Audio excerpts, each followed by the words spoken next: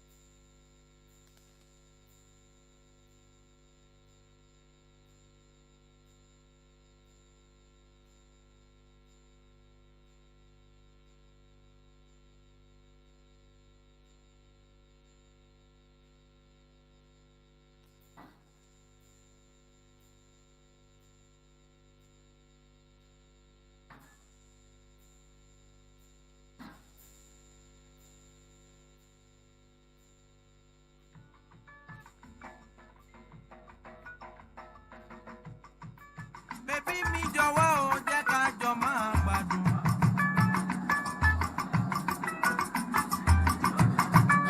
Olómi jọ̀wọ́ o jẹ́ ká jọ máa gbádùn.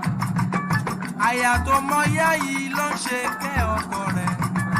Ẹlẹ́gàn bá ń tàn ẹ́ kó má máa ṣe gbà o.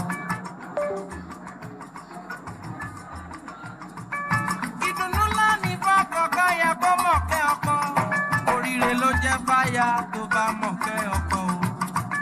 Ó ní tèmi o, àyà gbígbẹ́ mi gbọ́ tèmi o.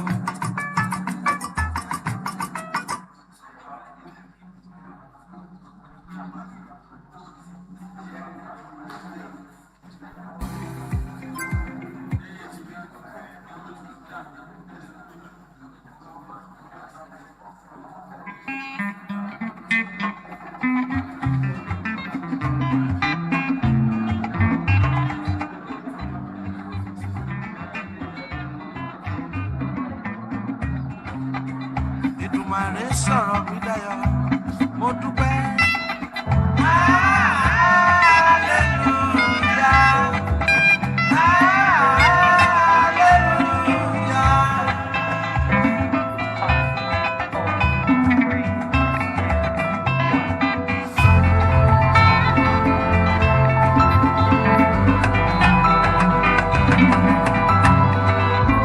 Èdùmàrè sọ̀rọ̀ mi dayọ̀. I bring you warm greetings for the government and people of the Federal Republic of Nigeria.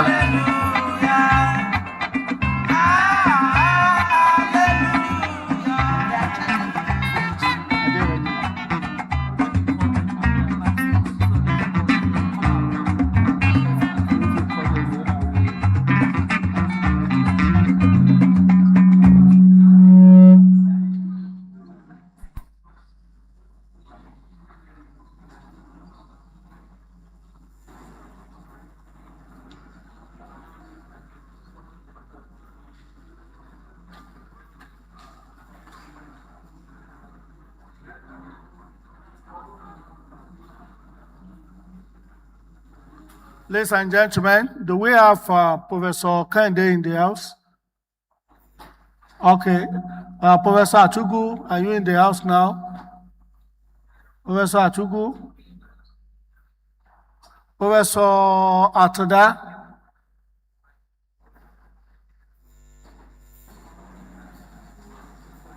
because we are going to make a series of interlude. The cultural dancers are here, and while we are waiting, if any of our guests that is presenting PowerPoint can load their presentation so that we just start with the technical presentation while we will flip into the other side. The cultural group will just teach us now, and then after that I'll come back for the presentation. Thank you.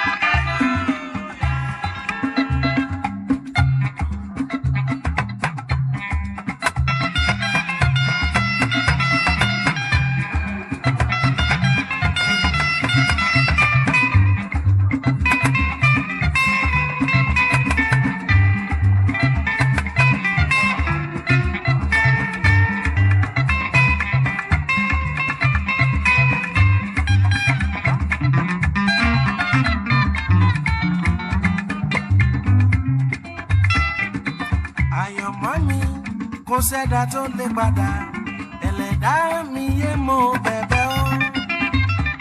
Àyànmọ́ mi ládọ́wọ́ Olúwa ni ẹ̀dá ayé kọ́kọ́ lè ṣí mi ní kò padà.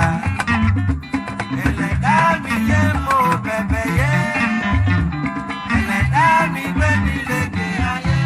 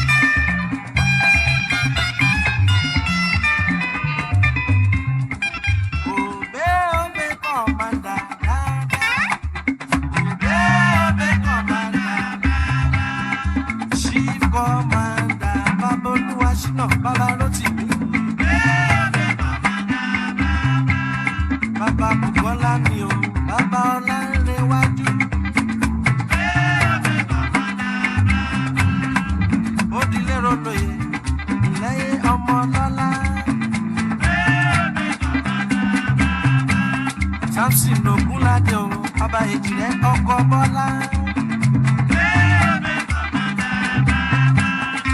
Vasco da Gama, Baba Taju. Ìṣẹ̀lẹ̀ tí ó ọmọ lọ́la Baba Yẹ́misí.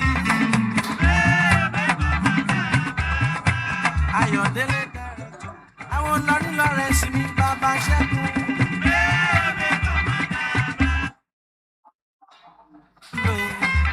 Ọ̀kẹ́ Aminu Baba Dúpẹ́. Mùtíù kékeré Jímọ̀, Baba Nurudini ọkọ̀ Fáúsá. Débẹ́lá Dédèjì ọkọ̀ Làbákẹ́. Àrígidì o Baba Ntoyè Ìwà Ọlọ́lá. Mátíù mi o Baba Lẹ́gbà. Àwọn àkọ́bí rolo ilẹ̀ ọmọ ọlọ́lá. Òbí kọ̀ máa dáadáa. Monday John ọlọ́lá Baba Fẹ́mi.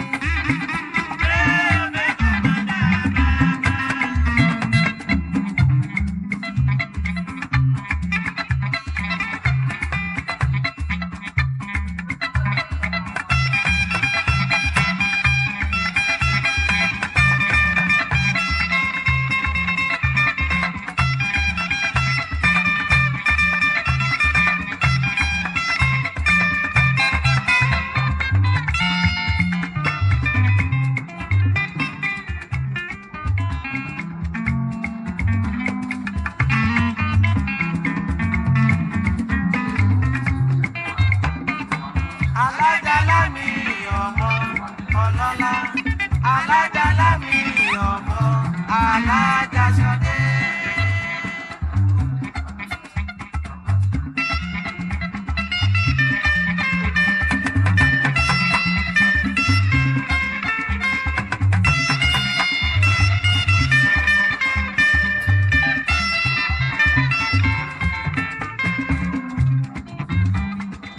Alájálá mi ọmọ ọlọ́lá. Alájálá mi ọkọ Alájàṣadé. Alájálá mi ọmọ ọlọ́lá. Alájálá mi ọkọ Alájàṣadé.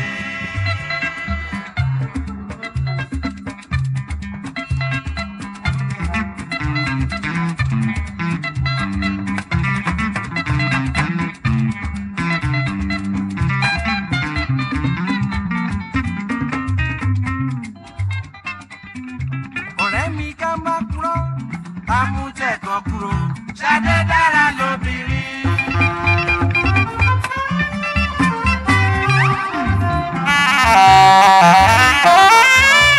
Ká mú tẹ̀kọ̀ kúrò. Ṣadé dára lóbìnrin.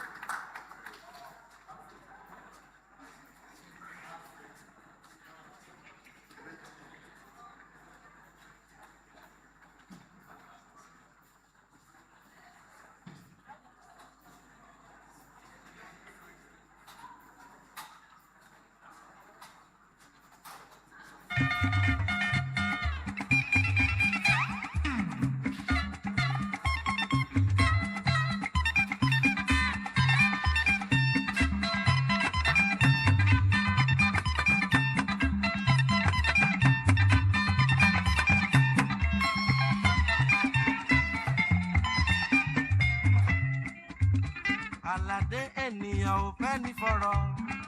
Àforí ẹni.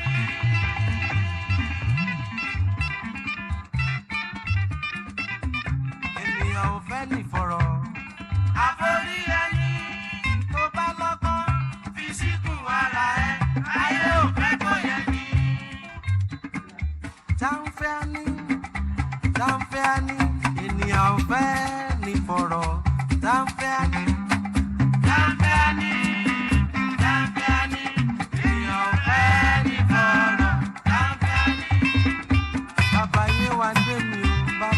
What?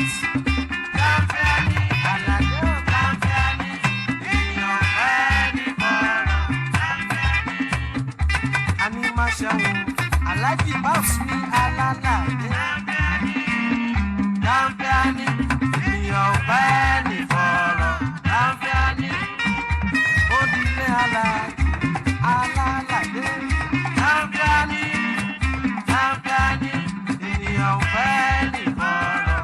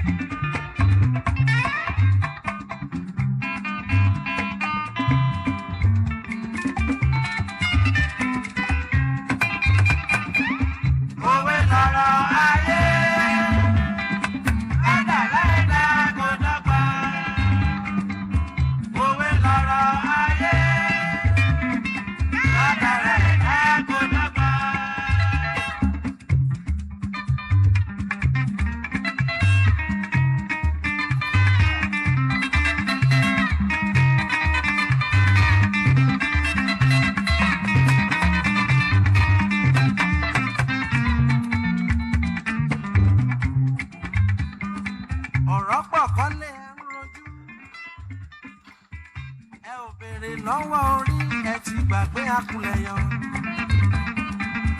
Òwe lọ̀rọ̀ ayé. Bàbá ẹ̀dá kò dọ́gba. Òwe lọ̀rọ̀ ayé. Bàbá ẹ̀dá kò dọ́gba.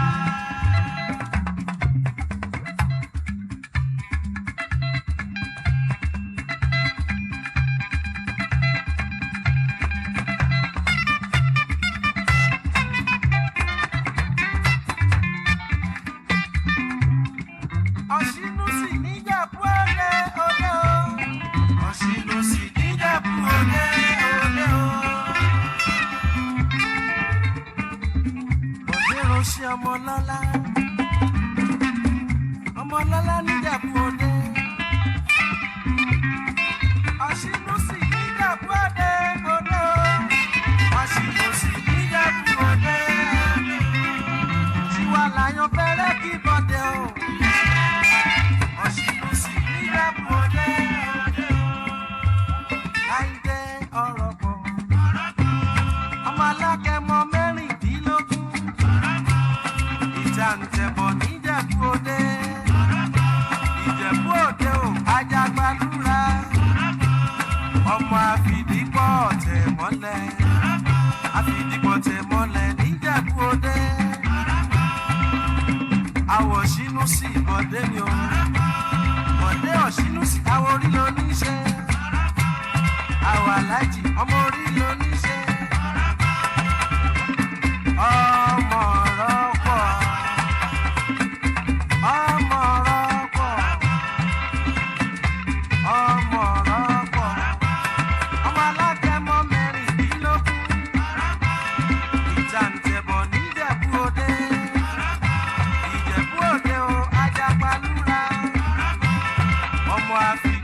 ọ̀tẹ̀ mọ́lẹ̀. Àfìdìbò tẹ̀ mọ́lẹ̀ níjàdú òde. Àwọn bọ̀dé mi yan ṣínú sí i. Àwọn sẹ́kù alájí lórí ló ní ṣe.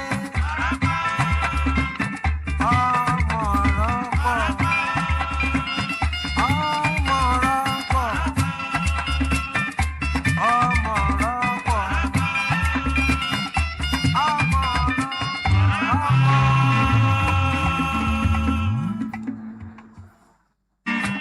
Láfíàní ènìyàn ò fẹ́ nìkan lọ.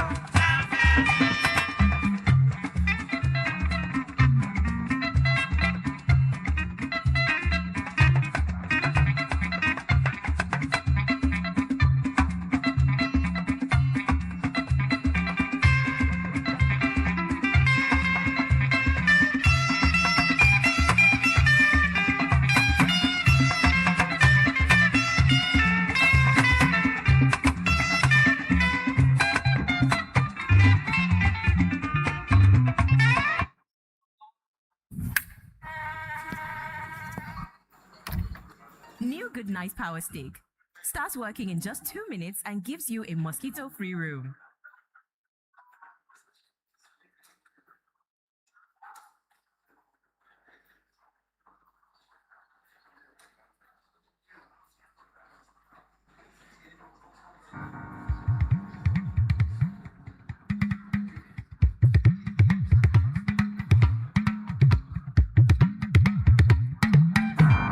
Merciful God,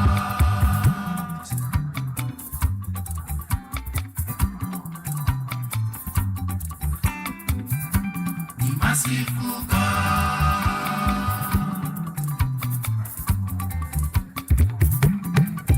ọba tó ṣoore fún mi ṣoore fún ẹ tó ṣoore lójoojúmọ́, ọba kan má ti kà lẹ́yìn, dádúró gbọ̀ngbọ̀n lẹ́yìn aṣòótọ́. Kò jẹ́ ronú ibi rárá. The merciful God.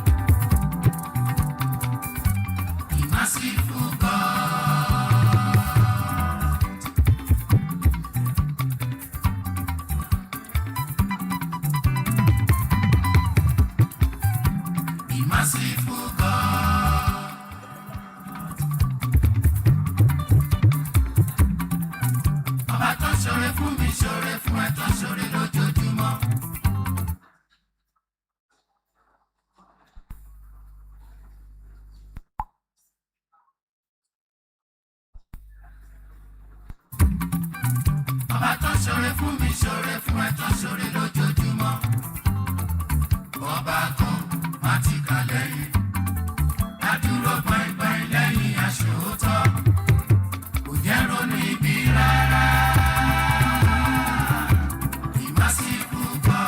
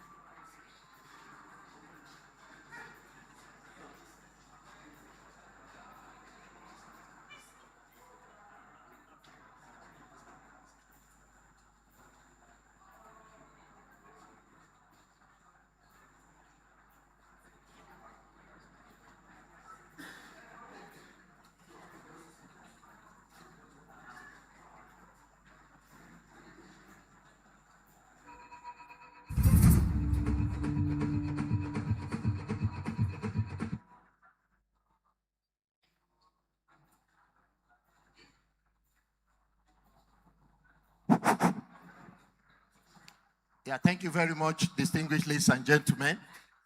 We're still trying to observe all protocols. The ministers are gathering, and you know what that means. We need to wait for them to come together and we start the meeting. So let me use this opportunity to explain the green, white, green regalia and the cap you're seeing. Where are my colleagues from FARA?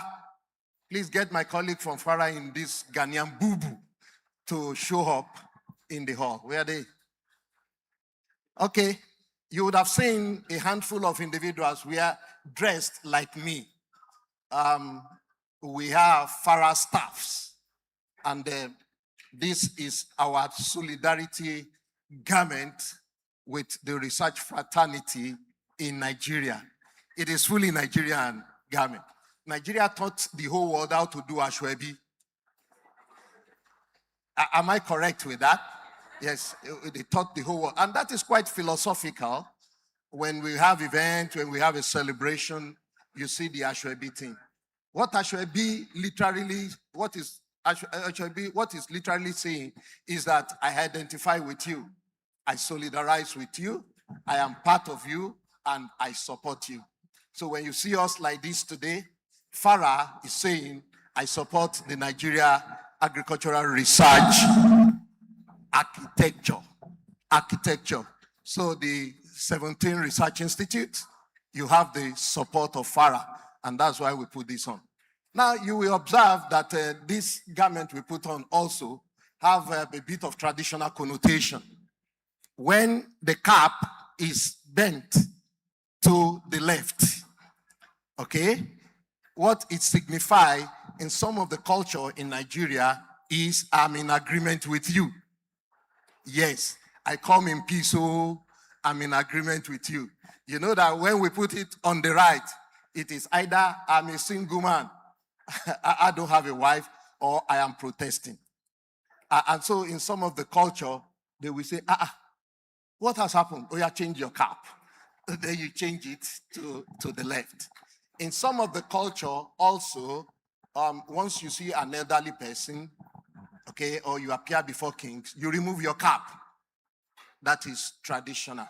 Now, in Ghana, where we live, we come from, okay?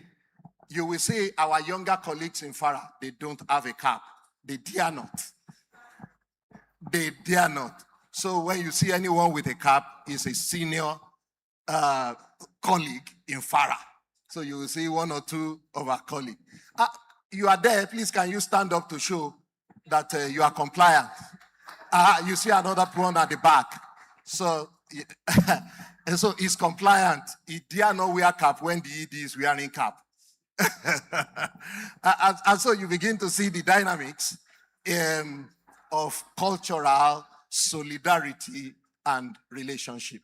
So on behalf of the executive director, who will eventually come up to say it himself, I want to congratulate the Nigeria Research Fraternity on the commemoration of the Nigeria Research Day as part of the 9th Africa Agricultural Science Week and the 10th FARA General Assembly.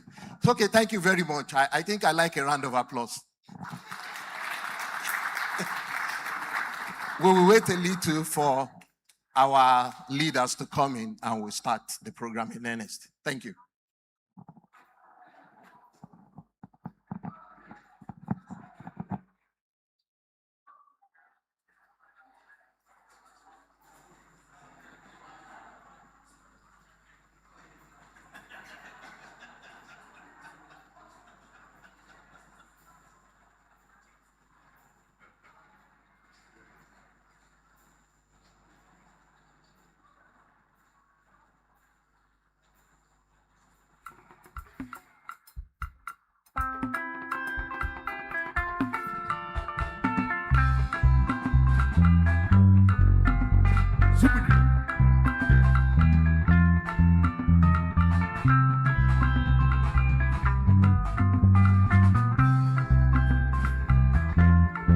That's old High Life Radio.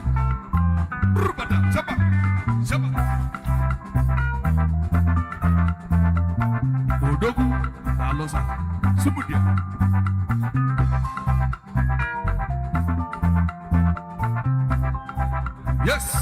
sir. You look at the missing Gaganina. You babuni fabuni men and Omukune Chay.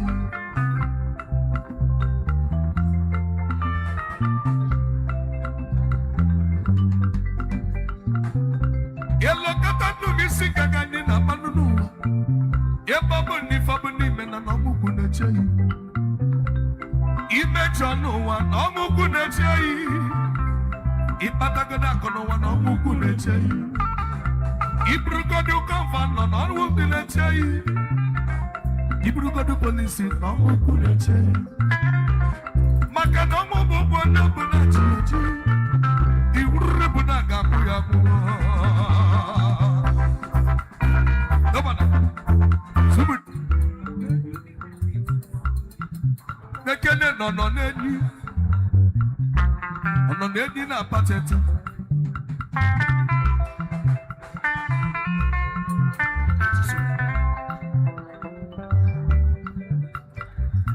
Robodo nekene no nedi. Ono nedi na patete.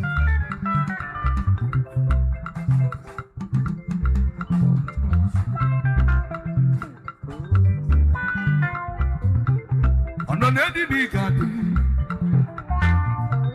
Son Ruben one day about us.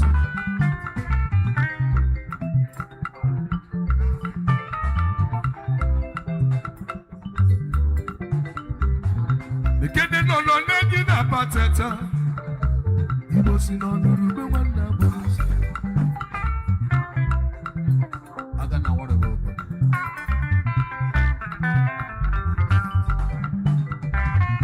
He was my job about it. Abaja de na batete. Ilibe no nedi. No nedi na batete.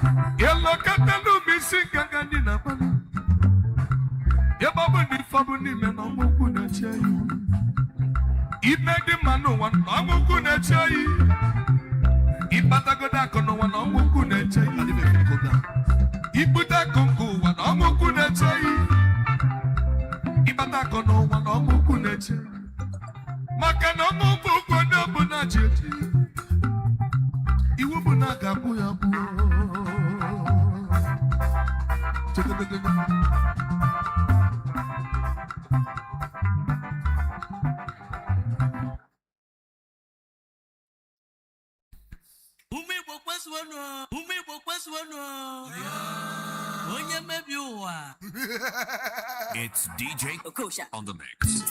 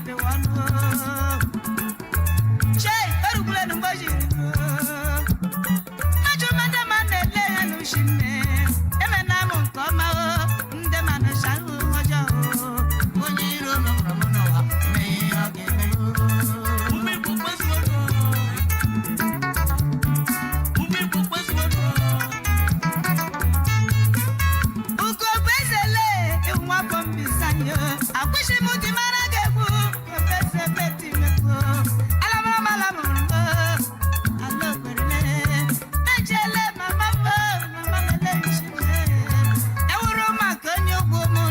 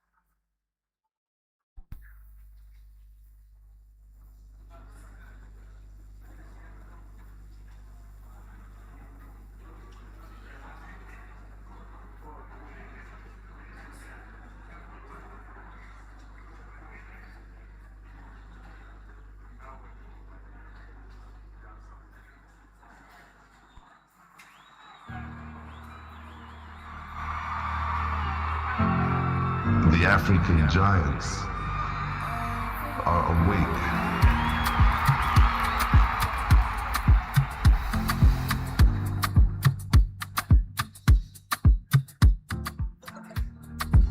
If it is for me, it will surely come to me. There's no fee to me for work. Man, they cash out, man, they jump. We go change your number to Pagas party. We can try to shoot love for everybody. Don't forget your party to Pagas party. We can try to shoot love for everybody.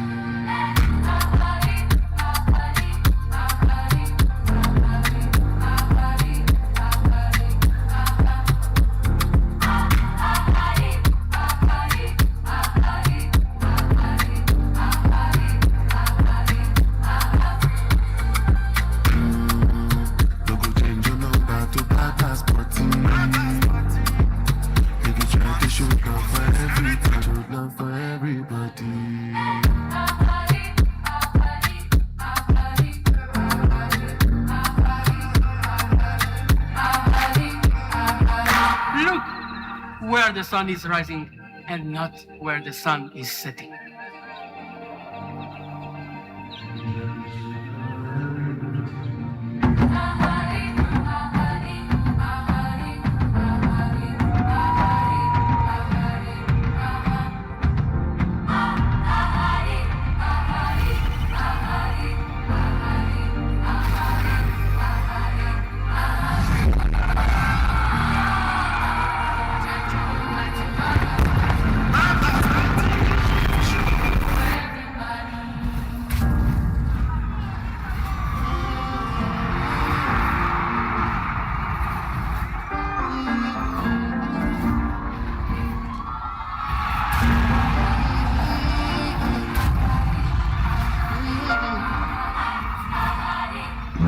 Nations, but only one hub.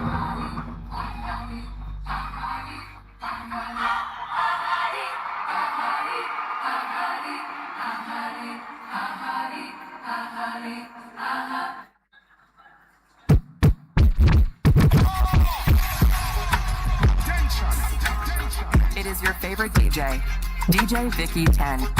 Follow me on YouTube for more mix and video. Also, follow me on TikTok, Instagram, Twitter, and Facebook as DJ Vicky 10.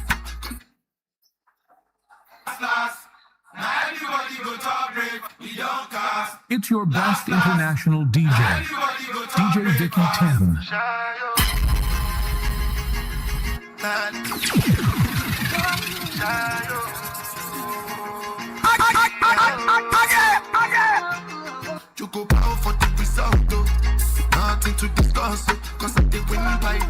with and without any doubt.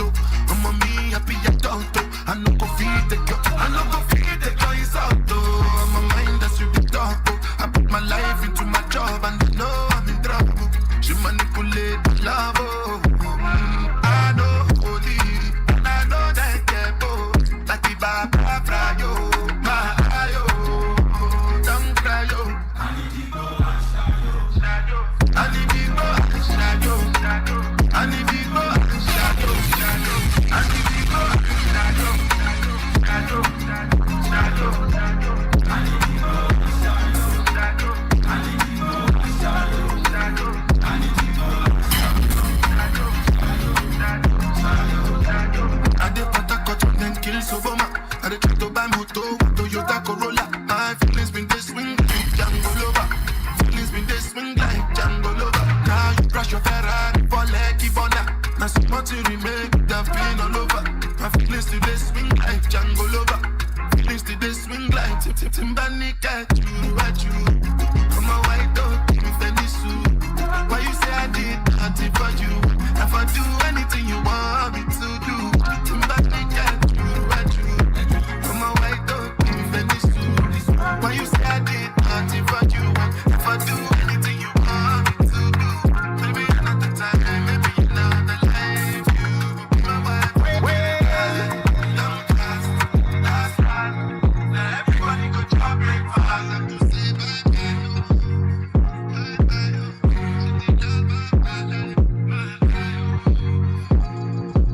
Baby, don't mind when you see, come give me that. Jump up on my body like animal. Dance make you feel like carnival. I go lock you down like criminal. One touch feeling like 1 million. People just say what you like a cinema. Wine bandit like carnival. Make sure you do nobody else like. It is your best international DJ, DJ Vicky 10. It is your favorite DJ, DJ Vicky 10. Follow me on YouTube for more mix and video. Also follow me on TikTok, Instagram, Twitter, and Facebook as DJ Vicky 10. The one and only. Baby, don't mind when you see, come give me that. Jump up on my body like animal. Dance make you feel like carnival. I will lock you down like criminal. Feeling like 1 million. People just say what you like a cinema. Wine bandit like carnival. Make sure you do nobody else like me. Just that I prove and just that I prove and just that. Please, just that I prove and just that I prove and just that. I love all of these beautiful girls in the world when they dance on the floor. I step on my and I do bend up. Me, I just want some pepper decent. Be curious, now it's like roll it down, no slow down, just bring them to me down, submit down, no teasing. Baby, don't mind when you see, come give me that. Jump up on my body like animal, dance make you feel like carnival. Don't let you down like criminal. One touch feeling like 1 million. People just say what you like a cinema. And bandit like carnival. Make sure you do nobody else like me. One jazzy, the way you do fantastic. Have to put on glasses. Make you not bring me with this body. So you whining for the wall. People want to turn into the wall. Make me feel like we're not for real life. Everything nice where you are. Baby, don't when you see, come give me that. Jump up on my body like animal. Make you feel like carnival. Lock you down like criminal. Feeling like 1 million. People just say what you like a cinema. And bandit like carnival. Make sure you do nobody else like me.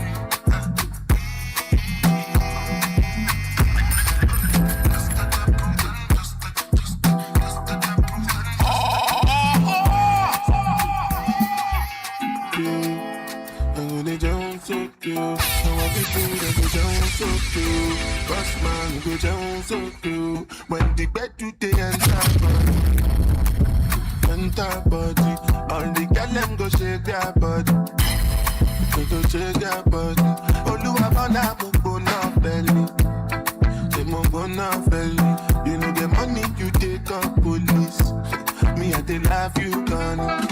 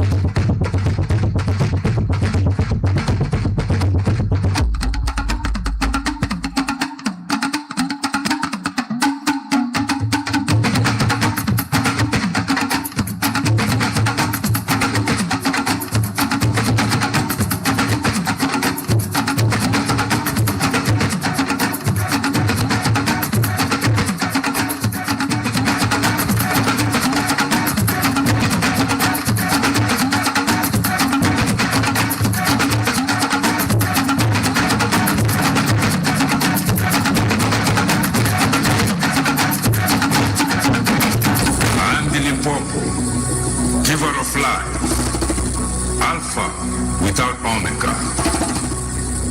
I am Africa.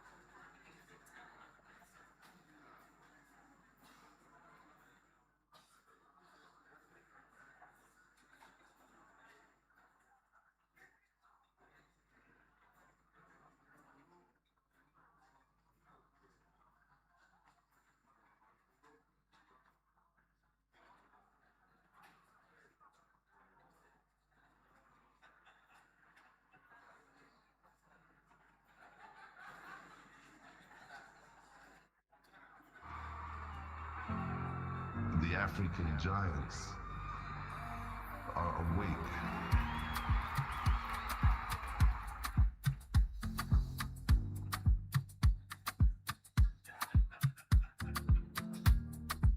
If it is for me, the ocean will come to me. They don't feed to me for work. Men they cash out, men they job. You go change your number to bad passport. You can try to show love for everybody. Don't forget your body to bad passport. You can try to show love for everybody.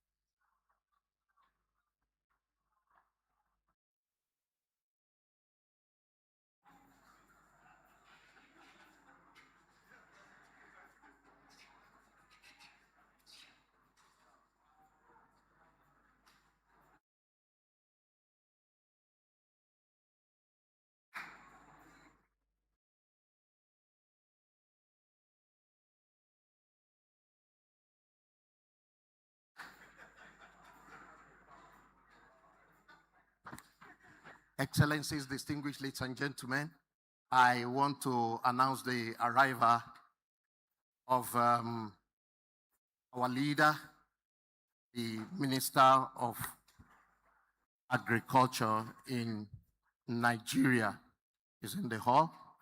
Equally, I want to announce also the arrival of the Minister of State, Senator Dr. Aliu Sabi Abdullahi C.O.Hen.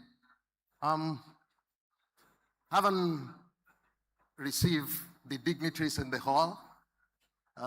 Please give me the permission to set the program in motion.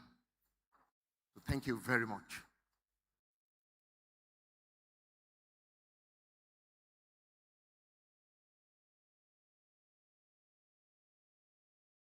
Your Excellency, the Senator Abubakar Kyari C.O.Hen, the Honorable Minister of Agriculture and Food Science, Senator Dr. Aliu Sabi Abdullahi, Honorable Minister of State for Agriculture and Food Security, Excellencies in the hall, the Chair of FARA Board, Madam Bongewe Njobe, the Executive Director of FARA, Dr. Agri Agumya,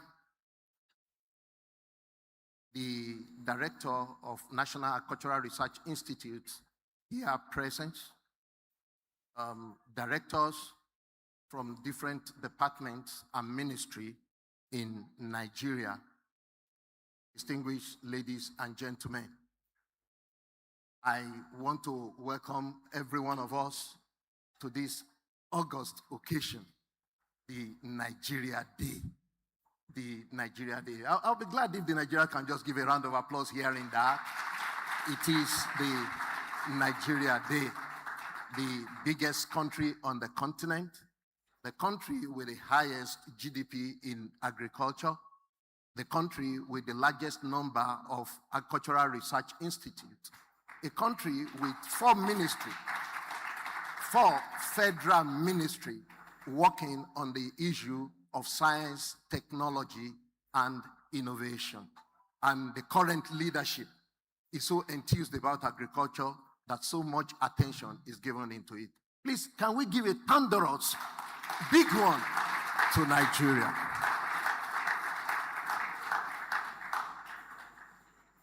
Fellow Nigerians, my name is Wole Fatumbi. Maybe in full, Oluwole Fatumbi. I'm from Yewa North, local government in Ogun State. So I am the son of the soil. So don't be deceived with my Ghanaian boo-boo.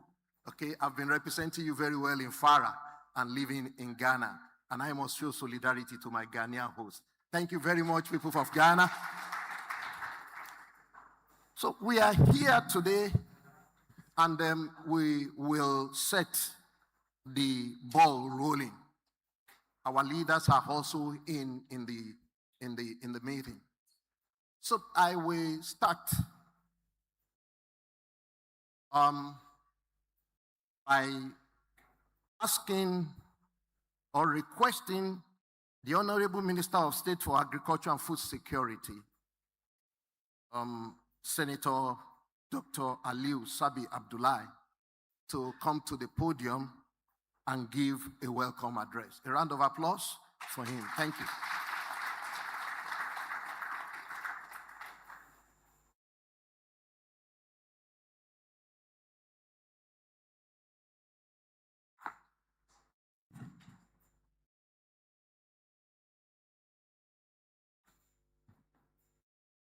A'udhu billahi minash shaitanir rajim. Bismillahir rahmanir rahim. Sallallahu ala nabi kareem. A very good morning to you all, distinguished participants. Welcome to Nigeria. Are you happy in Nigeria? Are you happy in Nigeria? Thank you very much. Here we say, no farmer. I want to see whether we have big farmers here. No farmer. Great farmers. All right. That is what it is. When you have farmers in your country, then you know your nation will be great because they will be guaranteeing the food that you take. In my local parlance, I was told it is the stomach that carries the leg. And the first time I heard it, I was, how can my stomach be the one carrying my leg? But then, when you go to a place, maybe if you walk and went to a neighborhood and you are coming back and you are hungry, then you can understand that it is the stomach that carries the leg, because when you are very hungry, you may almost find it difficult to walk and to get to your destination. Is that not correct? So I think that is why we are told it is the stomach that carries the leg. So if you see yourself walking briskly, perhaps your stomach is full. You've eaten. And I'm sure everybody knows the importance of eating.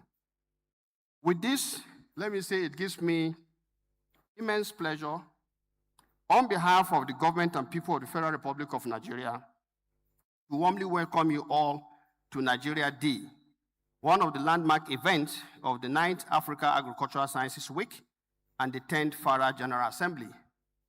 And today, we are here with an array of dignitaries, and I will warmly want to appreciate my big brother, distinguished Senator Abubakar Kyari, the Honorable Minister of Agriculture and Food Security, whom we have been working together over the past years. And the story we'll be telling today on this Nigeria Day is the story of the effort we have jointly put together over the past 3 years, building on the past successes of those who have run the agricultural sector also. And I think together, we will be celebrating Nigeria today as far as our agriculture is concerned. Today is a special occasion for us because it provides an opportunity to showcase Nigeria's agricultural journey while celebrating our shared African commitment to science, innovation, and partnership in transforming our agri-food systems. To our brothers and sisters from every region of Africa, and to our friends and patrons who have traveled from other parts of the world, we say, welcome to Nigeria. And on behalf of the good people of Nigeria, let me say, Barkan Kudezua, Ekabo, Ino. This represents the three biggest languages in Nigeria. We are honored by your presence. Your participation reflects a common belief that no nation can achieve food security, climate resilience, and agricultural prosperity in isolation. The future of agriculture will be shaped by collaboration, by shared knowledge, and by our willingness to learn from one another. Whatever you have in your brain that has made you to be the best farmer, the moment it is not shared, that is a wasted effort. Nigeria is proud to host this important continental gathering as Africa's largest economy and one of its largest agricultural producers. We recognize that our responsibility extends beyond our national borders.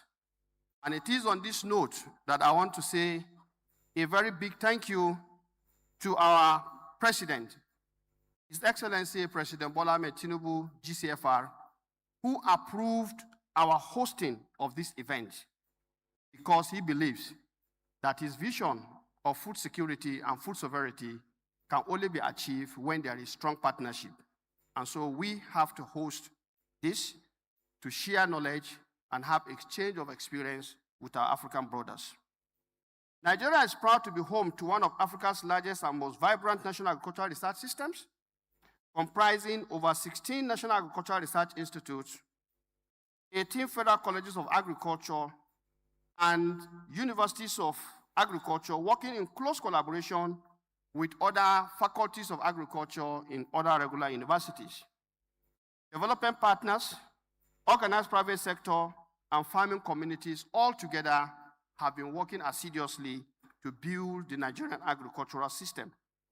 Together, these institutions continue to generate technologies, build human capacity, and promote innovation that are improving agricultural productivity, creating employment opportunities, and enhancing livelihood. Our progress must contribute to Africa's progress. The innovation we develop, the partnership we nurture, and the policies we implement must strengthen the collective capacity of our continent to feed itself, create jobs for its youth, protect its natural resources, and compete successfully in the global agricultural economy. And our president has said times without number that he desires the vision of a Nigeria where no Nigerian goes to bed hungry. This year's Agricultural Science Week is built around the inspiring theme, Innovation and Partnership for Resilient and Sustainable Agri-Food Systems in Africa. That theme could not be more timely. Across this week, scientists, policymakers, investors, development partners, farmers, and innovators have engaged in discussions on emerging technologies, climate-resilient agriculture, nutrition and healthy food systems, and the institutional and financing mechanism required to scale impact. These conversations remind us that science is no longer confined to laboratories. It is increasingly the engine that drives productivity, resilience, and inclusive economic growth. Today, Nigeria has the privilege of sharing its own experiences within this broader continental conversation. Our program has been carefully designed to present the breadth of our national effort, from scientific research and innovation to marine and blue economy, livestock transformation, agricultural technology, value chain development, youth innovation, and practical success stories from our research institutions, farmers, and our various states. Indeed, I am from Niger State, and I must say that the former governor, His Excellency Mohamed Umar Bago, is redefining agriculture in that state, because having the largest land area, he believes the only thing we should be known for is agriculture.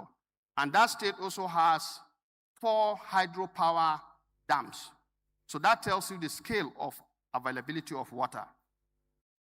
Through keynote presentations, technology exhibition, case studies, the Commissioner's Fireside Chat, and the Youth Innovation Challenge, we hope to demonstrate not only what Nigeria has achieved, but also where we seek stronger partnership with the rest of Africa and indeed the rest of the world.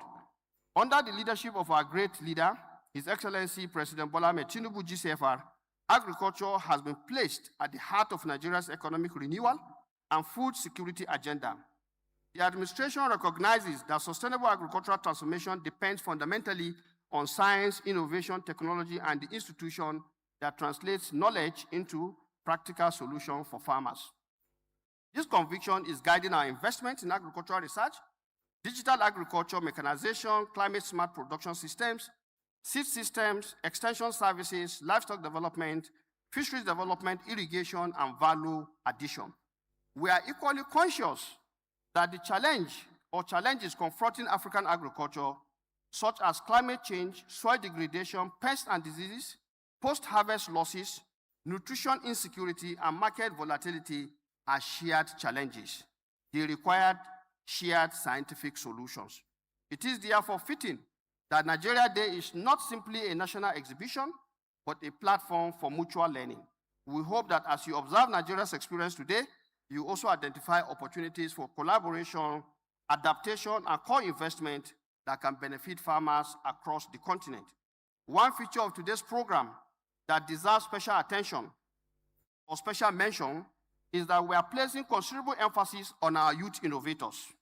Across Africa, millions of talented young people are developing digital solutions, precision agriculture tools, biotechnology applications, and agribusiness enterprises that are redefining what agriculture can become. By giving them visibility, we are investing in the next generation of African scientific leadership. Distinguished ladies and gentlemen, participants, science advances when ideas are exchanged openly, innovation flourishes when partnerships are built on trust, development accelerates when nations are willing to share experience rather than compete in isolation. It is in that spirit that Nigeria Day has been conceived, not as a showcase of protection or perfection, but as a platform for dialogue, collaboration, and collective progress. I therefore encourage every delegate to actively participate throughout today's session, visit the technology exhibitions, interact with our researchers and innovators, engage our commissioners and institutional leaders, ask questions, share your own experience. Let today's conversation give birth to partnerships that will continue long after we leave Abuja. As we celebrate Nigeria today, let us remember that the ultimate success of any African nation contributes to the success of the continent as a whole. And of course, Nigeria as a brick border understands this very well, and our shoulder is being broadened more than ever before to carry this responsibility. And for that reason, we have 4 dedicated ministries: the Ministry of Federal Ministry of Agriculture and Food Security, the Ministry of Livestock Development, Marine and Blue Economy, and of course, Science, Technology, and Innovation. On this note, I warmly welcome you all to Nigeria Day. May your stay in Abuja continue to be productive, rewarding, and memorable. And to our Ghanaian friends, let me add that don't forget to enjoy the jollof rice of Nigeria. Thank you very much, and God bless.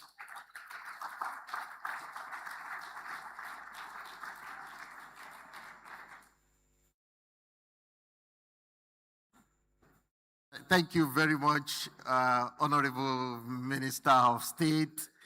Yeah, so our Ghanaian friends, I like that very much. We already know the best jollof rice, you know.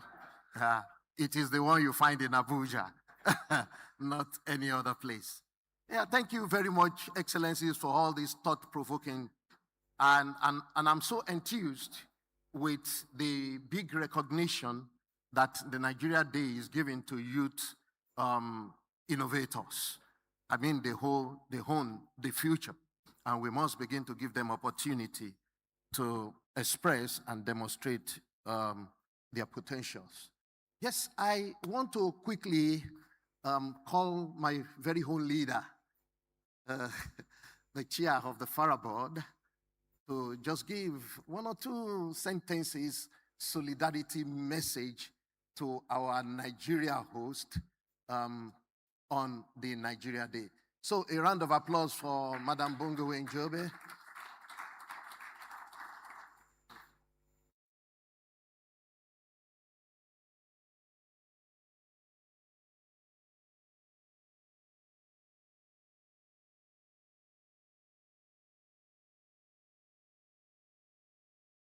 Good morning to everybody.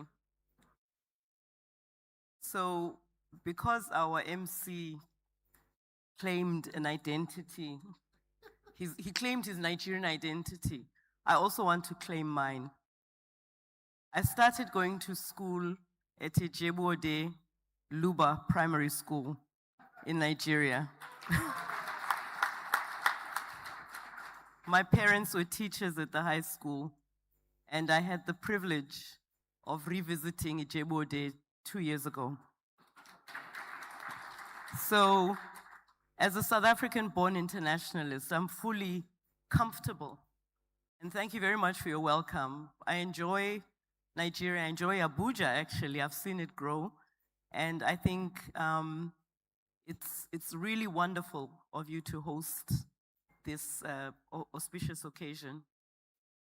Your words, I think the themes of the week, we're looking forward to hearing the expression of practicality in Nigeria. So today, as you can see, we're all here eagerly awaiting to hear how practically Nigeria has implemented or tackles issues of agri-food systems transformation.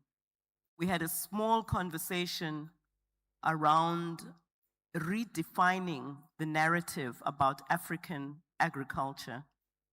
We are not all smallholders. We are small, medium, and large. And I think Nigeria is one country that really demonstrates that, and we need to help spread that word. So just to say thank you again for hosting us, and thank you very much for your words of inspiration.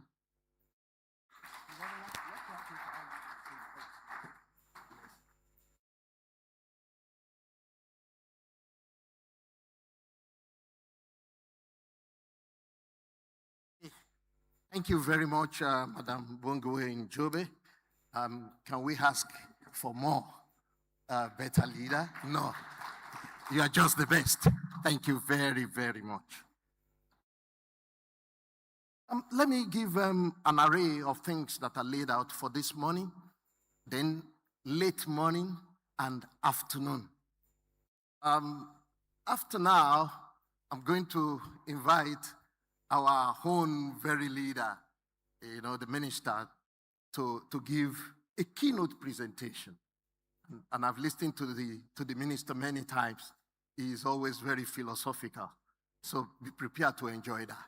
Okay, but immediately after that, we will be honoring one of our own national researcher, a lead researcher. And I will do the proper introduction, and I'll plead with the Honorable Minister to help us put the bib on his neck and make a few comments. After that, the Honorable Minister will lead the dignitaries to open and inspect Nigeria exhibition. It is organized the other way. Now, I just passed through to check the readiness. It is first class.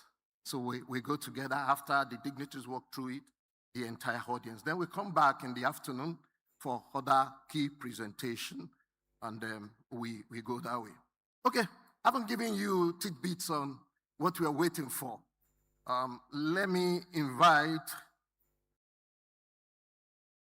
the Honorable Minister of Agriculture and Food Security in Nigeria, Senator Abubakar Kyari, CON, to come and give his keynote address.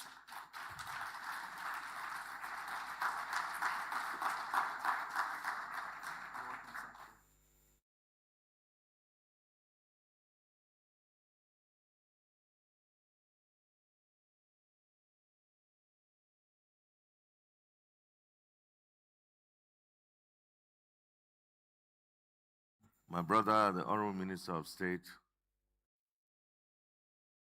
Agriculture and Food Security, Senator Aliu Sabi Abdullahi CON Barademborgu, representatives of other ministers here present, as Chairman of Board of FARA, Executive Director, my good friend, Dr. Mark Bagabi, the former Minister of Agriculture of Rwanda, other distinguished development partners here present,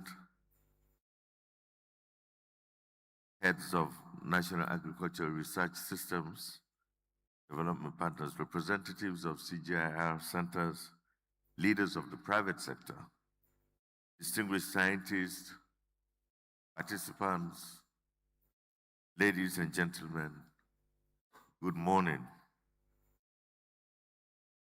Permit me to begin the simple but profound observation. Throughout history, no nation has achieved lasting agricultural prosperity without first investing in science. Countries such as Japan, Republic of Korea, Brazil, India, and China transformed their agriculture through sustained investment in research, innovation, and strong institutions that turned scientific discoveries into food security and economic growth. The lesson is therefore very clear. Prosperous agriculture is built on research, strategic investment, effective institutions, and continuous innovation. For Nigeria, this lesson has never been more relevant. As Africa's largest economy and one of its leading agricultural producers, we recognize that our future food security depends not only on expanding cultivated land, but expanding knowledge. Nations that invest in science create technologies, solve problems, build resilient agricultural systems that drive sustainable development. It is this conviction that underpins the agricultural transformation agenda of the administration of His Excellency President Bola Ahmed Tinubu, GCFR. Today, I am pleased to share Nigeria's journey of renewed commitment to agricultural research, institutional reform, and strategic investment, a journey that demonstrates that change is not merely coming. Indeed, the change is here. Research as the foundation of the Renewed Hope Agenda, the Renewed Hope Agenda of Mr. President places agriculture at the heart of Nigeria's economic transformation because food security is fundamental to national security, economic growth, and human development. From the outset, President Bola Ahmed Tinubu's administration recognized that increasing production alone will not be enough. Sustainable transformation requires a modern agricultural system driven by science, innovation, technology, and evidence-based policy making. Accordingly, the federal government is strengthening agricultural production alongside research, financing, mechanization, extension, value addition, and market development.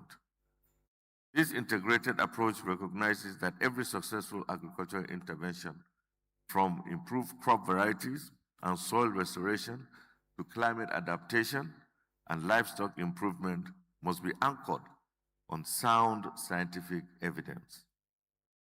Agricultural research is therefore no longer viewed as a supporting function, but as a strategic national investment that drives productivity, resilience, competitiveness, and long-term prosperity. Distinguished ladies and gentlemen, agricultural transformation depends on strong institutions, competent scientists, sustained investment, and research systems that respond to national priorities.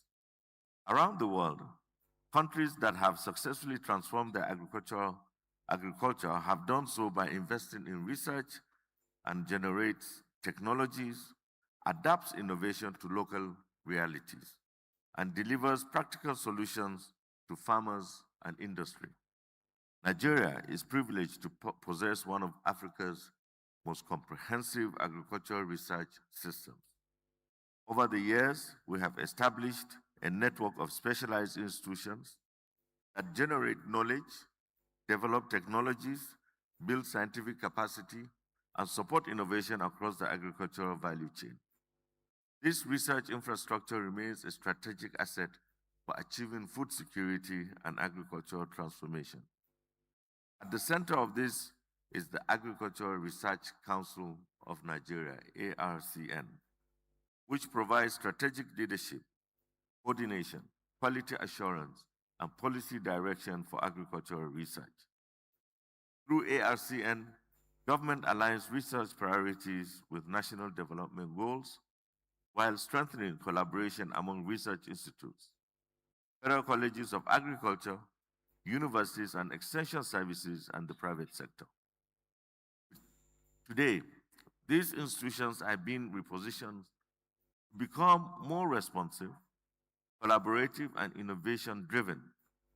Our focus is no longer simply on generating scientific publications, but on developing technologies that increase productivity, create jobs, attract investment, and improve farmers' livelihood.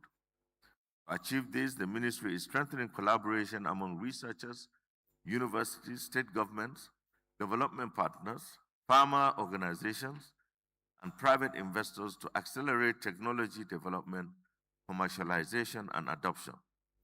We are equally investing in research infrastructure, advanced scientific training, digital technologies, and youth participation while promoting stronger private sector partnerships to ensure research moves efficiently from laboratories to farms and markets. Our vision is to build a connected and globally competitive agricultural innovations ecosystem where knowledge flows across institutions, disciplines, and borders. Through stronger collaboration with FARA, the African Union Commission, outer NEPAD, CGIAR centers, ECOWAS, universities, development partners, and the private sector, Nigeria is strengthening its scientific capacity while contributing to Africa's agricultural transformation. The progress we are witnessing reflects deliberate institutional reforms and sustained political commitment.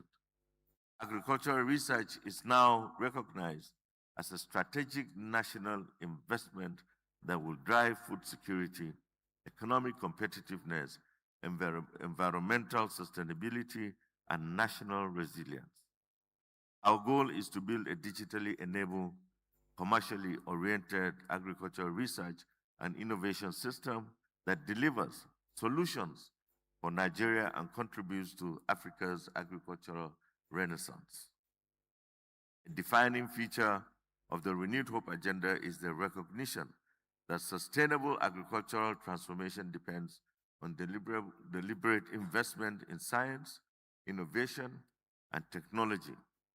Beyond policy reforms, the federal government is strengthening the institutions, financing mechanisms, human capital, and partnerships needed to ensure that research delivers measurable benefits for farmers, agribusinesses, and the national economy. A landmark achievement in this regard is the operationalization of the National Agricultural Development Fund, NADF. The fund marks a strategic shift in agricultural financing by providing a more sustainable mechanism to support research, technology development, enterprise creation, value chain modernization, and private sector participation. More importantly, it bridges the gap between scientific discovery and commercial application, enabling innovations to move from laboratories to farms and markets. Through NADF, government is mobilizing public and private investment, promoting competitive research, supporting youth-led agribusinesses, and accelerating the commercialization of locally developed technologies. Alongside this financing reform, the government is strengthening the Agricultural Research Council of Nigeria and the National Agricultural Research Institutes through investments in modern laboratories, research infrastructure, digital data systems, scientific equipment, and institutional governance. These efforts are creating a more responsive and innovation-driven research system capable of addressing emerging national priorities. Recognizing that agriculture is increasingly knowledge-intensive, we are expanding investment in digital agriculture, integrating artificial intelligence, remote sensing, geographic information systems, and data analytics into research, extension, and agricultural planning. At the same time, government is promoting mechanization, improved seed systems, climate-smart technologies, and soil health management through stronger collaboration among research institutions, regulatory agencies, private sectors, and of course with development partners. We are also strengthening agricultural extension to ensure that research outputs reach farmers more quickly through digital advisory services. Value chain-based extension and stronger partnerships between researchers, extension professionals, and agribusinesses. Equally important is our commitment to commercializing research outputs by promoting technology, licensing, innovation, incubation, public-private partnerships, and agri-tech enterprises that transform scientific discoveries into viable businesses, employment opportunities, and economic growth. Distinguished delegates, what distinguishes our approach is that these interventions are no longer implemented as isolated programs. They form part of a coordinated national innovation strategy in which research, financing, digital transformation, mechanization, climate resilience, extension, and commercialization reinforce one another to achieve security, food security, create jobs, reduce poverty, and build a competitive agri-food economy. The progress already being recorded across priority value chains demonstrates that when government strengthens institutions, invests in science, and creates an enabling environment for innovation, agriculture becomes a powerful engine of national development. Indeed, the change is here.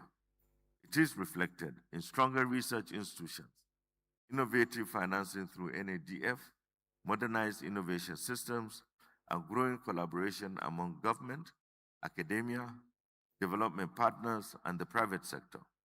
Our task now is to sustain this momentum and ensure that every scientific breakthrough contributes to a more productive, resilient, and prosperous Nigeria. While we celebrate the progress already made, we are equally mindful that the future demands even greater ambition. Advances in artificial intelligence, biotechnology, robotics, remote sensing, genomics, and digital technologies are redefining agriculture worldwide. Countries that invest in these technologies today will shape the future of global food systems tomorrow. Nigeria is determined to be among those nations. Our vision is to build an agricultural research and innovation system that is globally competitive, digitally enabled, climate smart, and commercially driven. Research must move beyond knowledge generation to become a catalyst for productivity, enterprise development, food security, and national economic growth.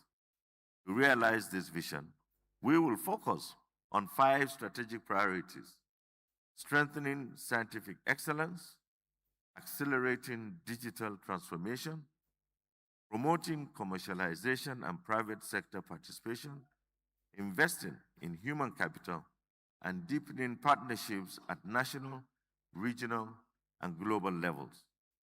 Through stronger collaborations with ARCN, FARA, and the African Union, outer NEPAD, CGR, centers, universities, and private sector, we will continue to build research centers and ecosystems that delivers practical solutions to farmers and agribusinesses.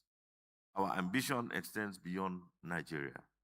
We aspire to become a regional center of excellence in agricultural research and innovation, contributing technologies and scientific solutions that advance agricultural transformation across Africa.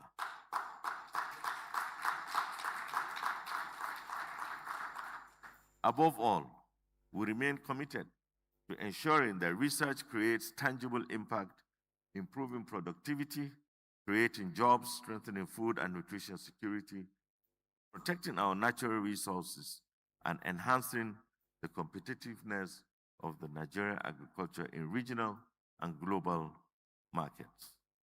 Ladies and gentlemen, the future belongs to the nations that invest in knowledge as deliberately as they invest in infrastructure. Nigeria has made that choice. We choose science as the foundation of food security, innovation as the driver of prosperity, partnership as the pathway to sustainable agricultural transformation.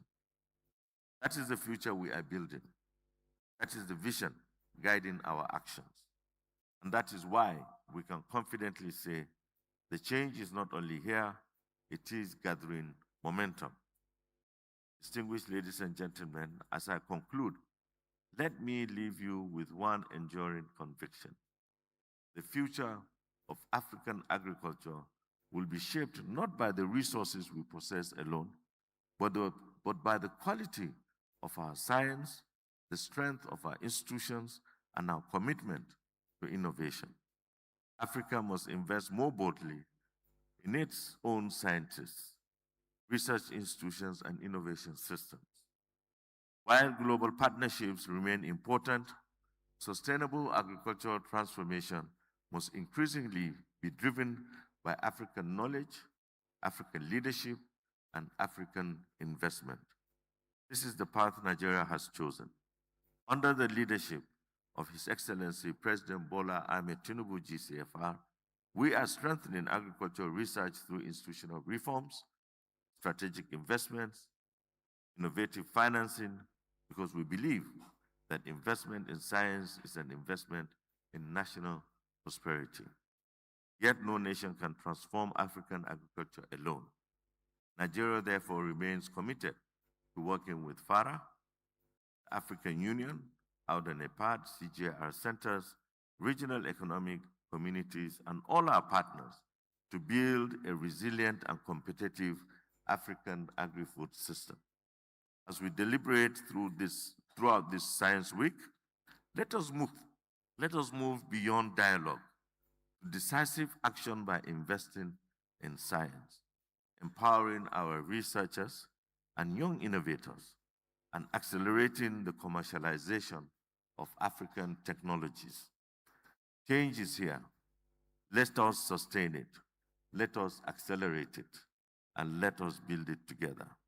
I thank you for your kind attention and wish you fruitful deliberations. God bless Federal Republic of Nigeria, and God bless Africa, and God bless all of you. Thank you very much.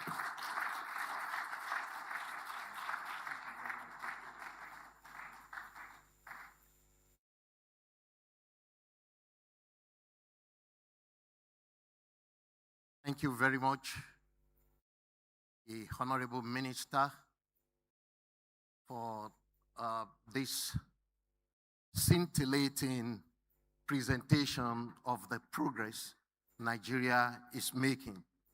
I love that statement. The change is here. Let's sustain it. Let's keep it moving.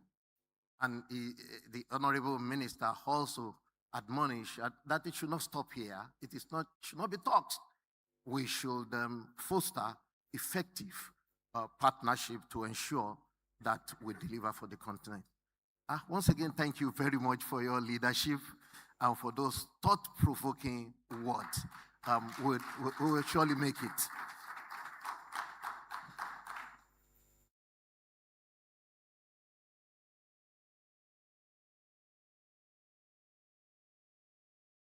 I want to move to the next item on the agenda. And Honorable Minister, it is only appropriate to appreciate our own, especially when they are doing well and they are delivering, shaking the table, not only at the national level, at the regional level, and at the continental level. We want to spend these few minutes to just celebrate one of your own, one of your staff, one of your trailblazer on the continent, who has been chosen as one of the 2026 top agri-food pioneer by the World Food Prize Foundation. You know, there are 40 recipients of this global honor. and they are drawn from 30 countries. It is our joy that Nigeria is the only country around in Africa. Am I correct with that? And our scientist is one of them. So I want to invite Dr. Chidozie Egesi to come forward. Yes. ICT. Some leaders transform Please stand here. ICT, please project his profile. Through science, innovation, and an unwavering commitment to food security, Professor Chidozie in food security. Some leaders transform institutions. Others transform lives. Through science, innovation, and an unwavering commitment to food security, Professor Chidozie Ngozi Egesi has done both. For more than 2 decades, Professor Egesi has stood at the forefront of agricultural innovation. His pioneering research has contributed to the development and release of improved cassava and yam varieties. He has directed landmark initiatives, including the Next Generation Cassava Breeding Project and the Mohogo Bora Project. Pioneer President, Nigerian Plant Breeders Association, MPBA, and since 2022 as the Executive Director and Chief Executive Officer of the National Root Crops Research Institute, Umudike. His leadership continues to bridge science, policy, and innovation for sustainable development. His remarkable contributions have earned national and international recognition and numerous leadership awards. His story is a testament to the transformative power of science in changing lives. Please join me to congratulate Dr. Egesi on being named among the 2026 World Food Prize Top Agri-Food Pioneers. This prestigious recognition celebrates 40 innovators from around the world whose works are transforming agriculture and food systems. This is a well-deserved global recognition.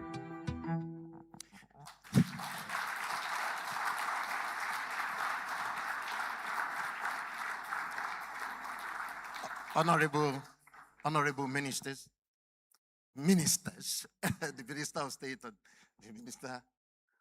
Okay, my joy knows no bound today because Chidozie is also a classmate. we were running PhD together in IITA at the same time from the same university, and yes, the same supervisor in IITA. No, truly a trailblazer. I'm so happy. So I want to invite the dignitaries to come forward and help decorate Dr. Egesi, and I'll give opportunity to the dignitaries to make a comment after decoration. Yeah, let's move forward. Yeah.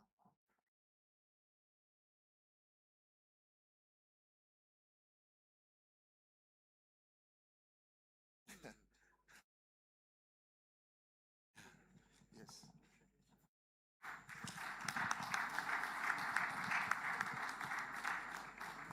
Your Excellency, I wouldn't know if you want to make a statement. Is your staff? Well, let me just say that Professor Chidozie had been a remarkable staff since I've come to this ministry and collaborated once or twice, and I've already observed his intellect and his, his knowledge, especially in the field of cassava. I would want to say make us very proud, and I'm happy that it is the work, collective work of the whole staff of the Federal Ministry of Agriculture that's manifesting in the work that he's doing, that he was able to get the World Food Prize Foundation's achievement. Congratulations. You've made us really proud, and we're happy. And I think the World Food Prize Foundation is in October, is it? Yes. We'll be there to support you. Thank you very much. Thank you. So a round of applause for our leaders for this recognition. Okay, I think we've taken the picture also already. Will you like to say something about him also? Okay, Okay, thank you very much, dignitaries. You can go back to your seat. Yes, it's all right. Thank you, Chidozie, for making our class proud. And the CGIR, especially Haiti, will be proud of the investment they made into all our trainings. Okay, thank you very much. Thank you very much. A round of applause again.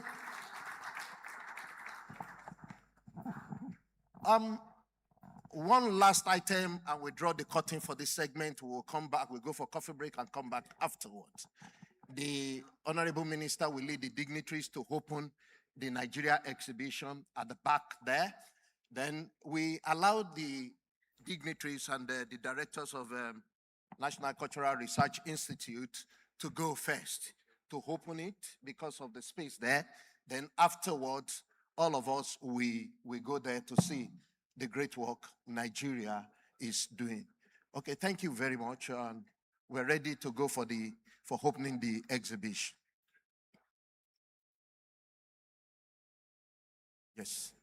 Yeah, please lead.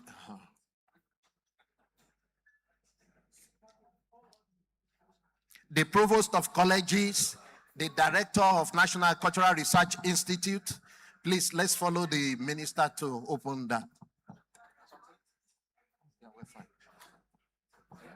Okay, Dr. Abdurazak Ibrahim, please lead the way.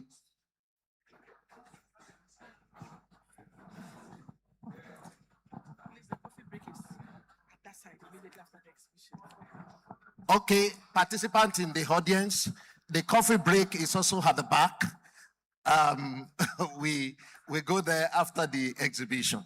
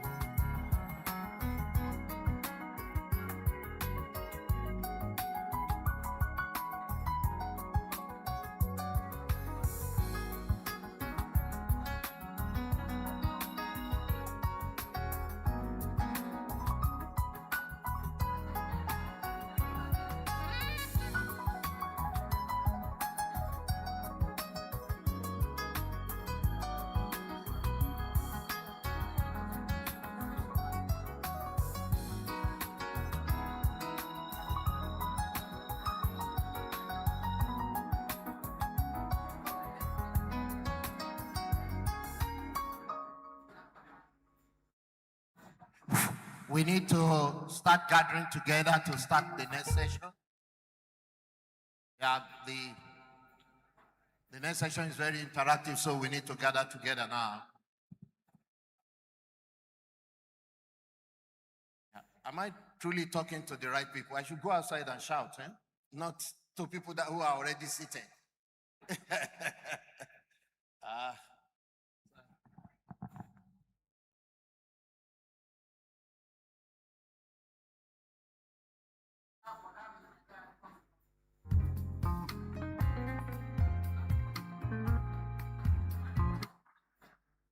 Ghana, and we do process natural food products. What we do is to source out fresh natural foods from smallholder farmers, and we process them into powdered packaged products for consumers. By processing and packaging vegetables and natural food spices sourced from smallholder farmers, Nelia Foods is not only extending shelf life, but also creating market opportunities and supporting livelihoods in the region. The reason why we chose entrepreneurs who had been in business for at least a year is that they would be able to extend their product line and come up with more products. Our main aim is to improve nutrition, improve the diets of Ghanaians. So we are hoping that those who receive the grant will be able to improve on what they are doing, and in the process be able to make these indigenous crops more available all year round for consumers.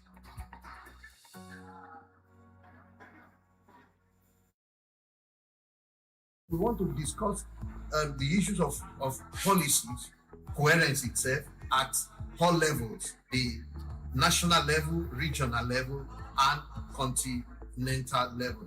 So at the end of this 2 days interaction, we'll be coming up with a validated report on the mapping of CSA initiative at continental level.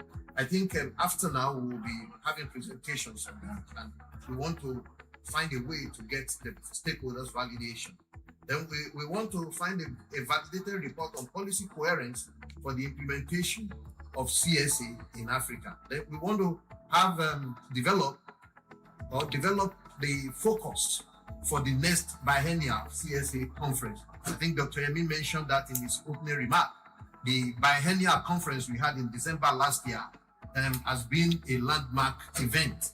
And we are expected to carry on these every 2 years, at least as the first set of instruments for collating progress and reporting appropriately. Then we will be coming up with a policy brief as an instrument for engagement with the policy maker.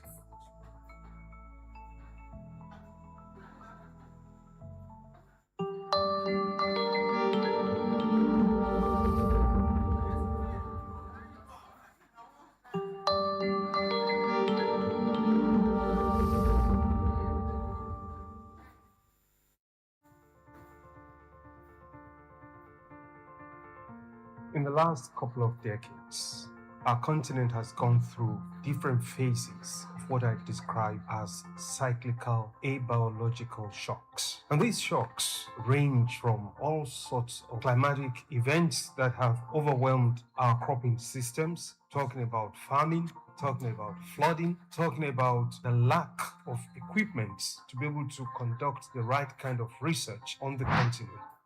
Southern Africa is one of the unfortunate regions in the world. This is a region where 70% or more of the people depend on agriculture for direct livelihoods, for food security, as well as for income. So when you have such a huge problem with climate change and the effects that it's having on production, it becomes a source of worry for the governments as well as the communities. Food and nutrition security remain the key priority that African government have to tackle. There are currently studies that show that the demand for both fresh and processed food will keep rising to the extent that the total retail value of food product shall increase up to 400% between 2010 and 2030. We had a meeting and we came up with the idea of having a Science for Agriculture consortium that will bring CORAF, Asareka for Eastern and Central Africa, and CARDESA from Southern Africa, together with FARA and AFAS, to form one unique platform that will be advocating for resources, for research, development, and extension. The 5 key output areas of the CADEP SB4 program are strengthening capacity of African regional and sub-regional agricultural research organizations to perform their individual mandates and to better work together, multi-stakeholder partnerships for innovation established and in operation, strengthened national policies, regional institutional arrangements, and market access, knowledge management and communication for decision support, sharing innovation and advocacy related to climate-relevant agricultural transformation, and effective planning, coordination, monitoring, evaluation, learning, and reporting. Because the extension workers and advisory services are the frontline workers who interface with the farmers directly for innovations, new technologies, knowledge, information, and so on. That's where the biggest contribution can go into, so that they can effectively inform, interact with farmers, first of all to mitigate climate change, but also really to improve on their incomes, their management of soils, and of course livelihoods, and contributing to the overall GDP of their countries. That's the area to invest in. The CADEP XP4 program offers a great opportunity and even a timely injection to the national partners to build capacities that allows the agricultural sector effectively contribute to the growth we all expect in the region. We've received some support from the European Union through the International Fund for Agricultural Development. All these problems we've seen will be attended to through this project. And I would like to thank the European Union for this support that has been given to the region. There is also the common saying that when you are many, you are stronger than when you are alone. So working together, it may slow down some of us, or some might think that they are being slowed down. But in the end, I believe that moving together takes us very far together. That's the other challenge that is being solved. I think this is a very unique opportunity to look inwardly and see how can we really organize ourselves so that the same way in the Koraf region, we use the region to push domestic agendas in the country. Here we are using a continental framework to push for development solutions within our different sub-regions. We count on your usual support, and we hope, God willing, we will be able to have an African-financed, Africa-supported, homegrown solutions. Thank you.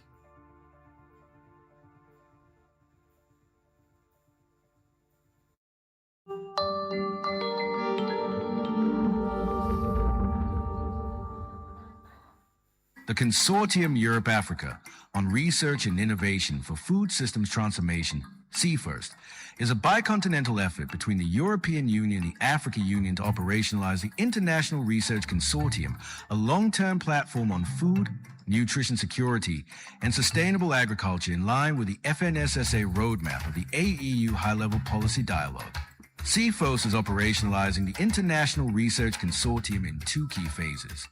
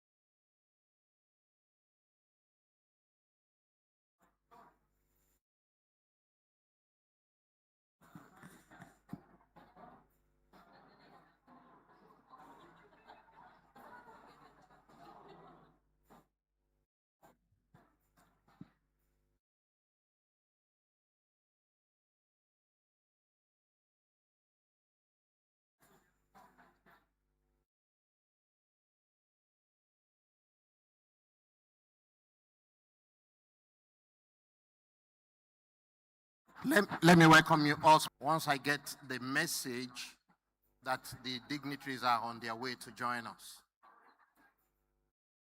Okay, so please prepare. We are going to start in a moment. Thank you.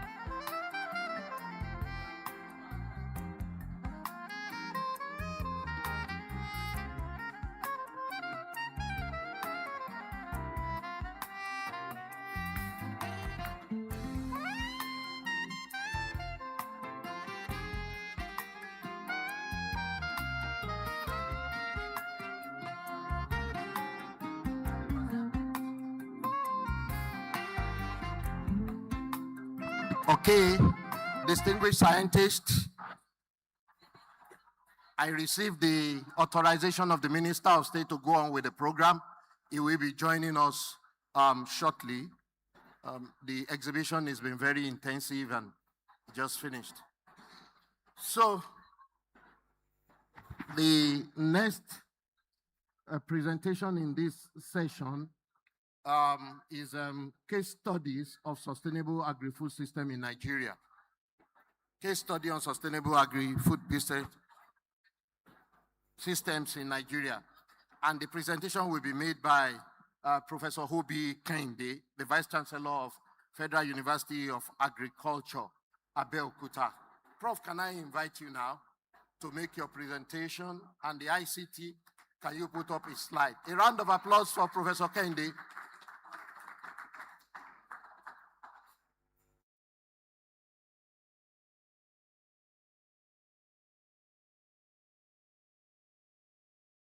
Okay.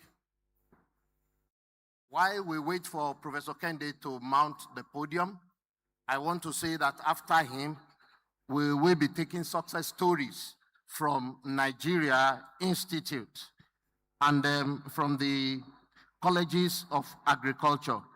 The provost of Federal College of Agriculture, More Plantation, Ibadan, Professor Jonathan, will make that presentation. And the second presentation is National Agricultural Research Institute success story, the Nigeria story will be made by the Director General of NIHOT. Okay, Professor Kende is here. Let me yield him the podium. A round of applause again for Prof. Thank you. Thank you very much, the MC, distinguished ladies and gentlemen. First of all, let me appreciate and acknowledge the Honorable Minister of Agriculture and Food Security, and also the Minister of State for the Federal Ministry of Agriculture and Food Security, distinguished representatives of the African Union and UN, heads and leaders of international, continental, and regional agricultural research, development, and farmers organizations, leaders of industry and development partners, esteemed members of the development community,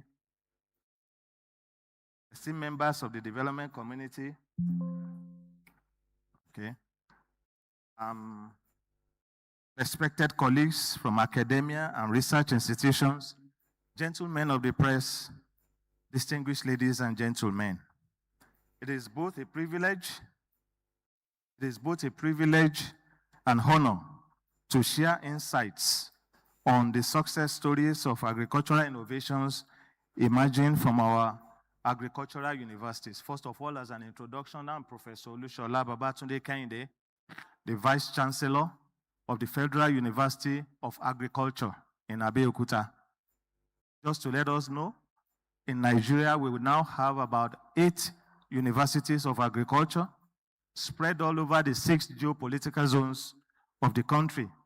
And this morning or this afternoon, I'll be leading us through the innovations and partnerships and what we can call the success stories of the universities of agriculture. Later on, we will have presentations on the research institutes and the colleges of agriculture. I commend the organizers of this program for the foresight in convening the platform at a critical juncture in Nigeria's development trajectory. This summit is not merely ceremonial. It is a policy intervention space. It reflects a growing recognition that agricultural transformation is central to national survival, economic diversification, and social stability. Agriculture remains Nigeria's most strategic sector, contributing significantly to GDP, employment, and rural livelihoods. Yet, paradoxically, the country continues to grapple with food security. But this gathering represents a critical convergence of policy, research, and industry. And therefore, it provides a timely platform to align national priorities, institutional capacities, and transformation as a tool for economic resilience and national stability. As I go on, please let me provide us with a contextual background. Despite agriculture's central role in Nigeria's economy, persistent challenges such as food insecurity, inflation, and low productivity reveal systemic inconsistencies and inefficiencies that agricultural institutions and universities are uniquely positioned to address these gaps, as they are no longer peripheral actors. They generate knowledge, drive innovation, and they build the human capacity required for sectoral transformation, including creating enterprises. In fact, Nigeria's agricultural sector employs over 35% of the workforce and contributes significantly to GDP, but there are persistent challenges, which include low productivity, post-harvest losses, climate vulnerability, and limited mechanization, among others. Our agricultural institutions are uniquely positioned to address these systemic issues. And I must say that the federal government of Nigeria, since in the 80s, decided to establish universities of agriculture in different geopolitical zones to address these gaps. And we have them spread all over the 6 geopolitical zones. Now, today we'll be zeroing in on innovations and partnerships for resilient and sustainable agri-food systems in Africa. First, let's talk about innovation. When we talk about innovation, what it does is that it transforms agriculture from subsistence to enterprise. And this also ensures that we have improved systems, mechanization, technologies, digital agriculture, and climate-smart practices, including agro-processing advancements. And number 2, partnerships. No institution can operate in isolation. And partnership ensures 1, resource optimization, knowledge exchange, and scalability of innovations and policy coherence. For agricultural institutions in Nigeria, what we are trying to do is to ensure that modern agricultural institutions will evolve into innovation ecosystems. We're not just being set up to only train. Of course, the tripodal mandate includes teaching, research, and community engagement, which are extension services. But the reality on ground is that we must evolve into innovation ecosystems that integrate research, incubation, and commercialization. Also, agricultural institutions are trying to nurture agribusiness startups and SMEs, while also trying to directly impact rural livelihoods through extension services. And this captures the tripodal mandate of Federal Universities of Agriculture in Nigeria. In FUNAB, which I represent as I stand before you today, this transformation is guided by a tripartite model, that is teaching, research excellence, and extension services. We have now added to it enterprise development, and we operate a multi-layered innovation system that comprises research institutes and centers, farm practical programs, and industry-linked projects, including also student enterprise schemes. This framework ensures that innovation moves from laboratory to the land and from theory to the market. Concerning teaching, my institution, which was established on January 1, 1988, so far has churned out about 55,000 graduates that are making their waves and contributing to agricultural development, not just in Nigeria, but in the region, in this region, and even in other climes all over the world. And these graduates have ensured that agricultural systems and agri-food systems are getting better wherever they find themselves. Now, let's quickly look at some of the success stories because of our time constraint. Some of the success stories. One, in climate-smart agriculture, FUNAB has developed and disseminated drought-resistant crop varieties, improved irrigation practices, and soil conservation techniques. Digital solutions have been produced that will help in this area. And the impact is that this has increased yields by between 25% to 40% in pilot communities. It has reduced climate vulnerability and also improved farmer resilience. In other words, in my institution, we have a center that disseminates all the knowledge that we're taking, that we are generating. In addition, the students that we're producing, we're no longer taking them just to theory. No, we have now added enterprise development, that each one of them is supposed to, while in school, be enterprise-oriented. And this has helped us a lot in achieving round pegs and round holes when it comes to student training. For value chain development and agro-processing, the university has pioneered innovations in cassava processing, which includes flour, starch, and ethanol. We have also been involved in maize value addition and horticultural preservation technologies. Produce of FUNAB include odorless fufu, cashew nuts, gari, cassava bread, among others, which are being sold within the university and even outside the university. And the outcome is that there has been a reduction in post-harvest losses, increased product shelf life, and creation of agro-based SMEs, because they come to the campus and we also go to them to introduce these innovations. There is also an aspect that I would like to talk about. That's the agripreneurship and youth empowerment. Knowing that we're supposed to produce graduates who will not be job seekers, but job providers. Initiatives have been put in place to ensure that the Farm Practical Year, this is a program that is run by students at the 400 level out of the 5 years Bachelor of Agriculture program.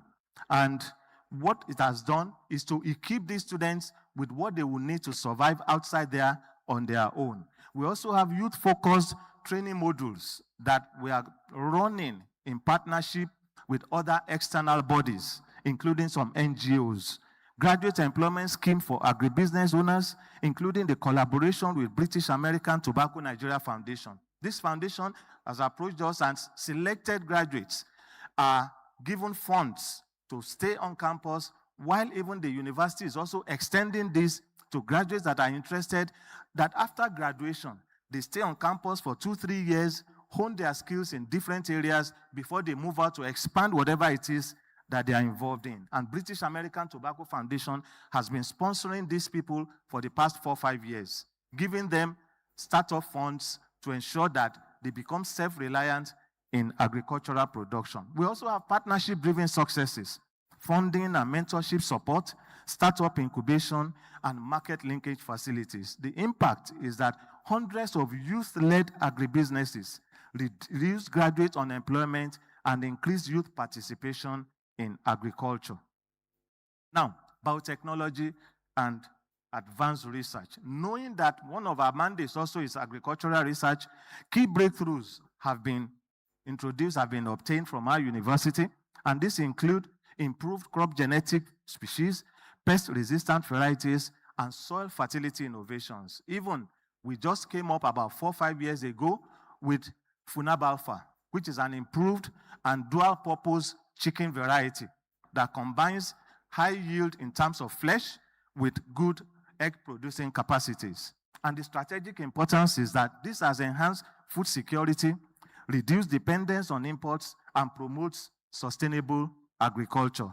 FUNAP's extension services have reached thousands of farmers, improved adaptation and adoption of modern practices, as well as strengthened rural economies. Because at inception, we were the only university in southwestern part of Nigeria. And so these had become our major, the southwestern part of Nigeria, our major hub in terms of extending agricultural practices in most states of the southwestern part of Nigeria. And farmer field schools and extension services and demonstration farms, and including advisory services, have also been put in place. Case studies of impact are so many. We have the cassava value chain transformation, youth agribusiness clusters, and so on and so forth. Of course, we cannot end this without mentioning the role of digital agriculture, because this has produced solutions to the challenges that farming communities and farming companies are faced with. And digital agriculture enhances efficiency, transparency, and productivity. Of course, in terms of partnership, we've collaborated with industries, organizations, NGOs, both within Nigeria and even outside Nigeria. And this public-private partnership has succeeded in expanding agricultural production, not only within our region, but even all over the country. And we have, of course, looked at it as it affects the country as a whole. As I round up, the challenges facing agricultural universities. Funding, there are funding constraints, there are weak industry linkages which we are trying to overcome, as well as youth access to finance, and somehow policy inconsistencies. And as I round up, sirs, I would like to recommend an increased investment in the area of agricultural research and infrastructure development, strengthening industry, university linkages, and youth financing mechanisms, as well as policy sustainability. We envision in Nigeria where agriculture is technology-driven, where youths see farming as a viable career and food security is guaranteed, while agricultural exports will thrive.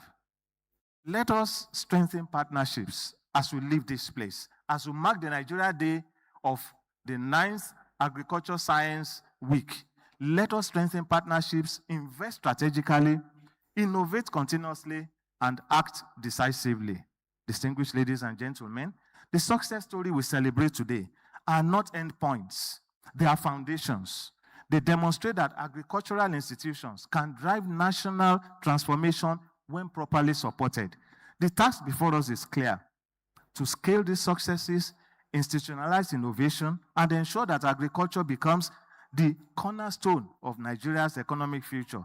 Let this summit and the 10th General Assembly of FARA mark a turning point where ideas translate into policies, policies into actions, and actions into measurable impact. Distinguished guests, I thank you so very much for your listening attention, and I wish us all impactful deliberations. Thank you very much.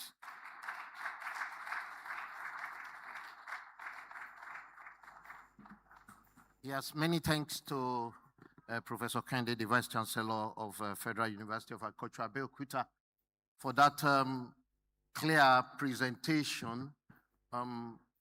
projecting what the universities of agriculture are doing, the different faculties of agriculture in the country. You know, this is quite enthralling.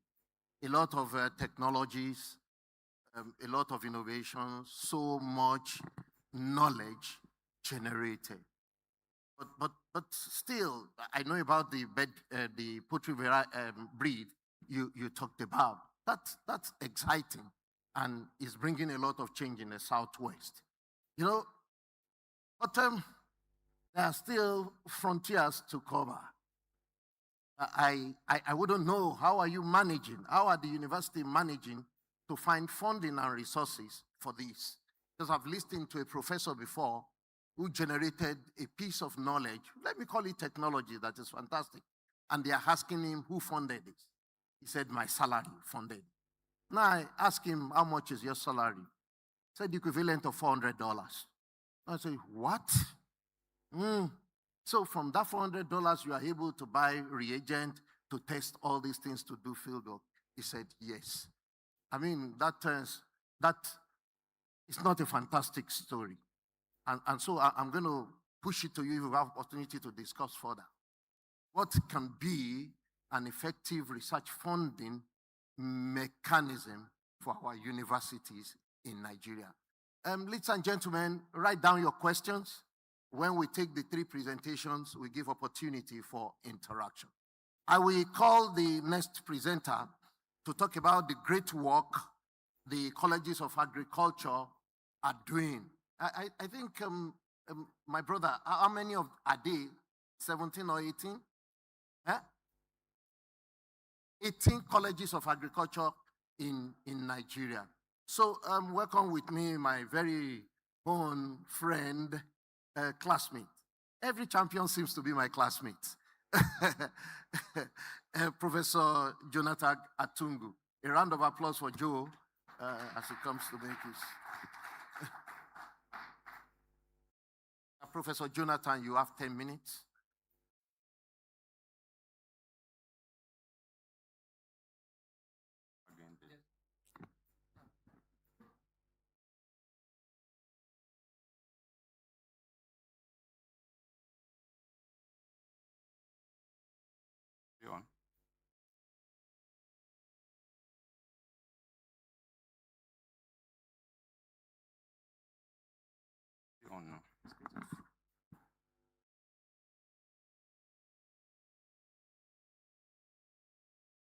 The Honorable Minister of Agriculture, Honorable Minister of State, and other distinguished ministers who had been with us for the last 3 days. It's my pleasure to stand on the existing protocol established by my own boss, my Vice Chancellor, Professor Kennedy, who just spoke and left here. It's a very special privilege for me to stand immediately after he existed. I stand on behalf of the entire colleges of agriculture in Nigeria to speak for all the provosts of these colleges.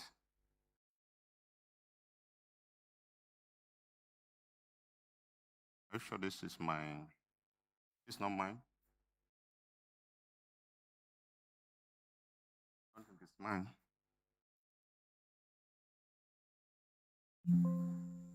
It's not my PowerPoint. Sorry for the mix-up. I think that is for the ED. Oh yeah, this is mine, this is mine. Thank you. Yeah, like I mentioned, I'm speaking on behalf of all the provosts of the colleges of agriculture in Nigeria. I have stood on the established protocol, and I have very few points to raise as my background to this discussion.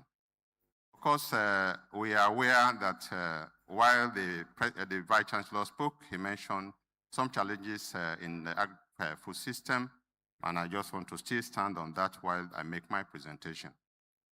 Yesterday, I listened to the Honorable Minister who mentioned that Nigeria had doubled its population within just 10 years.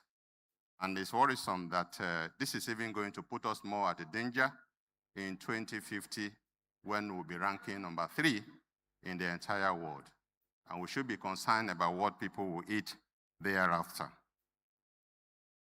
The potential is great for us in Africa in the sense that it's representing quite a huge portion of the tropics. We provide over 70% of what the entire world needs to feed itself. I'm happy that the 9th Assembly is holding here in Nigeria today to discuss many things around this. The colleges, we will say that we happen to be the premier higher education institution in Africa, and I dare say also in West Africa and in Nigeria. We have had to rely on land-grant idea, especially of the 1842, where the Royal Agricultural College was established in England, and this spread even up to our own country here in Nigeria. And therefore, I want to inform us or remind us that the colleges of agriculture were actually the foundation of higher education institutions in the entire country and the West African sub-region. Indeed, the college I represent, in terms of being a provost, is 105 years old as we speak, the Federal College of Agriculture, More Plantation in Ibadan. And this is one of the colleges. Yes, the colleges are actually 20, not 18, because we have 18 federal colleges of agriculture. We also have 2 colleges of agriculture from ABU Zaria, one in Zaria, and then the other one in Kaba, I think, making up that. And of course, we have a total of about 40 of them altogether. The colleges, I try to list them, the ones that are directly under ARCN as we speak, about 18 of them, but they are not all listed in my flyer. I'm trying to just move forward because of the time that I have to stay here. Of course, we are aware that Nigeria, the pillar of economy of this country is agriculture. And of course, it's also true that the wealth of this country also lies in this sector in terms of the people involved in agriculture. In particular, the smallholder agriculture, as it were. We had regional advancement in this country with relation to agricultural exploits, the pyramid of granite in Kano, the oil palm, as we speak, in Southeast, as well as the progress that came from cocoa in the Southwest. These are testimonies to what it has been with us in Nigeria as a backbone of agriculture for the entire continent. What are the mandates of the colleges of agriculture? Yes, we are not only to teach and research and extend. We have 4 things together. We teach, we instruct, and we train, as also going into extension as the case might be. We are involved in producing middle manpower for agricultural sector in this country. Our success stories will include the fact that we have been able to have a promotion of innovation with dedicated centers in our various colleges. We have research for development, knowledge dissemination to farmers, as it were. We also have around us what we do with students, where students are directly involved in what to call learning by doing. Learning by doing is a program that gives room for the student to work very hard and serve not only as being taught to earn certificates, but they are also taught in skills that help them when they come out. They are not just graduates, but they are graduates with skills that will help them to establish enterprises that will also lead them into greater opportunities, including having to be very competitive with their colleagues from other higher institutions like the universities and the rest of them. I mentioned before, why is it so important to talk about the colleges of agriculture? Like I said, we are central, and I will say this with all emphasis, we are central in the sense that we produce for the universities, we also produce for the research institute. What you have in major laboratories, in the universities, and in the research institutes are products of the colleges of agriculture, more or less. We produce the technologies, we produce the farm managers, and as much as possible, we are feedback towards the university and agricultural research institutes development. Yes, we can also talk about the fact that while this goes on, there's a lot of interactions between us, the colleges of agriculture, and the research institute. We partner, and the implication is that as much as possible, we are working together in research and other things that we do in the colleges. Ladies and gentlemen, I think I should take a break while the Honorable Minister of State takes his seat. Honorable Minister, you're welcome, sir.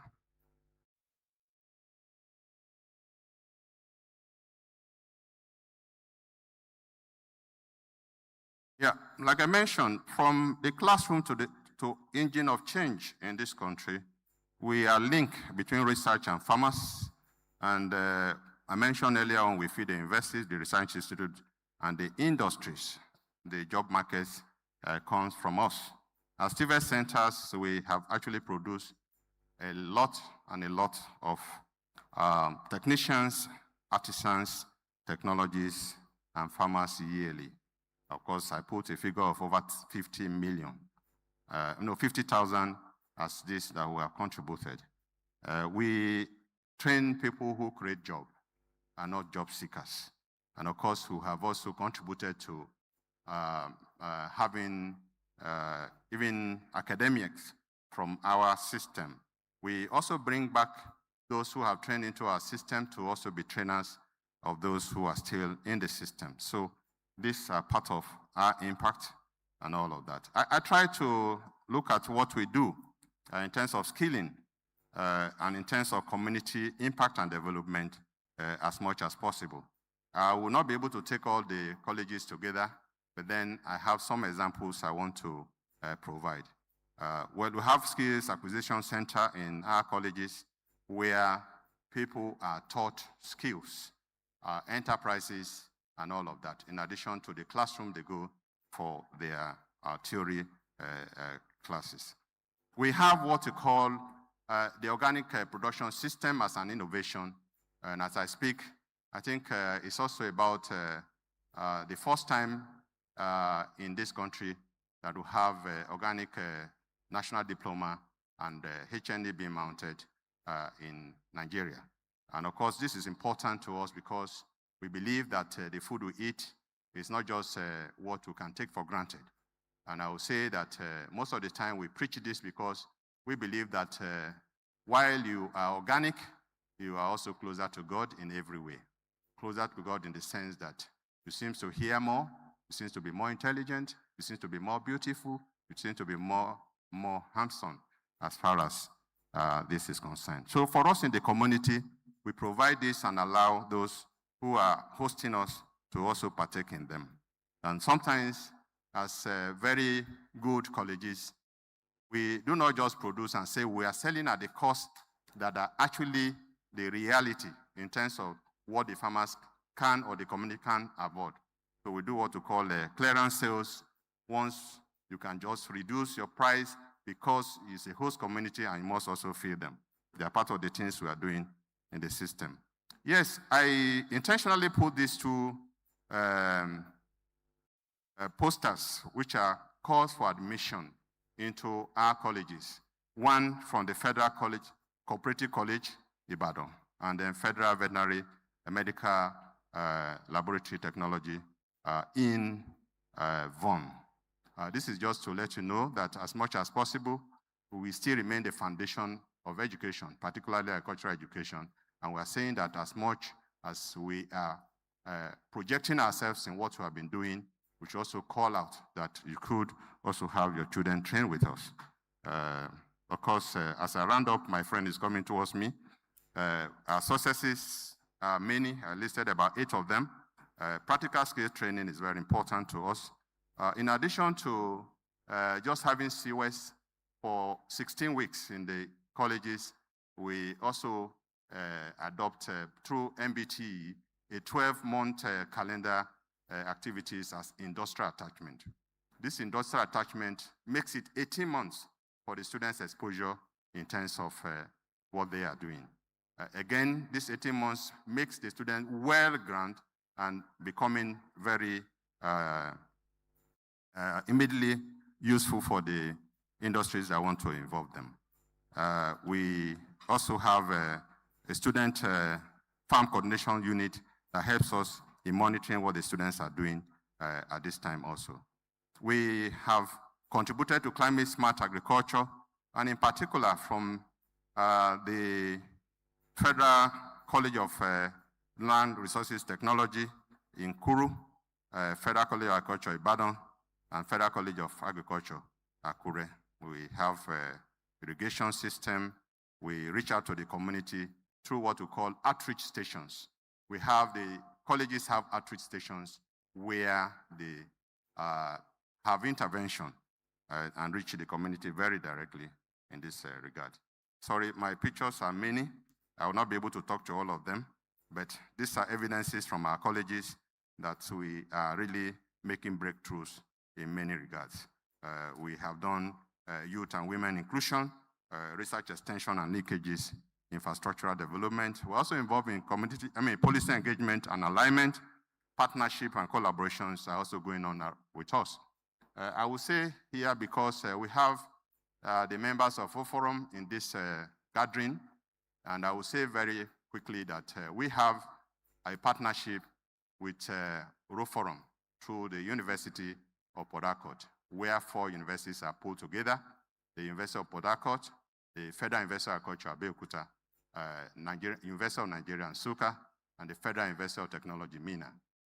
We are one of the TVET centers implementing the project of MasterCard through Forum. So that shows that we are not only a local college or colleges, but also have international interactions that we are doing and all of that. We are involved in, as demonstration for those who breed crop varieties, and we go across the entire country. Ladies and gentlemen, our innovations are many, but then for time, I might just round up by bringing to the attention of this assembly the need for regional collaboration to broaden what we have done in this country to also go across Africa. Of course, we have proven models that can be scaled up, and we believe that this assembly will take a look at this aspect. And regional network can also build from this. Yeah, before I'm going to be asked about how do we fund. Yeah, funding comes from government most of the time, but then we also have IGR that helps us with what we are doing. But then as an institution of government, we will always employ that attention as we go on would also be given to us. The way forward is that we can scale up. We can also develop an agri support system that will help our students and our graduates. Let me finally conclude by saying that the colleges, as it were, stands as the oldest, the 105 years old, being the premier, and others that have joined us as the case would be. The Honorable Minister has the authority of government to establish any Federal College of Agriculture anytime, any day. And I believe that 18 are not enough for us. I'm happy the Honorable Minister is here. 18 are not enough for this country. And I believe as the universities are expanding, so also should the colleges expand, because they stand as a foundation of agricultural education in this country. We are making it, we are leading, and we will continue to lead. With right support, the Nigerian agri-food system can be transformed, particularly through the activities of the college. The future will be shaped, and all of us are ready for it. Let me acknowledge the presence again of the Honorable Ministers of Agriculture, Environment, Marine and Blue Economy, and of Livestock. The Executive Secretary, my immediate boss of ARCN, the Vice Chancellor of Federal University of Agriculture, Abeokuta, who loaned me to where I am today. Thank you very much, sir. I must always recognize your impact and your input in me. God will continue to bless you as we go. The Chairman and Executive of NASHCAD, the Chairman and Executive of CODRI and FARA, and all the participants that are here present, God bless you all. Thank you.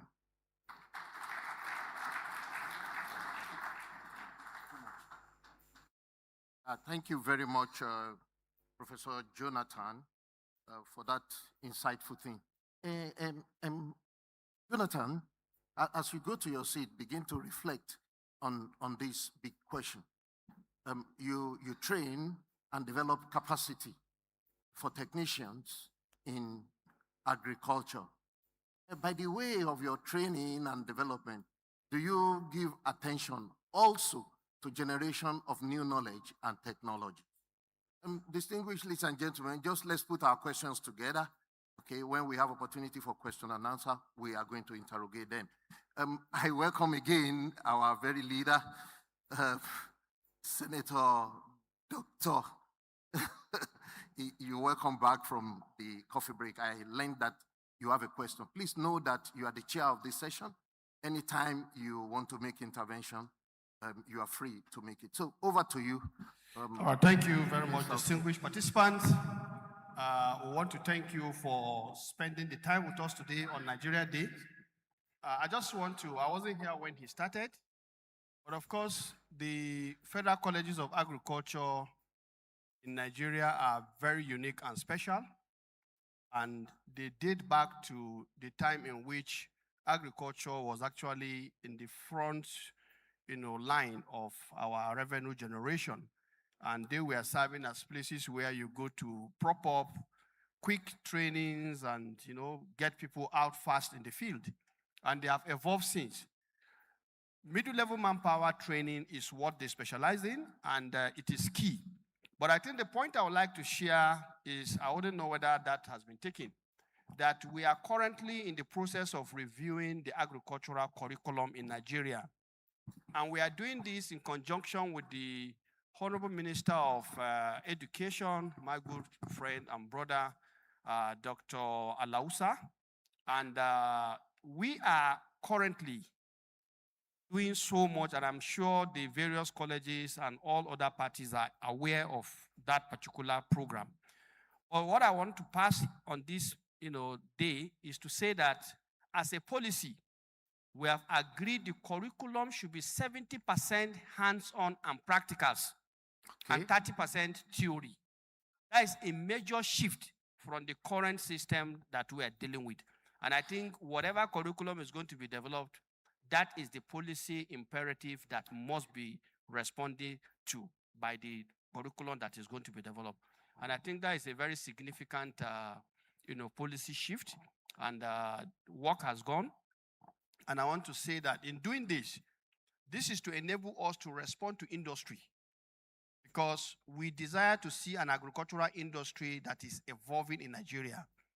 The special agro-processing zones that we are currently promoting, almost all the 36 states and the FCT are all interested in having an agro-processing zone. And you can't be doing that with people who only have theoretical framework. We want people who truly have the hands-on. And arising from this also, we are bringing on board farms that are doing very well to serve as that place where these young trainees will go for practical, so that day one, in terms of competency, skills, and knowledge base, they are ready to be part of the agri industry that is going to be evolved.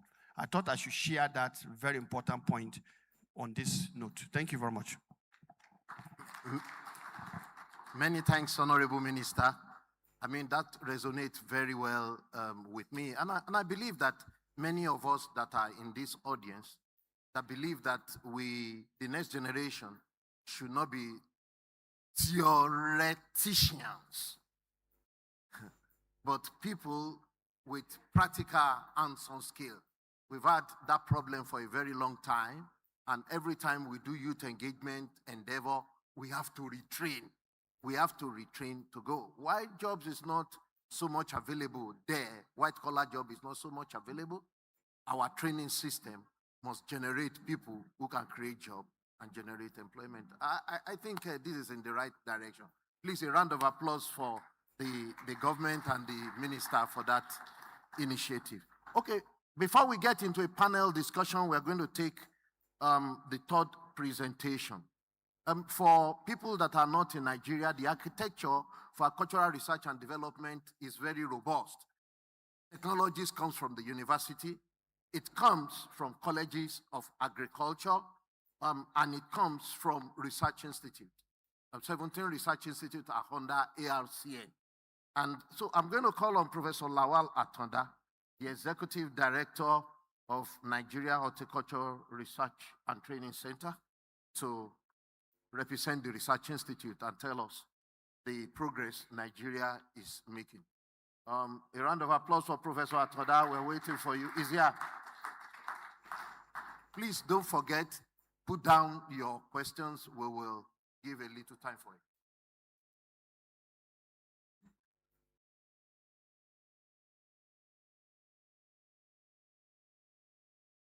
Good afternoon, ladies and gentlemen.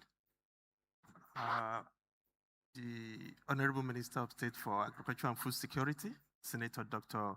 Aliu Sabi Abdullahi, CON, Rede Borgu, the Executive Secretary, Agricultural Research Council of Nigeria, distinguished personalities seated,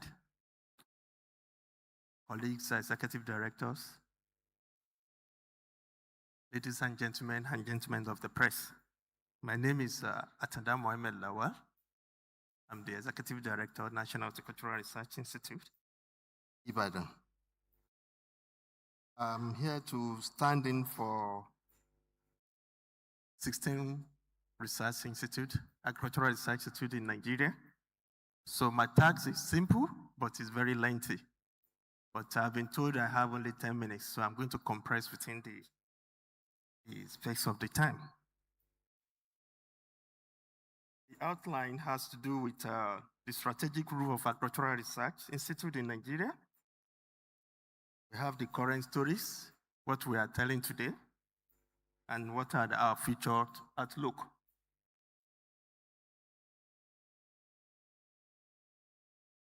The strategic role of Agricultural Research Institute in Nigeria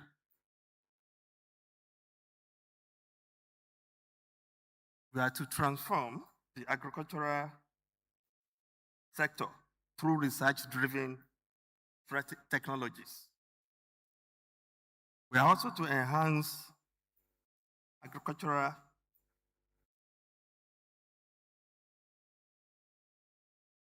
productivities, ensure food security, and drive economic growth.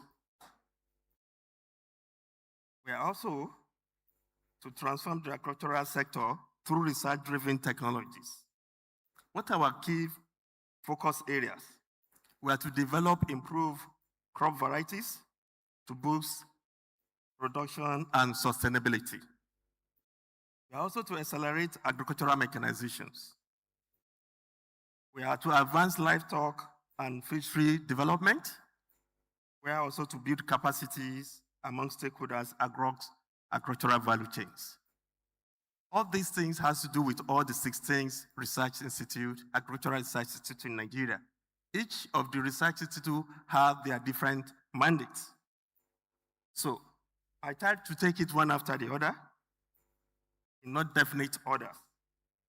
I start with National Cereal Research Institute, is in Badigi in Niger State. The mandate of National Cereal Research Institute in Badigi is to conduct genetic improvement into rice and many other agricultural products. The major innovation they have achieved in the recent time is what we are trying to put together here. The National Cereals Research Institute by Digi have come up with biovitamin fortified rice seedlings in the recent time. This is to solve the problem of climate change in productivities, the issue of eating hunger, and resource waste, converting waste to resources. What are the strategies they use in achieving this? They collaborate with African Rice, Harvest Blocks, and many other international bodies and national bodies to achieve this. The impact of this fortified seed release, rice seed release, has up to 1.2 million US dollars. Savings of losses among rice seedlings.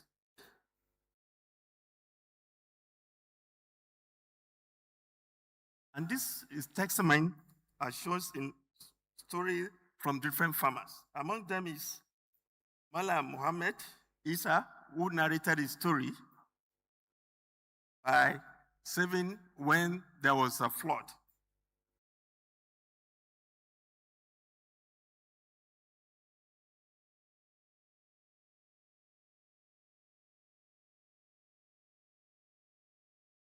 Another research institute at Umudeke is National Root Crop Research Institute,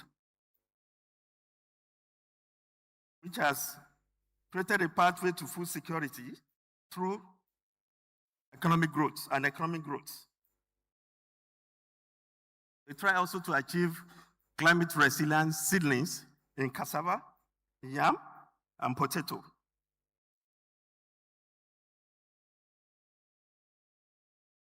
The strategies are adopted by this National Root Crop Research Institute. They also have several collaborations with both national and international bodies to achieve significant impact, which has also to do with almost 2.5 million US dollars in income gains and losses averted during the 2024 production session. 20 to 35% yield increase from improved varieties of different products of their mandate crops. There is also 40% reduction in post-harvest losses. They have done this research output to align with different policy of both government at national level and international level. Another research institute, which has to do with top product research, is NISPRI in Ilorin, National Top Product Research Institute. Their major innovation in the recent year is parabolic shaped solar dryer, which has helped poor drying, which leads to contaminations. Also, avert the issue of food hazard and high post-harvest losses. We know in this part of the world, we have 40 to 50% post-harvest losses. And this PSSD, which is parabolic shaped solar dryer, have saved a lot of food wages in the country. The adoption rate of this technology is as high as 78%, which has caused across 32 states of the federations, and 122 units has been installed across the 32 states of the federation. The impact is shown in improved processing of agricultural products, access to drying technology by peasant farmers, and direct access to improve drying by over 1,000 households across the Nigeria of the 120 units in the country. Another research institute which I'm the chief executive is the National Horticultural Research Institute in Ibadan. Over the years, we have a series of tomato scarcity at a particular point in time of every year. So the ministry charged us to come forward and solve the problem. And in the recent years, the institute have gone out to do that, and we produce several series of tomato seed, which are locally bred and they are OPV, they are not hybrid. And as we are counting, we have over 8 series of these tomato seeds, and more are still coming, which has made both the problem of the abiotic and biotic problem solved, and a lot of post-harvest wastes in that regard has also been solved. We have, okay, maybe the time may not permit me to do that. We have a video Sincerely, clip to we be can do. sincere, since I came back to Ogun State practicing farming, this is the first time I will be benefiting from any agricultural scheme or government. This now one, they lay you. This now two is still on nursery. While I want so sure.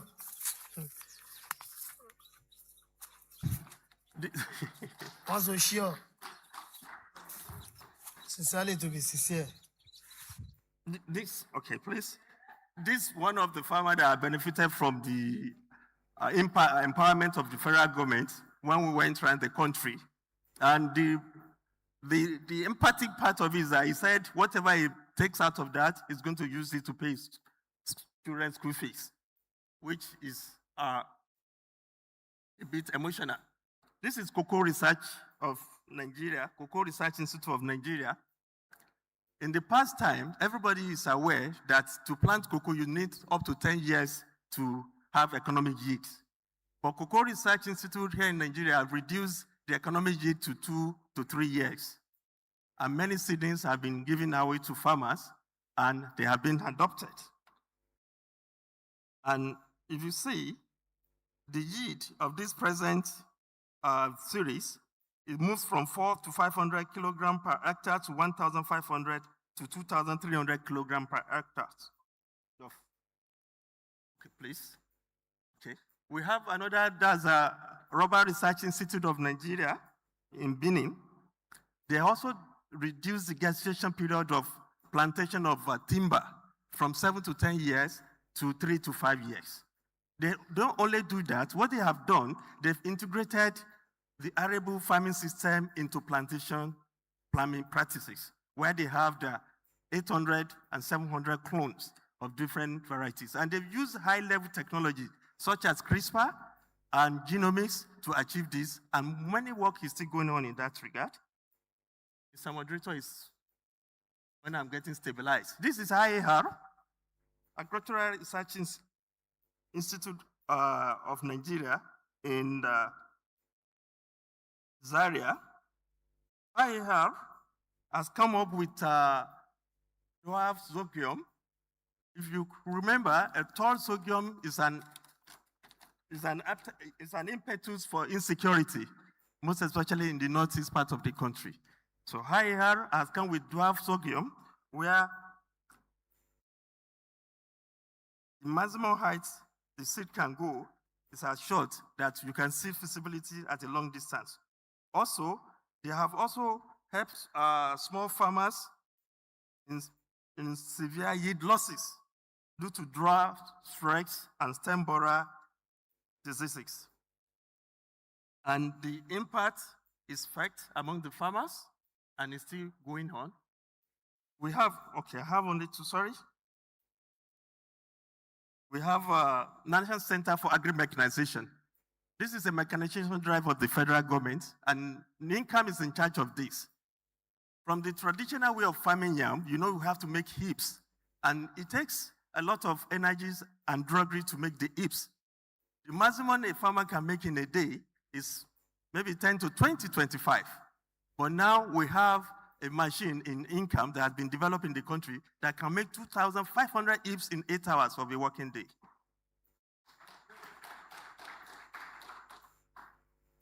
You go to NRLS, where they have digitalized extension services. It takes several miles of distance for extension workers to move to farmer. But with National Farmer Helpline Center across the country, being engineered and powered by NRLS in Zaria, has made it AI complies, and a lot of digitalization has come into place. Over 1 million farmers has been reached within the tinkle of and highs, and many more are still going to be scaled out.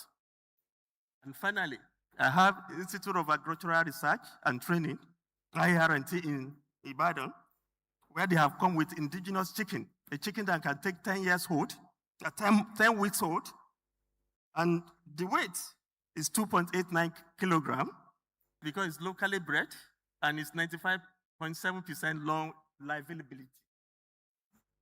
Ladies and gentlemen, with all this array of the successes we've achieved in National Agricultural Research Institute across the country, we have the future outlook.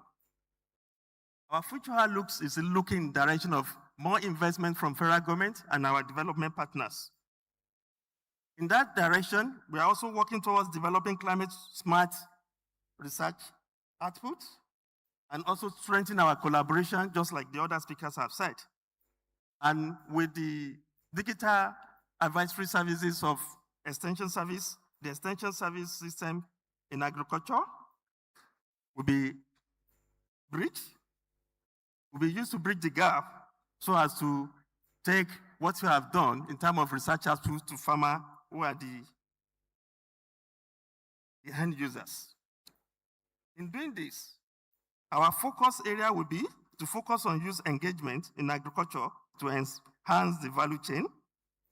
Also, to prioritize coherent policy coordination under the National Agricultural Research System and to facilitate active and visible capacity enhancement of all the NARICs in the country by development partners. I thank you for this opportunity, and I wish this sitting the best of the deliberation in this regard. Thank you very much.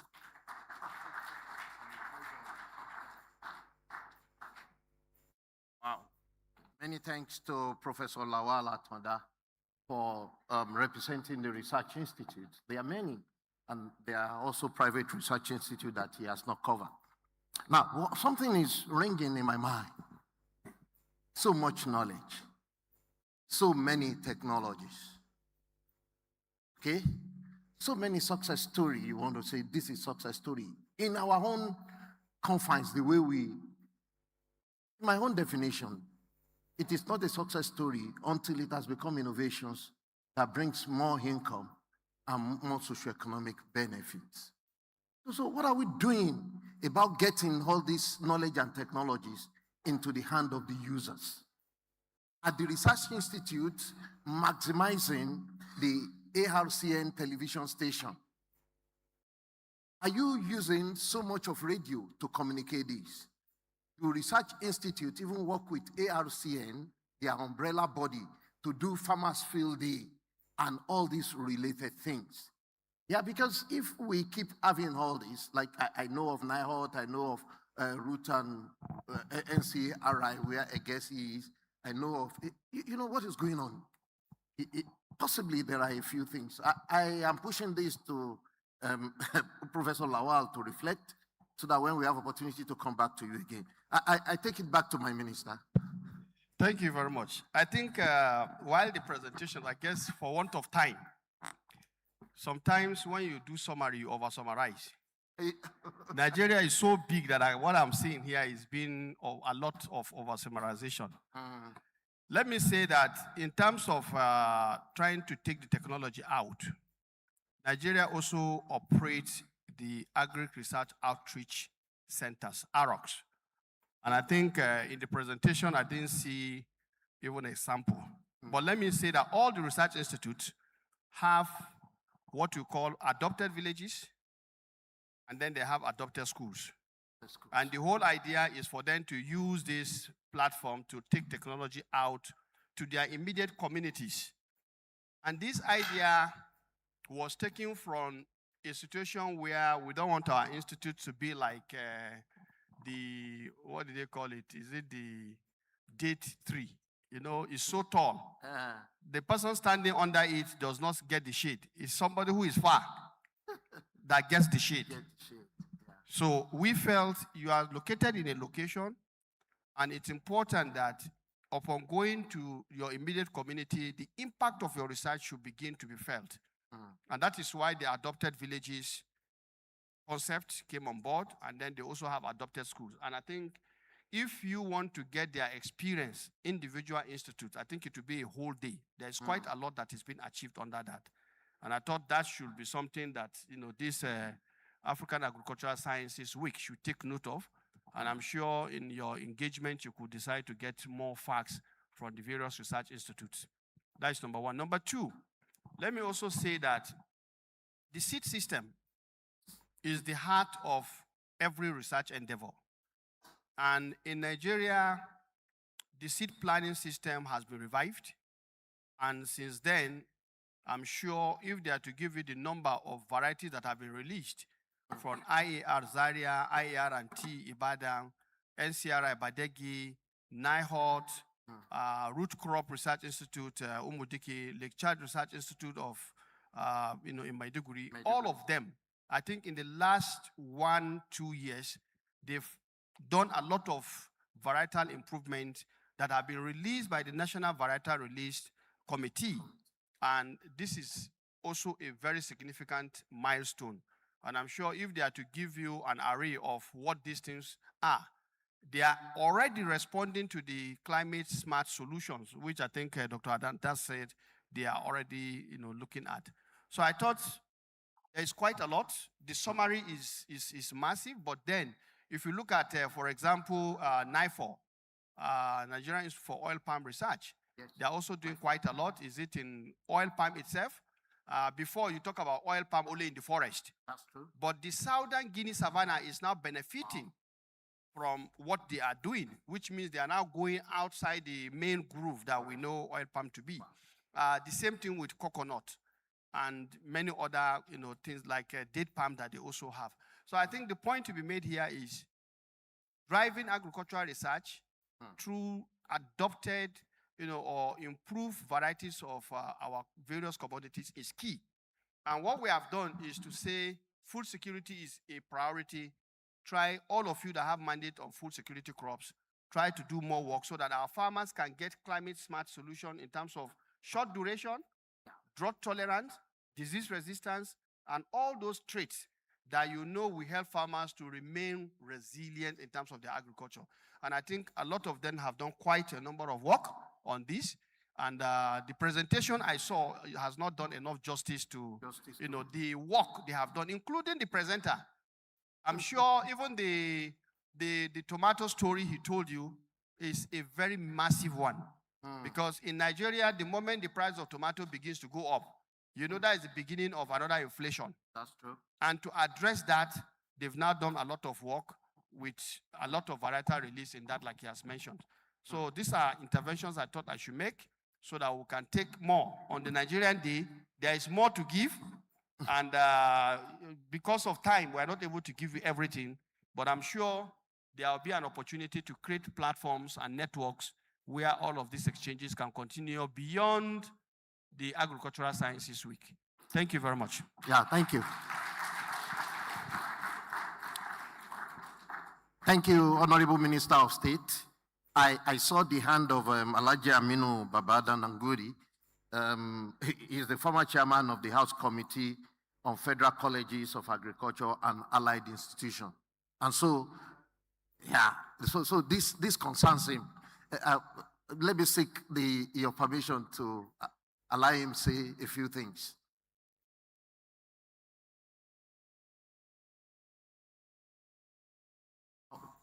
Okay, it's working. Okay, thank you very much, Honorable Minister, DG.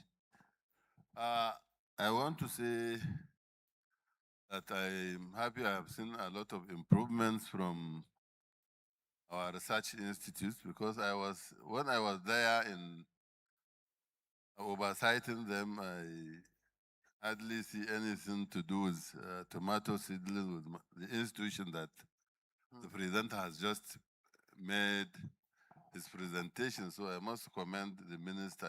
He was from the system before he became the minister. And incidentally, when I came in 2011, he was the desk officer who took as members of the National Assembly, to expose us to research. And I think I'm more than a professor now in research. But what I want to say, from my understanding, I want to commend FARA, but I still have gone out to other climes in Africa, like Egypt. I begin to understand or to imagine why they should sustain productivity of most of the crops that are of national security to us, like rice, wheat, maize. They've been having a productivity of not less than 10 tons per hectare, of 10 tons per hectare. And rice is one of their fourth crop in the national security of Egypt. So, but here we are struggling, our national average around 6 to 4 tons per hectare. So I'm trying to understand, when we have this kind of assembly, they should be brought to the fore to tell us why they have sustained this for more than 30 years. They are having this productivity of 10 tons per hectare. And the country is just having about 400,000 hectares of land under irrigation, and they are doing very well in that regard. So I have gone there to the studies, and because the water and soil management they have is very fantastic, and we are to copy from them. So I think our NARIS and the National Agri Research Council, this meeting is part of networking to understand why they are doing a lot. And also yesterday, I'm very worried about the funding of research. Honorable Minister, you are not there, and I think I thought you would have been there also to give us your thoughts on how to sustain the CGR research system funding. And the chair has just asked a sort of, is it an endowment fund or something like that? So I think it should be brought to the larger house to bring opinion, suggestions as to way forward, so that we don't miss that chance of funding the research, which is very important. As I said, our ministers, or the chair has said that Nigeria can chart a course for this. And I'm sure our ministers can meet and with other stakeholders to see how do we make it happen. Because I'm sure he can do that. Angote is putting rice processing plants all over the country and some parts of Africa. So they should be able to understand the science, the research, not only the business aspects. So we need to bring them to this kind of forum so that they can understand what they should be doing for humanity. Thank you very much. Wow, a round of applause, a round of applause. He is our profound leader, and I cannot stop talking about my direct work with him in the days of President Akin Adesina, and we are trying to revive the wheat story in Nigeria. You know, Dr. Olabanji, and I was training all over the country innovation platform. He supported me extensively. That makes me to think about Nigeria rice story and Nigeria wheat story. The last administration wanted to do that transformation. The new administration also wanted to do that administration. I'm not going to put you on the spot, Honorable Minister, but those are things yes, that we still need to look at. But let's see these issues. Most times when we discuss them, yes, we should not forget that we operate in a much larger environment that has externalities to you. Yeah. For example, the stories you talked about. By the time you look at the global crisis, the global crisis has reversed some of the gains we have made because they are beyond us. Yeah. The question is, for example, input. Input, yeah. Okay? with the wars left, right, a lot of things, the price going up and down, you are not able to properly plan. And I think that is the more reason why perhaps inward-looking scenario is what we also begin to build. Okay? For us, within the concept of the African Continental Free Trade, for example, how much of the research alignment to this new order are we looking at? And when you talk about funding agricultural research, there's no way we're going to get fund if the little fund being given to you has not been accounted for in a way that is satisfactory to those who are funding it. That's great. Every time we talked about the research system, we tend to say fund is not sufficient, fund is not enough. And I think even in the exhibition today, some of the success the research institutes are making, if they can just prioritize and pick 1, 2, and align the little resources to prove that, yes, this thing works. What happened to proof of concept? In fact, I don't know, Baguma is not here. The first time we met was actually when we did the priority setting exercise for the National Agricultural Research System in Nigeria, where we identified the core issues that should be focusing on. One of them, unfortunately, has not received attention: product development. And today you could see in the exhibition, a lot of people are asking, and I think my brother here, I remember you saying, at what cost? Some of the information you are giving are not investment-ready information. So we need to go beyond our own science. Like I said, scientists are always comfortable in their 1 + 1 is equals to 2. But when you say 1 + 1 is equals to 12, I'm sure that is controversial, isn't it? Yeah, it is. Yeah? But there is somebody who will tell you 1 + 1 is equals to 12. Or another person will say, no, it's equals to 21. That's true. No, it's not a question of politician. You are one. So the point I'm saying in essence is that the real world, we cannot divorce ourselves from the real world in which we are living. Most instances, we divorce ourselves from it. So I want to suggest that given anything beyond the conference, in between this period, I know FARA has been doing quite a lot. We should try to create more platforms of engagement, even if it's virtually, where we will try to drag in those people who should understand what we are doing around what I said yesterday: relevance and influence. Those who have influence are the ones who hold the money. You need them more. And so you must do everything to reach out to them and to get them to understand what you are doing and your shortcomings.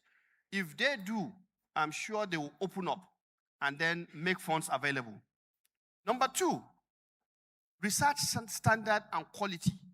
I don't think we've been doing quite a lot about it. And there is a framework I've seen somewhere where you are grading researchers in terms of the capacity and integrity they bring to the table. And that way you'll be able to give them so amount of money to conduct research. Because research is an endeavor that you must bring different people.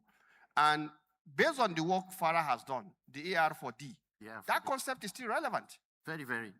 Extremely relevant. In fact, if anything, you won't achieve resilience if you are not looking at that mindset. That's true. So I think I would like to suggest that some of these things should be expanded. We should try to open up more. And then in terms of funding, those who want to fund, you must know what they want. And if you know what they want, provide solution, and I'm sure they are going to open their pocket. That's true. Now, finally, we should also begin to look at research from 3 dimensions. Most of our institutes, where you give them funding, where do they put their money? They want to build. They want to construct road. They want to do this and that when you look has no direct bearing to the research work. So earlier on, I remember we were having a work we did where we say research capital should be 3. Administrative capital, where you talk about buildings, your computers and everything. Those ones are administrative problems. Program capital. For example, the parabolic, solar dryer. That's a program capital. I mean, development capital. Because if you take it to a location, if you go back, you go and see it. But then there are sawdust technology that is used for planting or whatever. For example, if you expand it, you can only see empty cartons. So that is program capital. So I think this dimension, the institute needs to take it more serious and let our policymakers understand that until you do research along these lines, you are not going to get anywhere. Somebody has, this man you see, don't mind him, he has become a farmer. He's a farmer When now. he was in the National Assembly, if they come for budget defense, he will tell them, what have you done with the money? What have you done with the money? Where is the research? Where is the work?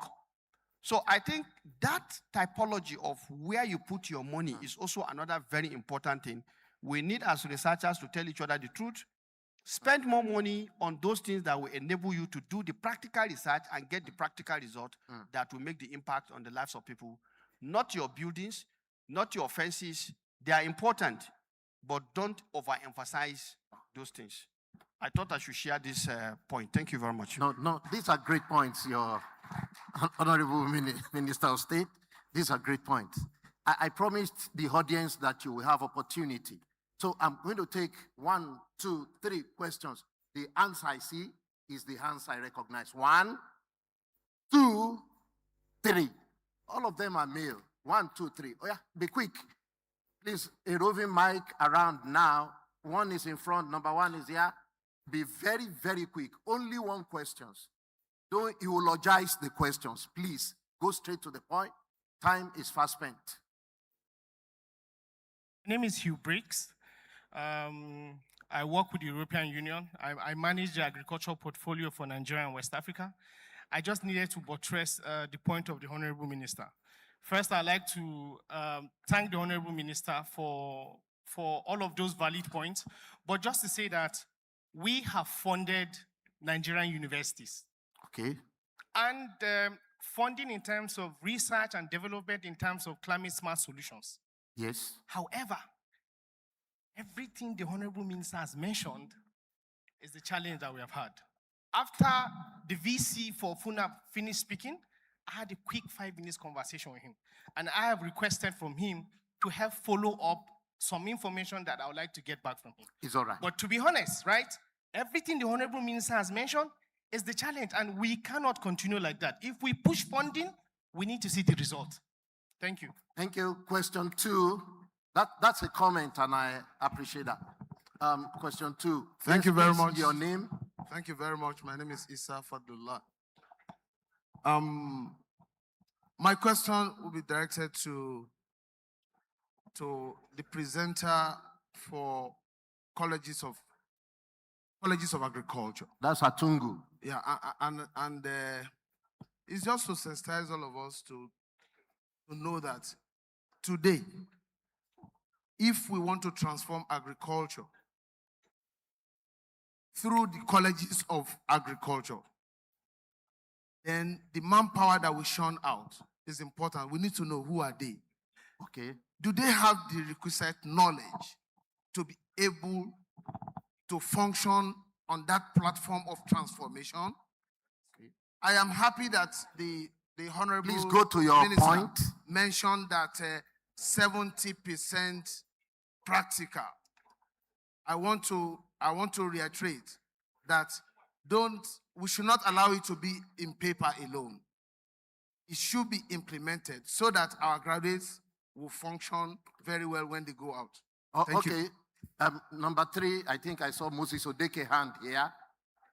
Please, Moses Odeke, be on the floor so that they see you. Yeah, it's there. Okay, thank you so much. My name is Moses Odeke from Association for Strengthening Agricultural Research in East and Central Africa. I have 2 short questions. The first one is to Professor Jonathan. Okay. Yes. Atungu, again to The you. question is that I was impressed by the presentation, and he rightly What is mentioned. the question? Go to the question, please. Okay. The question is, to what extent are the 18 agricultural colleges skilling students, mainstreaming or integrating agroecology as a key pathway for food systems transformation in Nigeria. Okay. And then the other one is, I was impressed by the achievements of the NARIS, National Agricultural Research Institute here. I just wanted to know whether for each of the technologies developed, whether evidence on return on investment as well as benefit cost ratios has been done, because this could potentially be used as entry point for engagement with the policymakers as well as a private sector to inform further scaling of the technologies. Thank you. Okay, Professor, did you listen to that question? The question on return on investment for the technologies and the knowledge you have generated. So I'll give you opportunity to spend half a minute to say something, then to Professor Lawal. And Joseph Atungu, you have 1 minute to say everything. Please, a roving mic here, quick.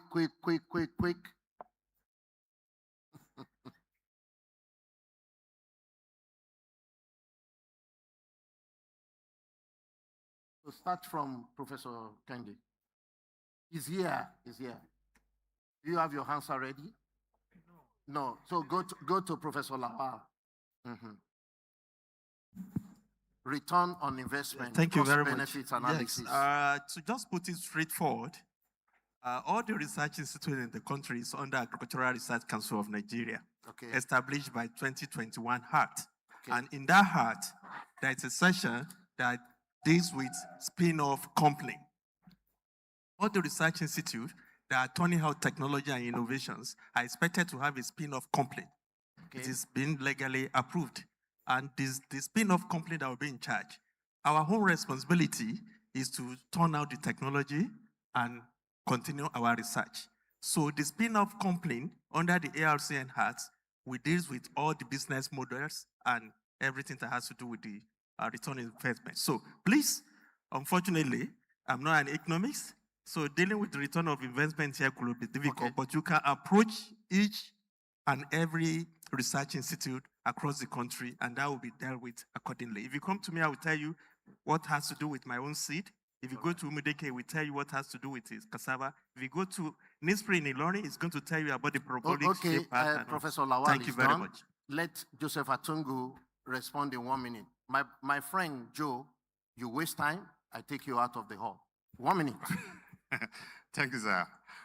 Yes, mine was in respect of the competencies of those that were trained and whether they can fit in very quickly to the industry. Yes, they are well trained, they are competent.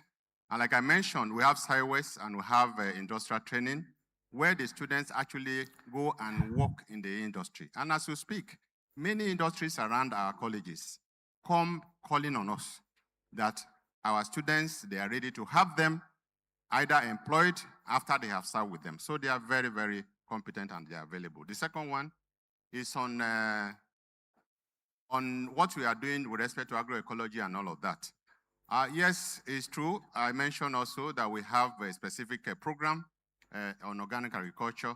Recently, we had an interaction with ZIZ or something. They were interested in organic agriculture, and we are looking at rebranding our curriculum. As the minister mentioned, 70%, 30%. Okay. And this, to me, are working towards agroecology for us in the institution. Thank you. Thank you very much. Please, a round of applause for the presenters. These are high-level individuals in Nigeria research architecture, and many thanks to our minister. Now, I have a fireside chat discussion on soils. And you know that that is the big passion of the Honorable Minister of State. And this fireside chat is standing between you and lunch, okay? So we're not going to spend a lot of time, possibly 30 to 35 minutes. The subject we'll be flogging together is the interface of science and private sector partnership for the restoration of Africa degraded soil. You know that 65% of the soils in Africa are at different level of degradation. So I have experts here that will be speaking to that subject matter, and under the chairmanship of the Honorable Minister of State. So Honorable Minister, just sit where you are, enjoy yourself. I'm going to call the speakers to the podium. The first speaker I'm going to be calling is Professor Jibrin Jibrin. He's the president of Soil Science Society of Nigeria. A round of applause to Professor Jibrin. I'll be calling Professor Chris Daudu. Professor Chris Daudu is a soil extensionist in NEARLS in ABU Zaria. Professor Chris, please run to the podium and take your seat. I have Dr. Kennedy Were from Kalu, Kenya, who also will be contributing to this discussion. Dr. Kennedy, please run to the podium. Quick. And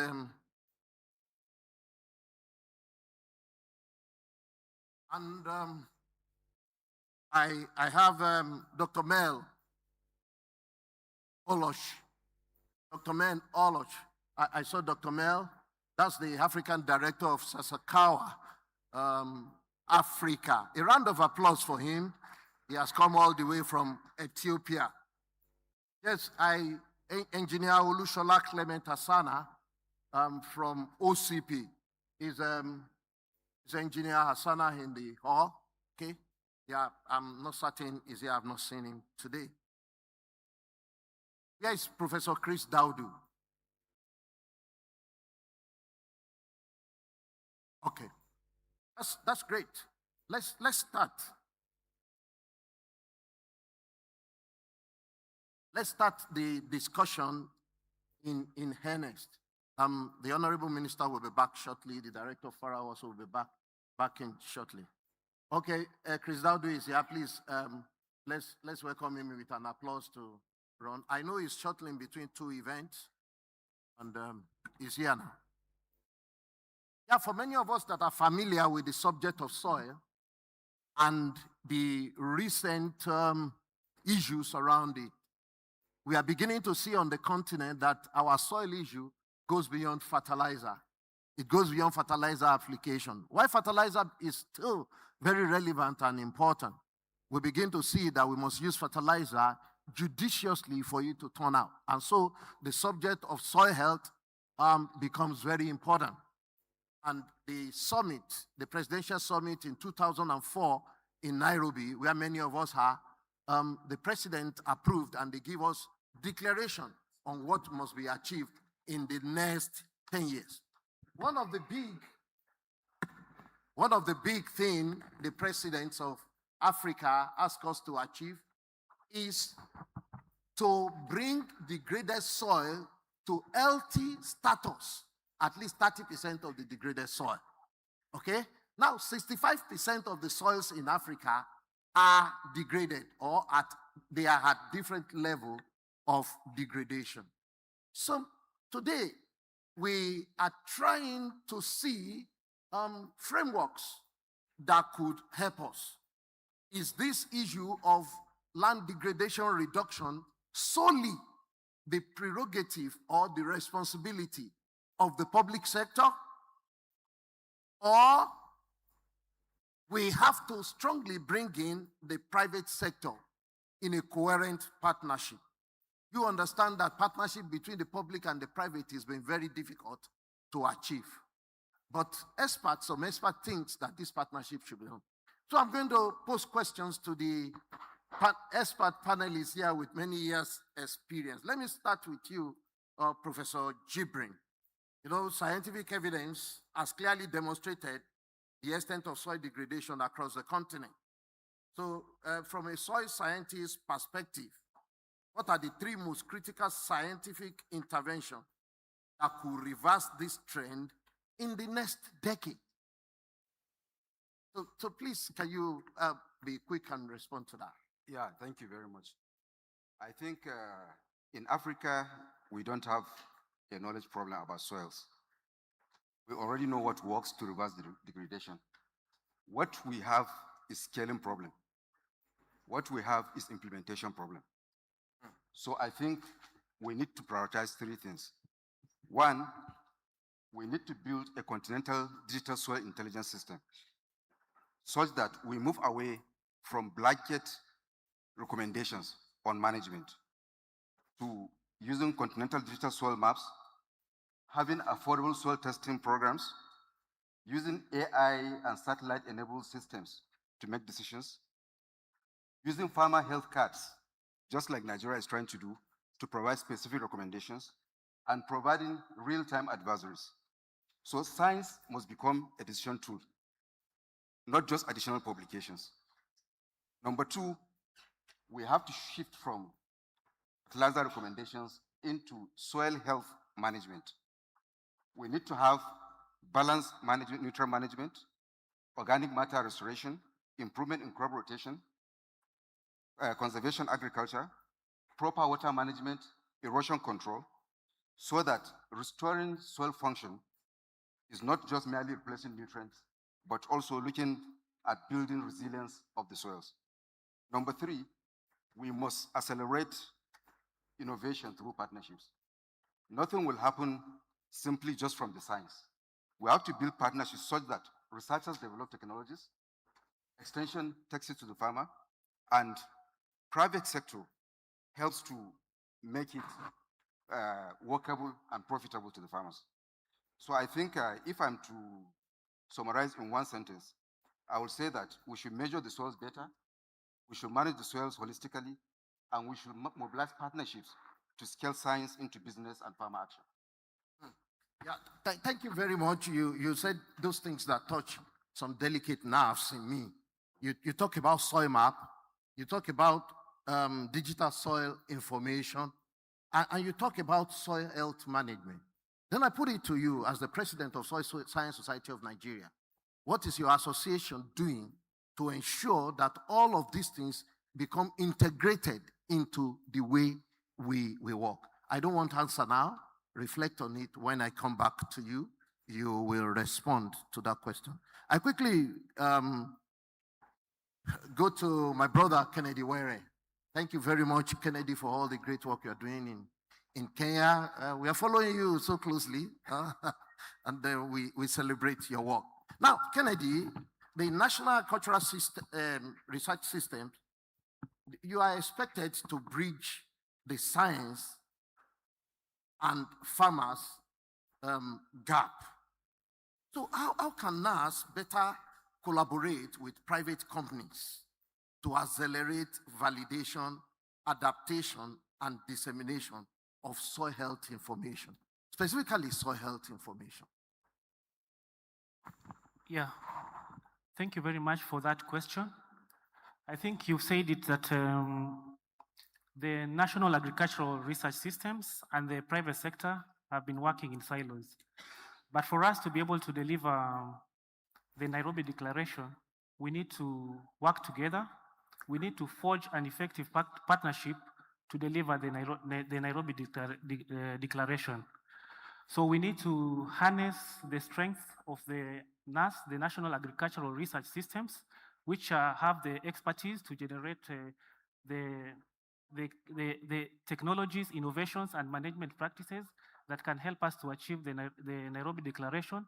And we also need to harness the effectiveness of the private sector to commercialize the research outputs, to invest, and also to market the innovations that we come up with. So to be able to combine these strengths of the national agricultural research systems and the private sector, we need to come up with a well-designed collaborative model. And there are many ways where the national agricultural research systems and the private sector can collaborate. For example, we can have a joint or co-develop research and development, all the way from identification of the challenges that we face in terms of soil degradation to coming up with a research agenda, coming up with the solutions to address these soil challenges. And it will even be better if we also bring in the farmers to co-develop, so that by the end of the day, when we come up with those innovations, technologies, and practices that help us to address the challenges, we come up with the technologies which are technically feasible, which are economically viable, but also socially acceptable. And apart from just coming up with these solutions together, we can also jointly test them, evaluate their efficacies, And at the end of the day, we also come up with recommendation domains where we can target these solutions together and also come up with joint guidelines on, for example, soil amendments and also fertilizer recommendations that can target specific areas. And then we can also, we also know that in Africa, we have a lot of soil data. We need to come up with a joint, or we can build a shared digital soil health platforms to help us address the issue of soil degradation. We have a lot of soil data that is fragmented, but we can together with the private sector, we can build shared platforms whereby we all contribute. The NAS can contribute data on soils, data on crop yields, data on even on soils, on crop yields, and even land resources. And then the private sector can bring in information on satellite observations, precision agriculture data. And once we have such a shared platform, we can now deploy the AI, artificial intelligence, data analytics to help us come up with even the hotspots of nutrient deficiencies, hotspots of land degradation, and all that. So there are many areas that we can collaborate, even co-building these digital decision support systems, AI-based soil advisory systems. We can also come up with fertilizer recommender together, because we know that the private sector, they excel, for example, in software development, whereas the National Agricultural Research System, we have expertise in generating the technologies. So when we collaborate, we can come up with effective decision support systems to help the farmers. Yeah. And also there are many, but so the last one is we can also create incubation hubs together. Hubs, yeah, where we bring in researchers, we bring in investors, we bring in even entrepreneurs, the agripreneurs, to collaborate to come up with pilot projects that we can support, and also proof of concept projects. Yeah. Thank you very much. You touch on many areas that are equally delicate. You said commercialize. Yes. You engage the private sector to commercialize. I know that the World Bank is working with New Zealand to trigger discussion in Africa about commercializing our research results or our research technology. Is this what you are for this type of agenda? I don't need annunciation. Yes, Sasakawa give a lot of attention to knowledge generation, transmission, extension services. You know, extension services also evolve from technology transfer towards innovation brokerage and ecosystem facilitation. Now, how should Africa redesign its extension system to serve as effective connectors among researchers, private company, policymakers, and farmers to restore degraded soil? My interest is the degraded soil. So you have the floor. Thank you very much, Wally. Thank you for having us. Extension systems is quite complex, actually. And we need to be in a situation where we need to move beyond technology delivery mechanisms, becoming innovation ecosystem facilitators, because there is a lot that happens when you're trying to scale up a particular technology. It's not as simple as 1 + 2 = 3. So, for example, restoring degraded soils is not simply a technical challenge. You know, it's a systems challenge that requires coordinated action by multiple actors. Now, at Sasakawa, if I may highlight just 2 or 3 experiences with regard to that. First, extension should serve as a knowledge broker, you know. Knowledge broker? Broker. Okay. You know what brokers do? Yes, I do.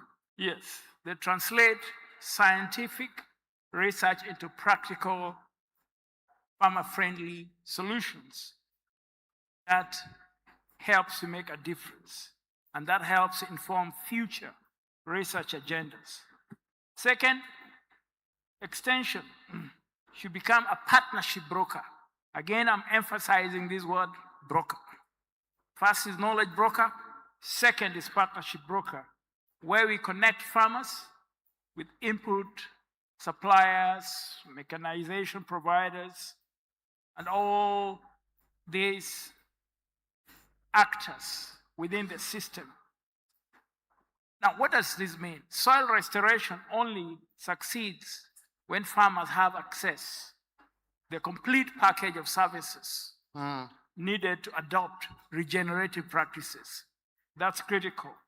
Now, third, extension should facilitate innovation platforms by bringing together all these actors to test and scale successful models. And finally, Africa must invest in a new generation of professional extension agents who are equipped with digital tools and skills, and not only training them in simple agronomy.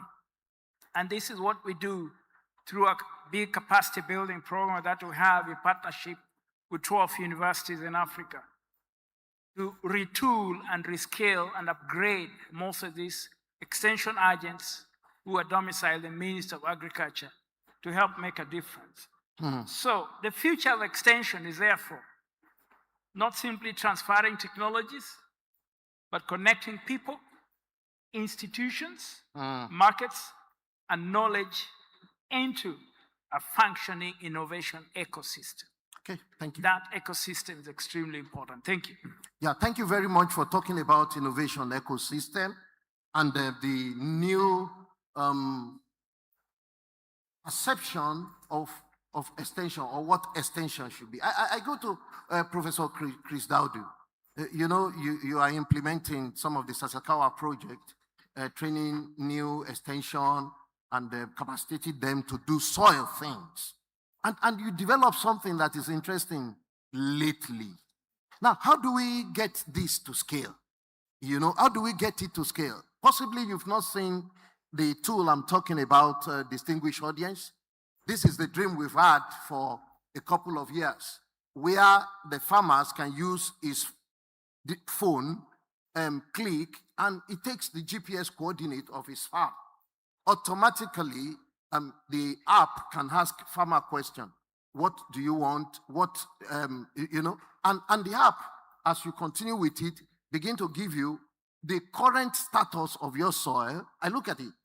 Things like pH of your current soil there, total nitrogen, phosphorus, potassium, and a few other nutrient elements that can inform you, and it can go further to tell you what crop do you want to grow and give you fertilizer recommendation on the spot using available soil data. That's an impressive one for me.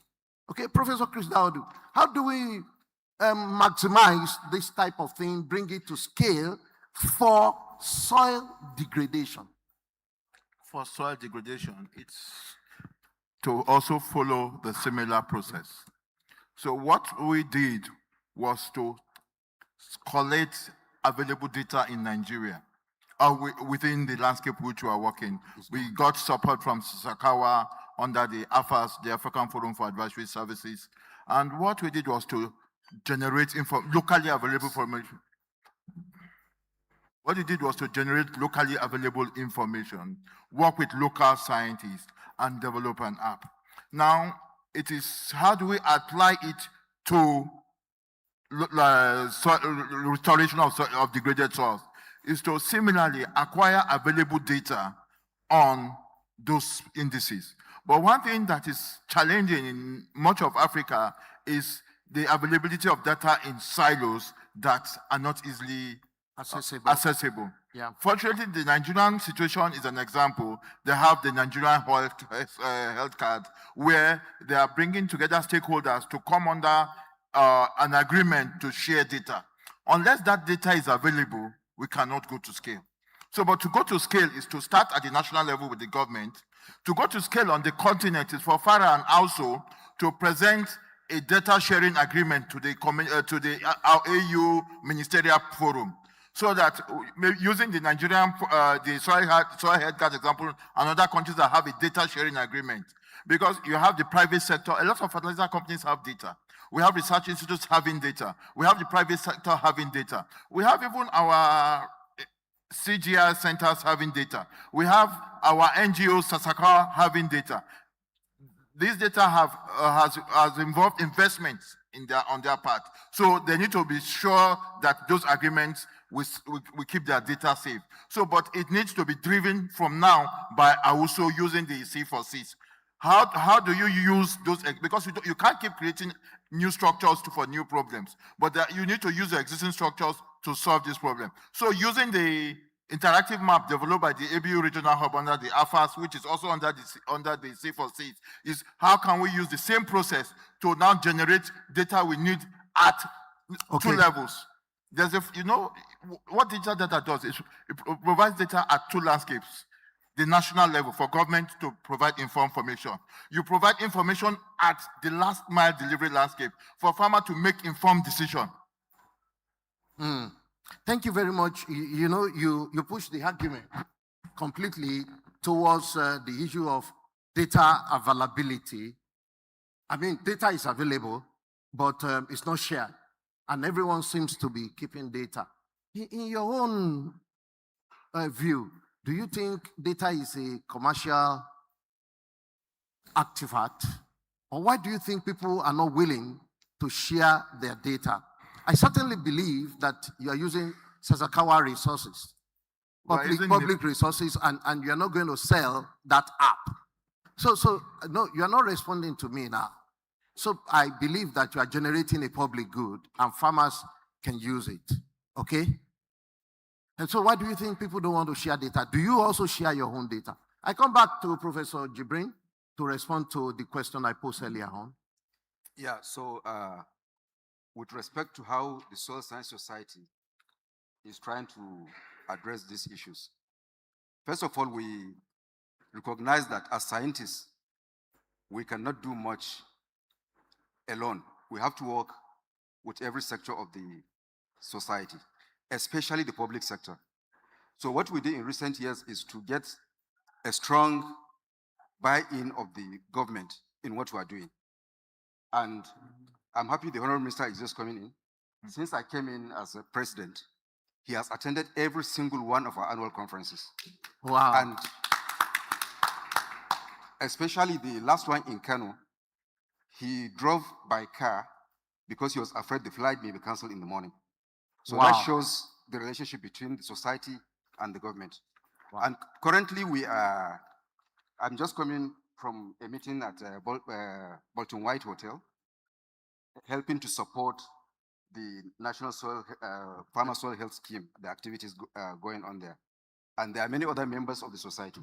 So we are working together with the government to provide that technical support so that all these things are achievable. Also, from our own part, we feel there is a need to engage and to communicate with the broader society. So we introduce a monthly lecture series. We call it Soil Talk. And every month, we pick a topic of interest, an expert makes presentation, then we provide opportunity for discussions. Yeah. So that helps us to see experiences, not only within Nigeria, but also from other places. Dr. Fatimbi himself made presentations, I think, 2 months ago. 2 months ago. Last month, the president of Ghana Soil Science Society made presentations, and we had different sectors making presentations. The next one we're planning to do is like a panel. We want to x-ray all these ongoing activities because there are so many parallel activities, and we feel there should not be duplication. We should all align into a single national program so that we can have impact. So the next Soil Talk is going to be in a panel from where we bring all the major ongoing initiatives to discuss and see the way forward. Okay, this is very good, and this is not a question. It's a piece of my understanding and advice on what Soil Science Society of Nigeria should do, and you need to jump into it and get it done. Like saying, what are the soil initiatives all over the place in the country? Who owns what data? Yeah, because it is your domain, okay? And you have everyone in it with you. Who is keeping what data? What data assessment of the country. That makes it easy for the entire work to be coordinated. Even information about soil degradation on the country. That was the exact discussion this morning from the session I was coming from. Okay. So that means everybody around in Abuja is thinking. It's going on, yes. We're thinking the same way. Let me go to Dr. Were. Yeah, the second question I posed to you, what are you doing about engagement of the private sector in Kenya? Possibly we could learn from that. Private sector. I need to repeat that question. Yeah, I was saying you talk about commercialization. Yes. Is that not? And I'm saying that World Bank is already asking us to see if Africa research system is ready to commercialize technologies. So do you think that technologies that will help us reduce soil degradation, they have commercial value? And who is going to buy it? Who is going to pay for it? That's a tough one. Yeah, if you are still reflecting on it, I can move forward. No, I think I can try to answer it. Yeah, I think we rely mostly on external funding to fund our research, but the funding environment, of course, is changing. So we also have to co-develop sustainable funding mechanisms to fund the technologies that we come up with, all the way from development, testing, validation, and dissemination and adoption. So I think we have to look into how we can commercialize some of the technologies through collaboration again with the private sector. Okay. We have to collaborate with the national agricultural research systems must collaborate with the private sector because they have the strength in commercializing these technologies. Okay. Yeah. Yeah. Thank you. Please, where is the mic for the Honorable Minister? Yes. So the mic, the roving mic for the Honorable Minister, we're getting there gradually. We're getting there. There's an important area we are going in this discussion. This question you asked is very important. It's very. Yeah. But let me put it this way. Who destroyed the soil? All of us. All of okay? us. So, and if we all destroy the soil, then what is our common wealth? Why should our commonwealth not be the source of rehabilitation? The rehabilitation of the soil. Now, in actually driving the Nigerian Farmer Soil Health Scheme, along with the National Soil Information System and other initiatives that the ministry is driving, I think leadership is being provided now for more or less the national picture. And any other project that is not speaking to what we are doing within that framework, I think you know, is for us, we are not really going to support that. But what I want to answer is, it's high time we sit and tell each other the truth. Spend billions to bring electricity. We should spend billions. What social, economic value of soil restoration? I'm always quick to say we run this we are getting today. That's it. So for me, I think it's important. We are our pains and whatnot. So it's high time we take that big, audacious goal of soil restoration and asking that big money be planted into it so that we can get the mileage. Countries that are doing that are getting results. And there are a lot of case studies all over, from China to the UAEs to India, so many places. People are spending money. So let's not think about donors. No, government, we must take interest. Government, I like that. Government. Government, yeah. It's our resources and it's our land, it's our soil. Let's repair it and then make sure that we are able to feed our citizens. Because like the Constitution says, the primary purpose of government is the welfare and security of the citizens. Yes. And in terms of food, that is where your welfare is, that is where your security is. God help us. Thank you. Thank you very much, Honorable Minister of State, and many thanks to my panelists. I know you still have so many things you wanted to say, especially Chris Daudu, and I'm not going to come back to you anymore. I look at the audience also, you have so many things you want to say, but I'm standing between you and lunch and the restaurant. The restaurant just wrote to me, they are going to close. You know, my partner from East Africa are already very crossed with me because their lunch period, it's almost over. And so I'm going to draw the curtain on this discussion. All your questions, all your things, when we come back after the lunch, we only have 2 solid things. Then after that, we have enough time to interact as scientists. So please just bottle in all those things and let's open it when we come back. So a round of applause for my panelists as they go down to their seat. Thank you very much. So ladies and gentlemen, please listen to this announcement. We do not want the lunch to be chaotic. So all international participants, their lunch will be at Acacia A and B. And that is because of the huge complaint we are getting about pepper. You know, that the food is very hot, the pepper is too much. Please, apologies. In Nigeria, Mitio Jata. So, so we eat a lot of pepper. Then, yes, email has been sent to some people. Let them just go to Acacia.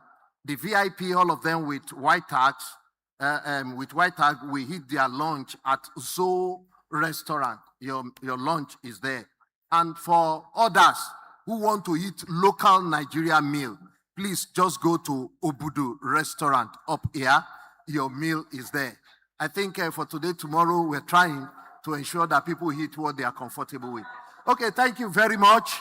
Our lunch is just 1 hour, then we come back afterward. Oh.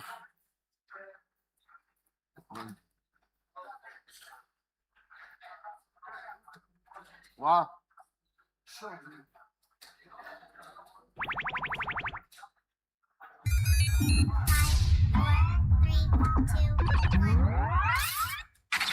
For those of you that are not down with this type of music, we apologize. Now, deal with it. Oh, is DJ done? Change? Shit. I guess change is good for any of us. Whatever it takes for any of y'all niggas to get up out the hood. Shit, I ain't mad at you. Got nothing but love for you. Do you think, boy? Yeah. All the homies that I ain't talked to, well, I'ma send this one out for y'all. Know what I mean? 'Cause I ain't mad at you. Heard y'all tearing up shit out there, kicking up dust, giving a motherfucker. Yeah, niggas. 'Cause I ain't mad at you. Now we was once 2 niggas of the same kind, quick to hop.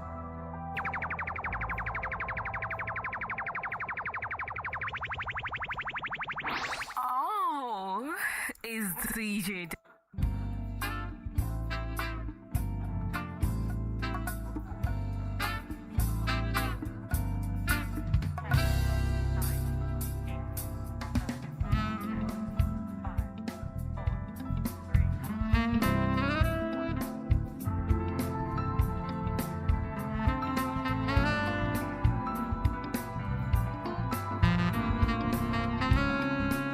I bring you warm greetings from the government and people of the Federal Republic of Nigeria and express our appreciation to every institution represented here for your unwavering commitment to advancing agricultural science and innovation across our continent.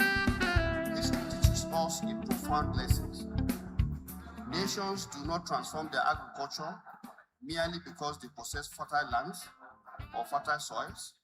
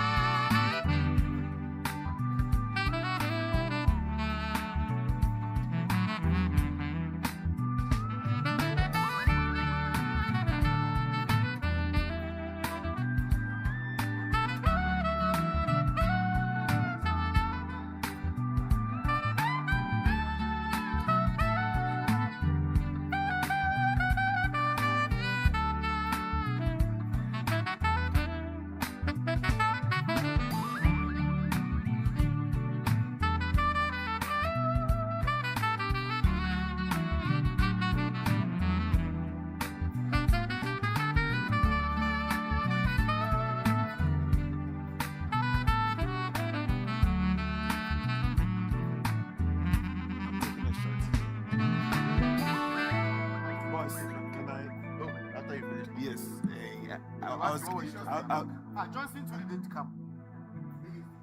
No, Johnson was in the picture. Yeah. Maybe because he's not in school.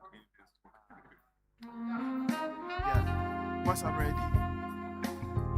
Yes, what am I even talking about? We're talking about something nutrition. The youth are very interested in issues about, yes, personal picture, nutrition.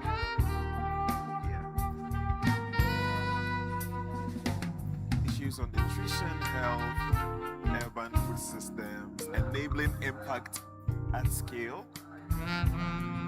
Yes. And then Kodia was sweating in the smoke. He couldn't hold through. He had to go and change and all those stuff. Yeah, and all those things were happening. So as I was saying, it's that thing that happens. Yeah, my phone is there. Yeah. Okay. All right. Thank you.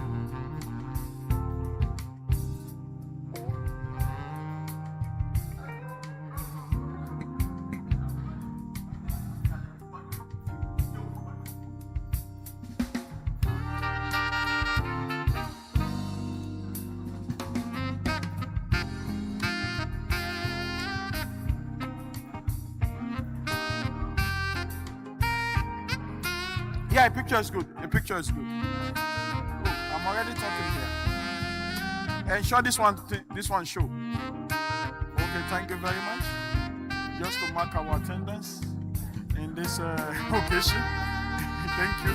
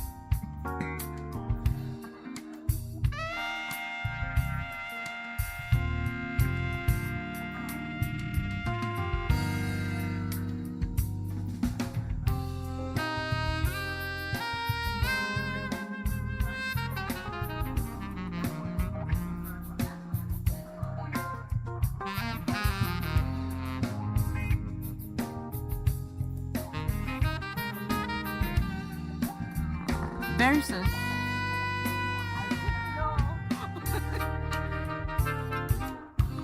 You almost reached this point. Very soon we're going to move on to the next event. But by the time, see the old people looking at me everywhere, and I'm shy at this time. What exactly am I saying? I don't know what I'm saying. But what I am saying is that really sticking the video for me. Thank you.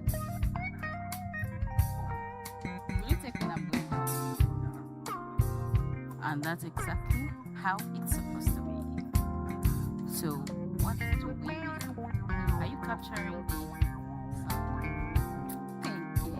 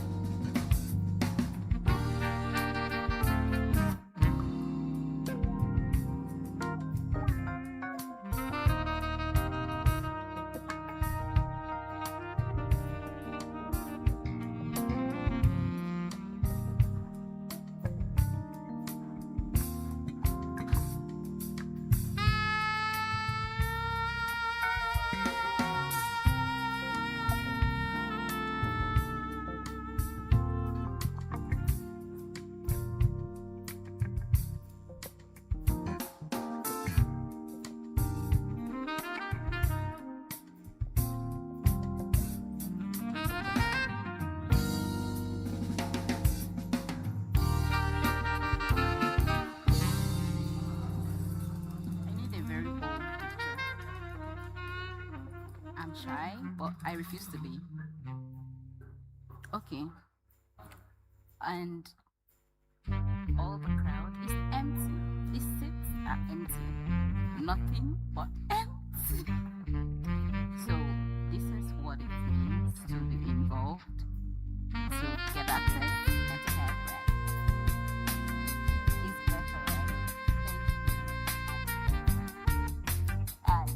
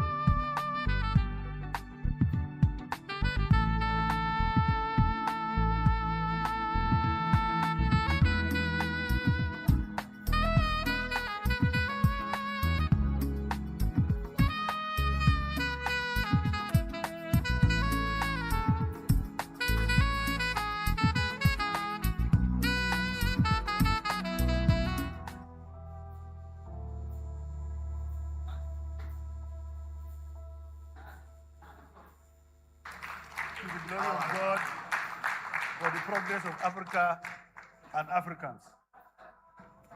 To the glory of God.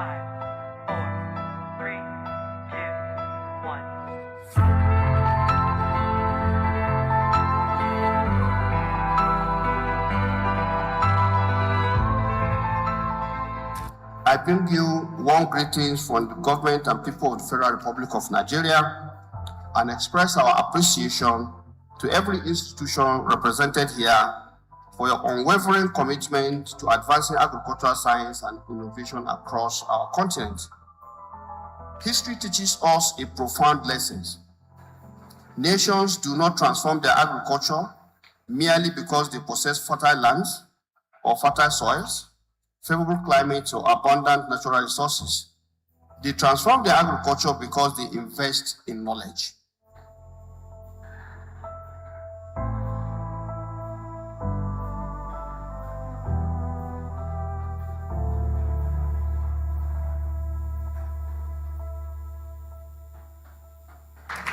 To the glory of God, for the progress of Africa and Africans.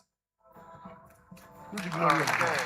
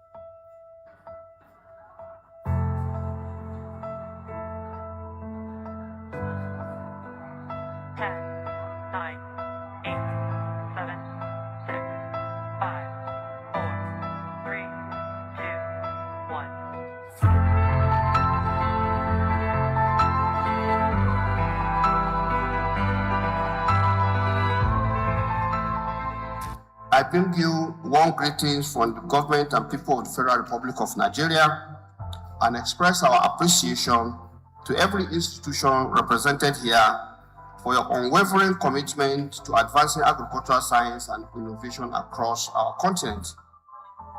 History teaches us a profound lesson. Nations do not transform their agriculture merely because they possess fertile lands or fertile soils, favorable climates, or abundant natural resources. They transform their agriculture because they invest in knowledge.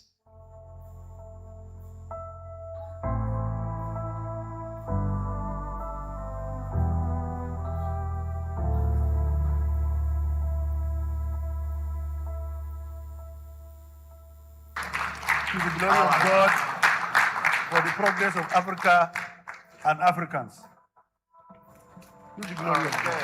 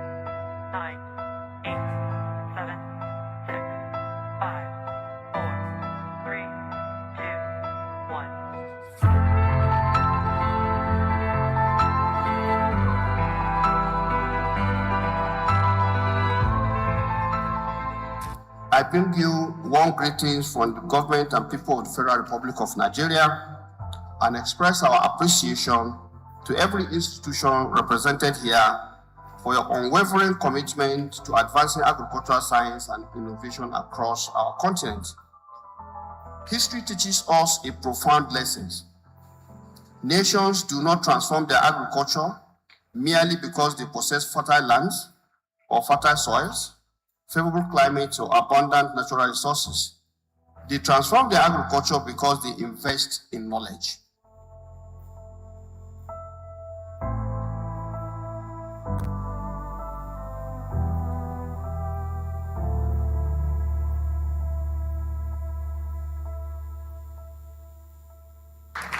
To the glory of God, for the progress of Africa and Africans. To the glory of God.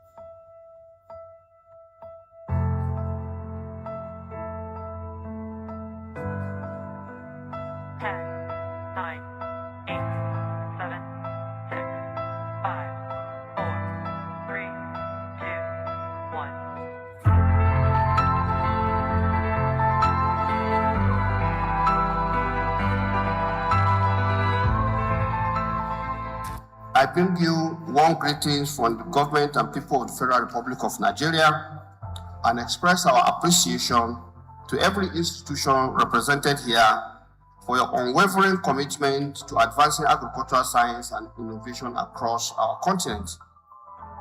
History teaches us a profound lesson. Nations do not transform their agriculture merely because they possess fertile lands or fertile soils, favorable climates, or abundant natural resources. They transform their agriculture because they invest in knowledge.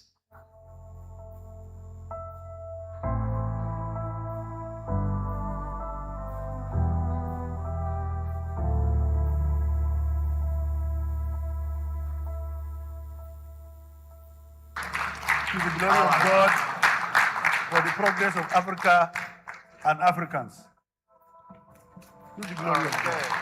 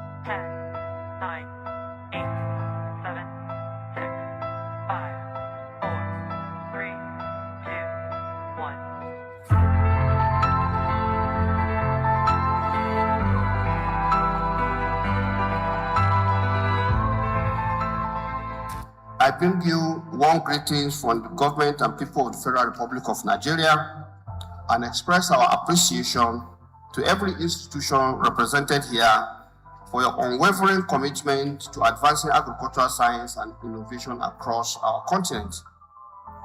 History teaches us a profound lesson. Nations do not transform their agriculture merely because they possess fertile lands or fertile soils, favorable climates, or abundant natural resources. They transform their agriculture because they invest in knowledge.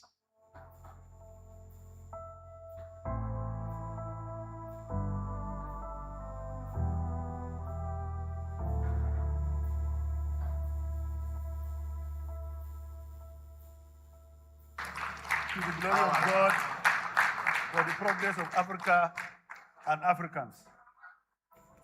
To the glory of God.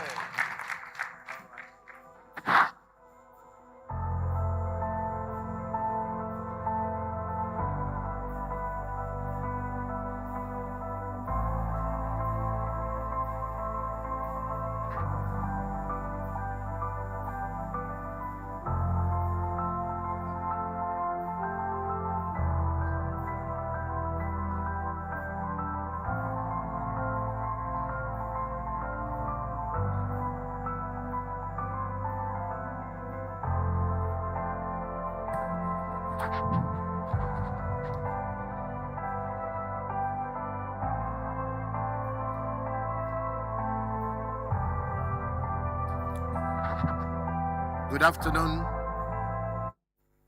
distinguished delegates, participants, excellencies, directors. I want to begin to put the house together. So many individuals are still outside, not because they are eating, but they are relaxing so that the food can find the right location in the body. So I have mobilized young men to help me gather people back. This afternoon, we have three short discussion. The first one is the Youth Innovation Challenge. And the coordinator of the Youth Innovation Challenge, are you in already? It's not in. We're going to be spending 1 hour on the Youth Innovation Challenge. Then afterwards, we are going to take the value chain-based extension system by the Sasakawa group. It's a bit of a presentation and a discussion on extension system in Nigeria. And the third one will be done by NADF. That is just for 10 minutes to outdoor a book that NADF has prepared on soil issues in Nigeria. And so these are three interesting pieces that we need to look at together this afternoon. And once we do all these things on time, then we will have a lot of time to interact, bringing up your questions, your comment. Experts are still within the house, and we will discuss that. So having informed the audience about what we want to do, will you give me additional 10 minutes, okay, to mobilize my colleagues and myself also to look for the speakers and to get them in? Thank you very much.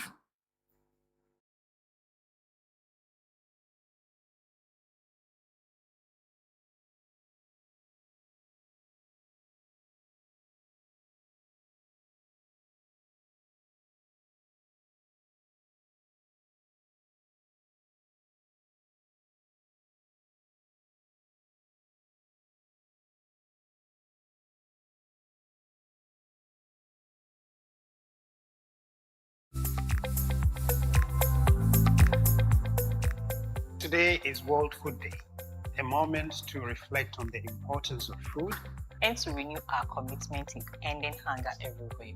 The theme, Hand in Hand for Better Food and a Better Future, reminds us that lasting solutions come through unity and shared responsibility. Food is the foundation of life. Yet far too many people still go hungry. Our food systems are facing rising challenges, from climate change to economic pressures and growing demand. These challenges affect every community, and they remind us of the urgency to act together. Partnership is the way forward.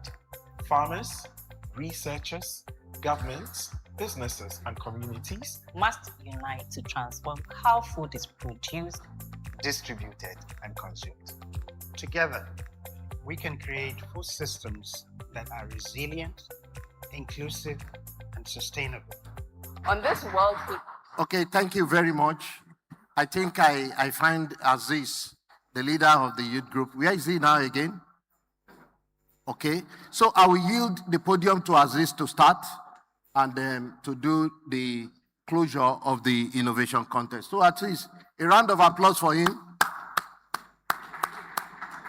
Please come over and take the podium. We are in the hall.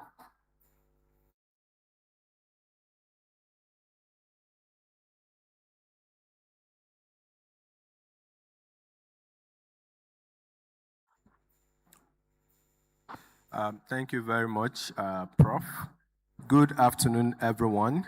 I want to officially welcome us to the Africa Agri-Future Challenge 2026. So I would like to thank every one of us for taking time out to join us this afternoon as we showcase innovators working across different strata of the food systems and transforming our food systems even as young people. And thank you very much. I would just like to just go straight to the point to mention that we are Community Action for Food Security Initiative, and my name is Aziz Salau. I work as a food systems development practitioner. We are really excited to be, co-hosting this challenge today in collaboration with ARCN, FARA, and other partners. Thank you very much. And without wasting much of our time, just to let you know that we put out the application just for 4 days, and we were able to receive over 700 applicants from 75 countries. And after that, we're able to, go into the review. And after the review, we're able to now have 5 shortlisted innovators. And it may interest us to know that we have innovators from Ghana, we have innovators from Uganda, and also from Nigeria. 3 innovators will be joining us virtually today. I don't know if the team can help display them so that we can also see them, and 2 of them are actually here. And without wasting much of our time, I would like to quickly introduce and also call on our judges that will be helping us, listen and also, ask questions from some of these innovators. The first person we have this afternoon,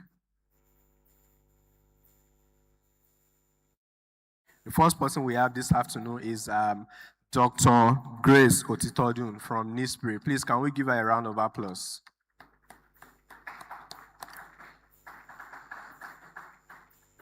Please, can we make it louder?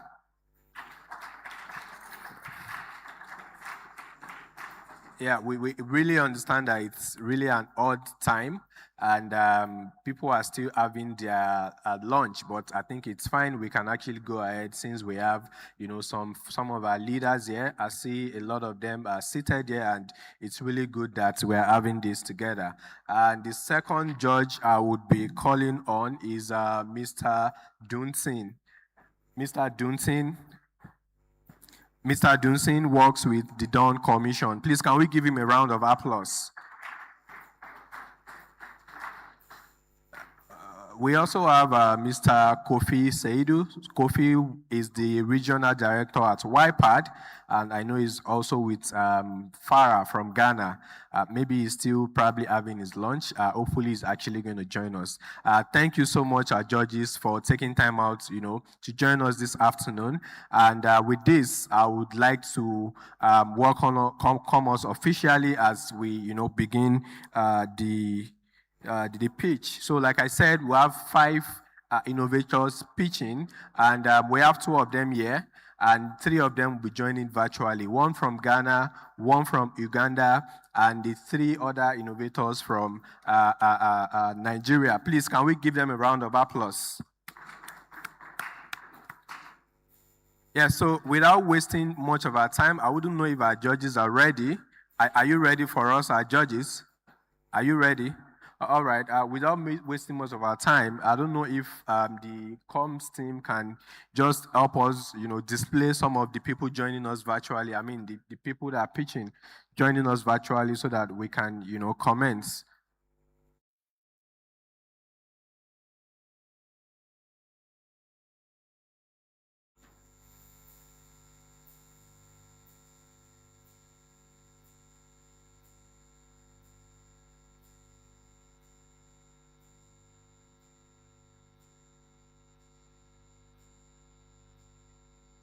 Are we ready? All right. Yes. So I can see Moses Hussein. Moses is from Uganda. I can see Rachel John. Yes, I can also see Dorcas. Dorcas is joining from Ghana. I can also see Ayobanjo joining from Nigeria. And we'll be starting with Dorcas. I don't know if we can also, try to display Dorcas' profile and what she do, and yeah. And can you confirm that you can hear us, Dorcas? Yes, that is Dorcas, project lead at Green Afro Palms Limited from Ghana.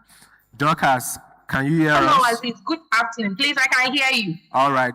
So please, can you up display a slide? Because she reached out not quite long that they're having some sort of electricity. Hello, challenge. Aziz. Yes, can you hear me? Can you hear us? Hello. Yes, I can hear you. All right. Comms team, can you up display a presentation? Then we hand over to the judges to start.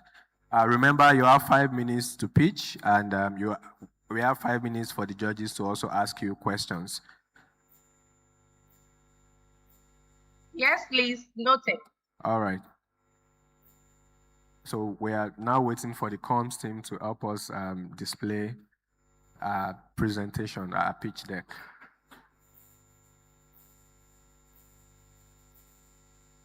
Oh, Kofi is here. Please, can we give Kofi a round of applause from Ghana? Thank you very much for joining us.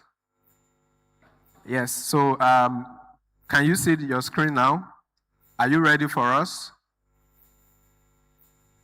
Please, I can't see the screen.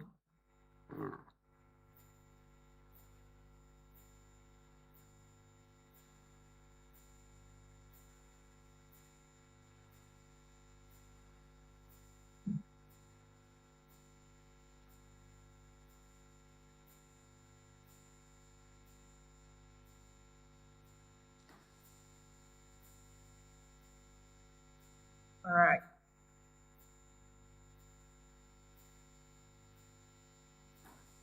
I can see it now. All right. Comms, are you ready for us?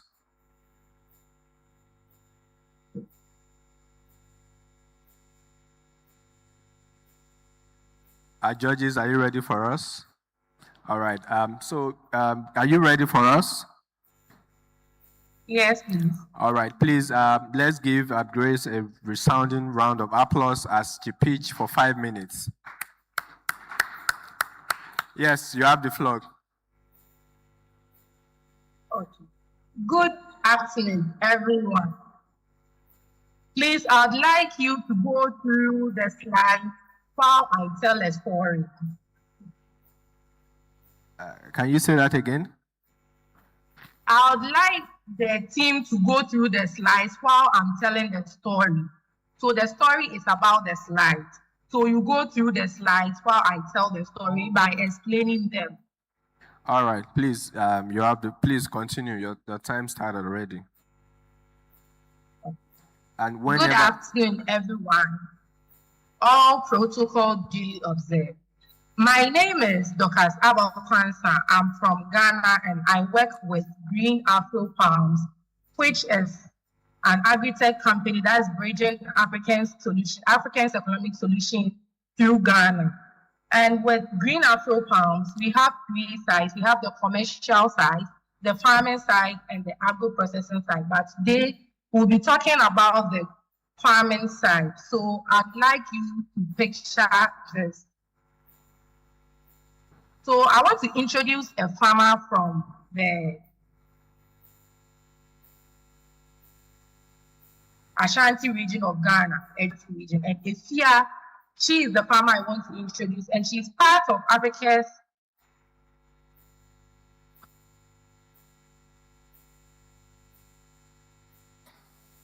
proud backbone, which is feeding and yet every season, Ifia faces a desperate crisis. When she goes to the commercial banks for money, they don't give it to her because the bankers see Ifia to be high risk. And also, only 3.5% of the total loans in Ghana goes to smallholder farmers, which is, they still see the farmers to be high risk, and Ifia is part of them. And with this, she has no options. She uses her poor quality seeds, and she misses out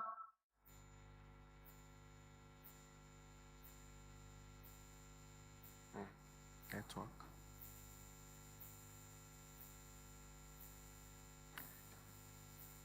On modern practices and always watches 30% of she go down the stream because that market is. So this is where we potential go with. So we built Smart Farmer, and Smart Farmer is an African operating system, and it works this way. It begins with a simple dial on a mobile phone, or you go to our field officers in our farm site at Eja, and next we introduce you to our lending system.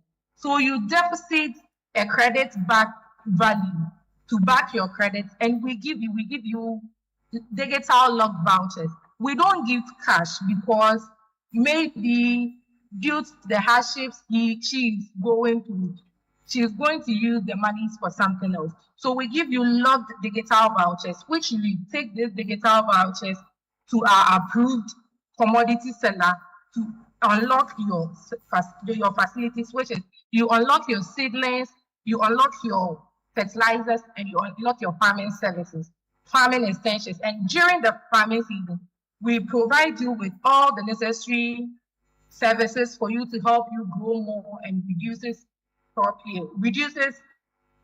spoilage. And after the farming season, or when the farming season arrives, Ifia doesn't go hunting for buyers. She doesn't go hunting for buyers or begging middlemen to buy their produce. We, as Smart Farmer, we sell everything for her.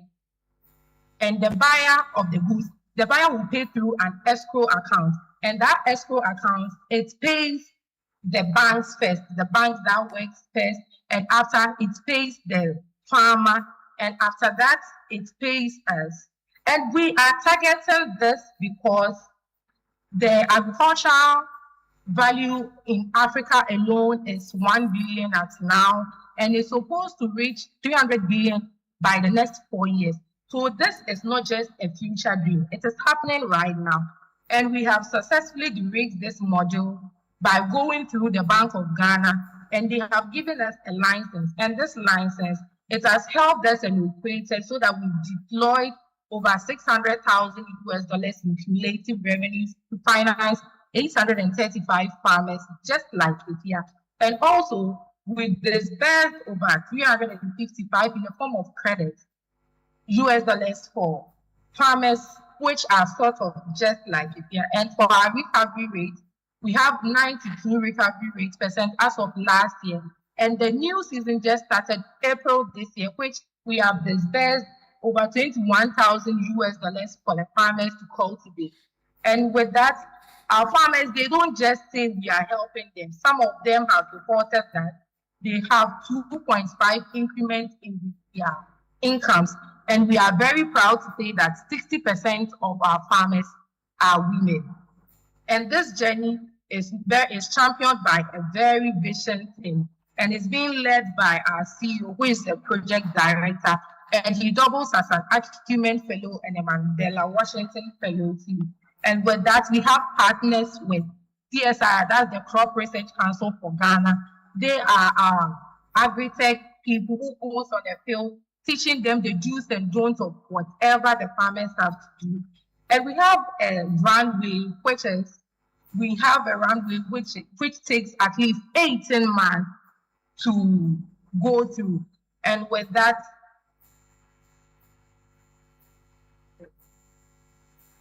hello? You have 1 minute more.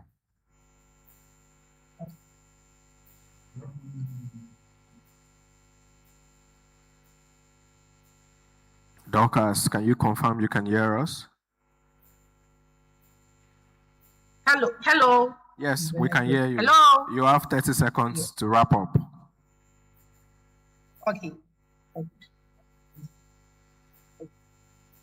So I'm inviting everyone there, every investor there, everybody there to join us in helping bridge the bridge between smallholder farmers and commercial reality by providing them with affordable financing, affordable loans, so that they can farm more and help build the gap, bridge the gap between smallholder reality and commercial reality. Thank you. Thank you very much. Please, can we give Dorcas a round of applause? Thank you very much. So now we go to our judges. So if you have any question for her or anything, please, you have the floor. You can use the mic in front of you. Thank you.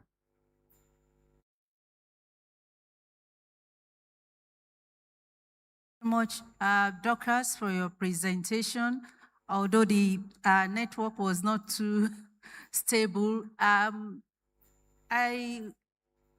think you mentioned that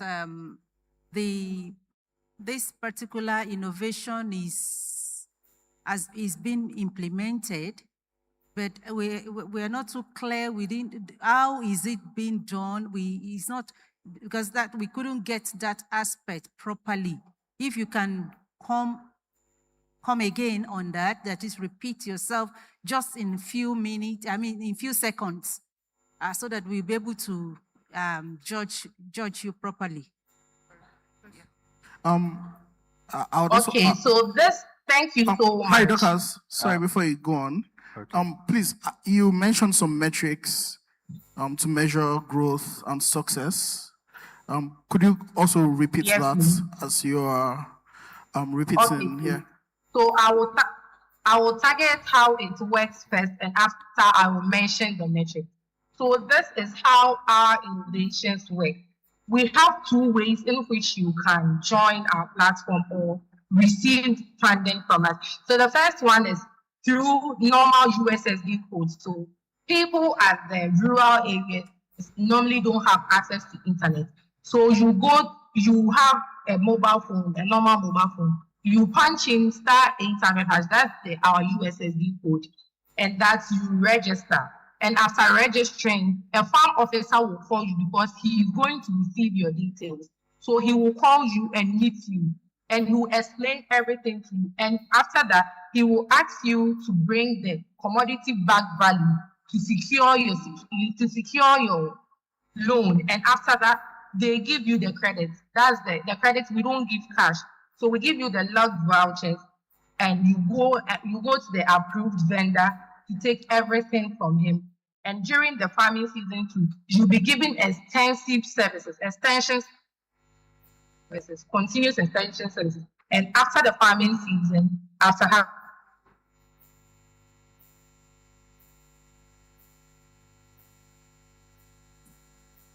Hello. Yes, are you? Hello. Yes, we can hear you. All right, thank you very much, Dorcas. Okay, Kofi, please. You have the floor. Please, have I answered your question? Yes. Yes, You have you another have. question from one of the judges. Please. So, Dorcas, this is very interesting, and I'd like to find out from you, comparing this to other existing interventions, how different is yours? That's my question. Hello, please. Did you get the question? No, please. The network was breaking. Right. So, Dorcas, I want to know how different this intervention is from other initiatives that exist. How different is your intervention from others that exist? Yes, go ahead. We can hear you. Okay. So with Smart Farmer, we have everything in line. So we give access to input. We give you input access. We give you market access. and we have the bank integration system, which does the payment after the allocation has been done. And we are on the field with microfinance, input NGOs, and other digital platforms. And they don't do it that way. They either provide either input access or market access or only bank integration. But for Smart Farmer, we provide all the three, which is we give the input access, we give the market access, and we have the bank integration system, which makes our work seamless. All right, thank you very much. Please, can we give Dorcas another round of applause? Thank you, Dorcas, for that wonderful pitch. Our judges are taking notes already. And with that, I would like to call on the second innovator in the person of Salami Wasiu, the founder of Rabi Veg Innovation. He's here in the room. Please, let's give him a round of applause. Yes, so you have 5 minutes. Please come, can we display his slide? Thank you very much.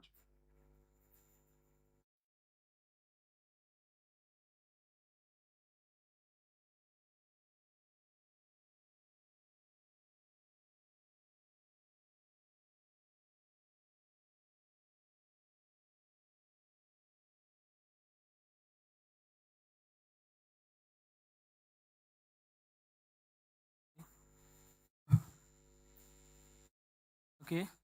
Good day, judges, honorable guests, ladies and gentlemen. I am Salami Wasiu by name, a 400 level animal science student from the University of Abuja. Okay. I am a 400 level student from the University of Abuja. I'm here to present Rabi Veg Innovation. Okay. Rabi Veg Innovation is an integrated agribusiness startup that integrates rabbit production and vegetable conservation for sustainable farming practice, environmental friendly farming, and healthy food solution. It also produces rabbit meats and vegetables for consumers together integratedly. Okay, what are the problems I see what are the problems that brought about Rabi Veg Innovation? Rabi Veg Innovation, these are the problems: limited access to nutritious and organic food, particularly lean meats and fresh vegetable. We notice that nowadays most farmers and most commercial farms, they depend mainly on inorganic fertilizers and pesticides that they use in producing food. And at the long run, this affects our environment, the soil, it affects our health. So through this, I bring about a kind of solution whereby we integrate the rearing of rabbits and vegetable production, whereby the urine from the rabbits are used as biopesticide for the vegetable production, and then this manure are used to grow the vegetables. So another problem is environmental degradation caused by excessive use of synthetic agricultural inputs. Yeah, then increase demand for sustainable farming system that ensure year-round food availability.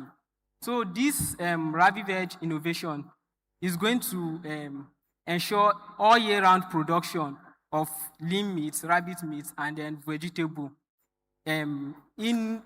irrespective of the season, together.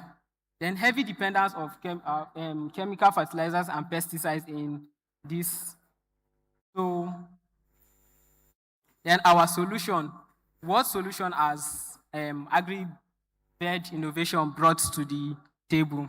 One, provision of lean meat. We all know that rabbit has one of the best white meat in the world. Like, it's a lean meat that has less fat and less cholesterol.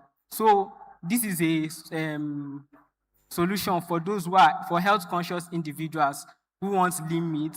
Then vegetable also, year-round vegetable production for healthy vegetables that are not being produced through chemicals or inorganic stuff, that will be provided for consumers year-round. Then climate smart agricultural practice. This is a climate smart agricultural practices that help us protect our environment, protect our health, and also bring incomes to us. Then research on organic rabbit and vegetable production. This innovation is going to help us bring out more research on organic rabbit farming and vegetable farming. So how the closed loop works, we raise rabbits organically, then we capture their byproducts, which is the urine and the biopesticide. We use the manure from the rabbits to feed the soil, and then we grow our vegetable. And in return, some other leftovers from the vegetable, that is the straws from the vegetable, are also fed to the rabbits.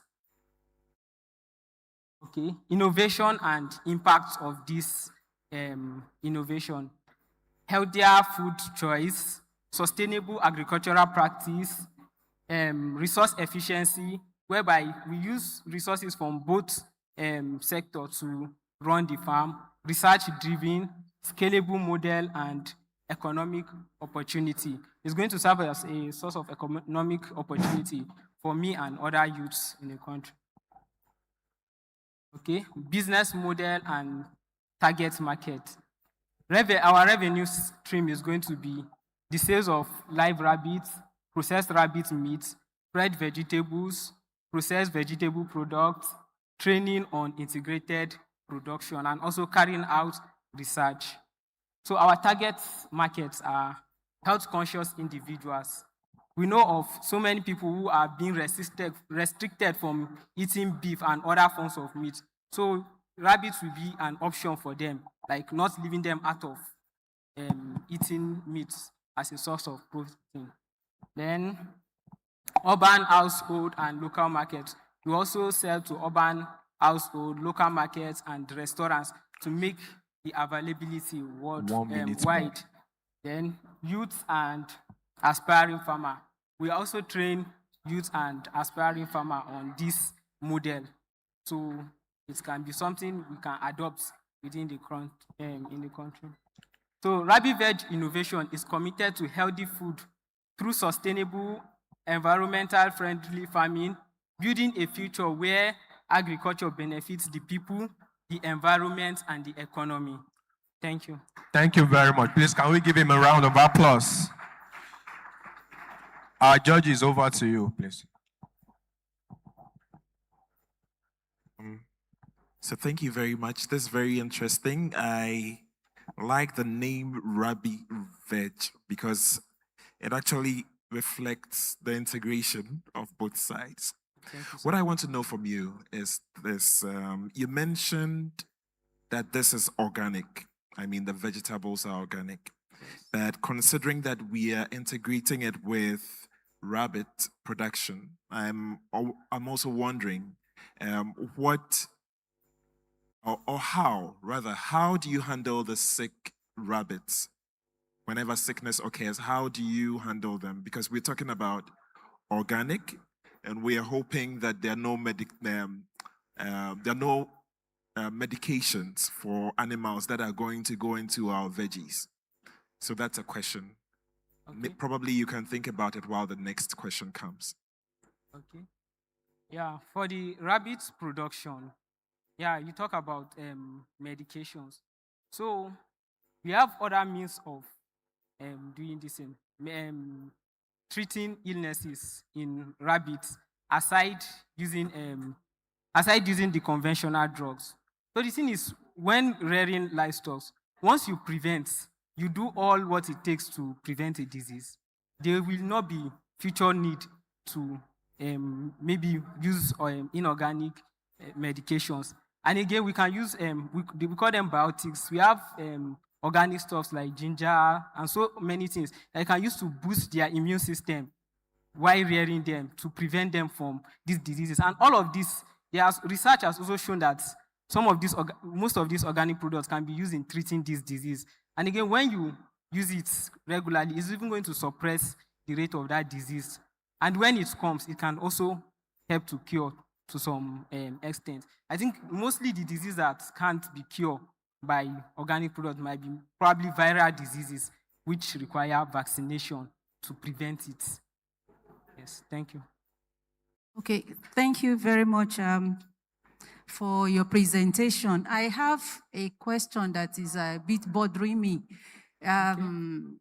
You said you use the urine from the rabbits as biopesticides. Yes. So I was wondering, did you ever think or in your research, think of or come across something like health implication issues with respect to consumers that the urine, the vegetable, so pertaining to consumers' health now?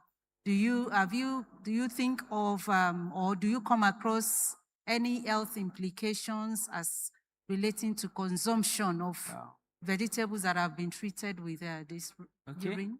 When I brought about this idea, I made a little research on this. And then I found out that the rabbit urine, mostly it contains ammonium.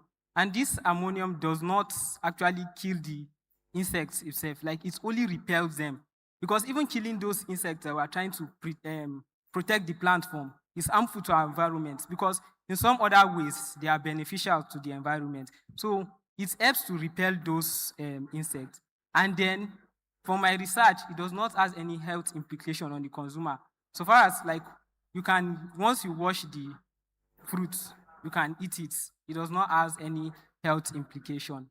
And mostly it's going to be used on crops that are maybe root vegetables and probably not leafy vegetables. But even for the vegetables, it does not have health implications on the consumers from the research I made.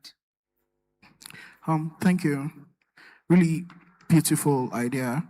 I'm only wondering, you didn't give us numbers in terms of Naira and Kobo.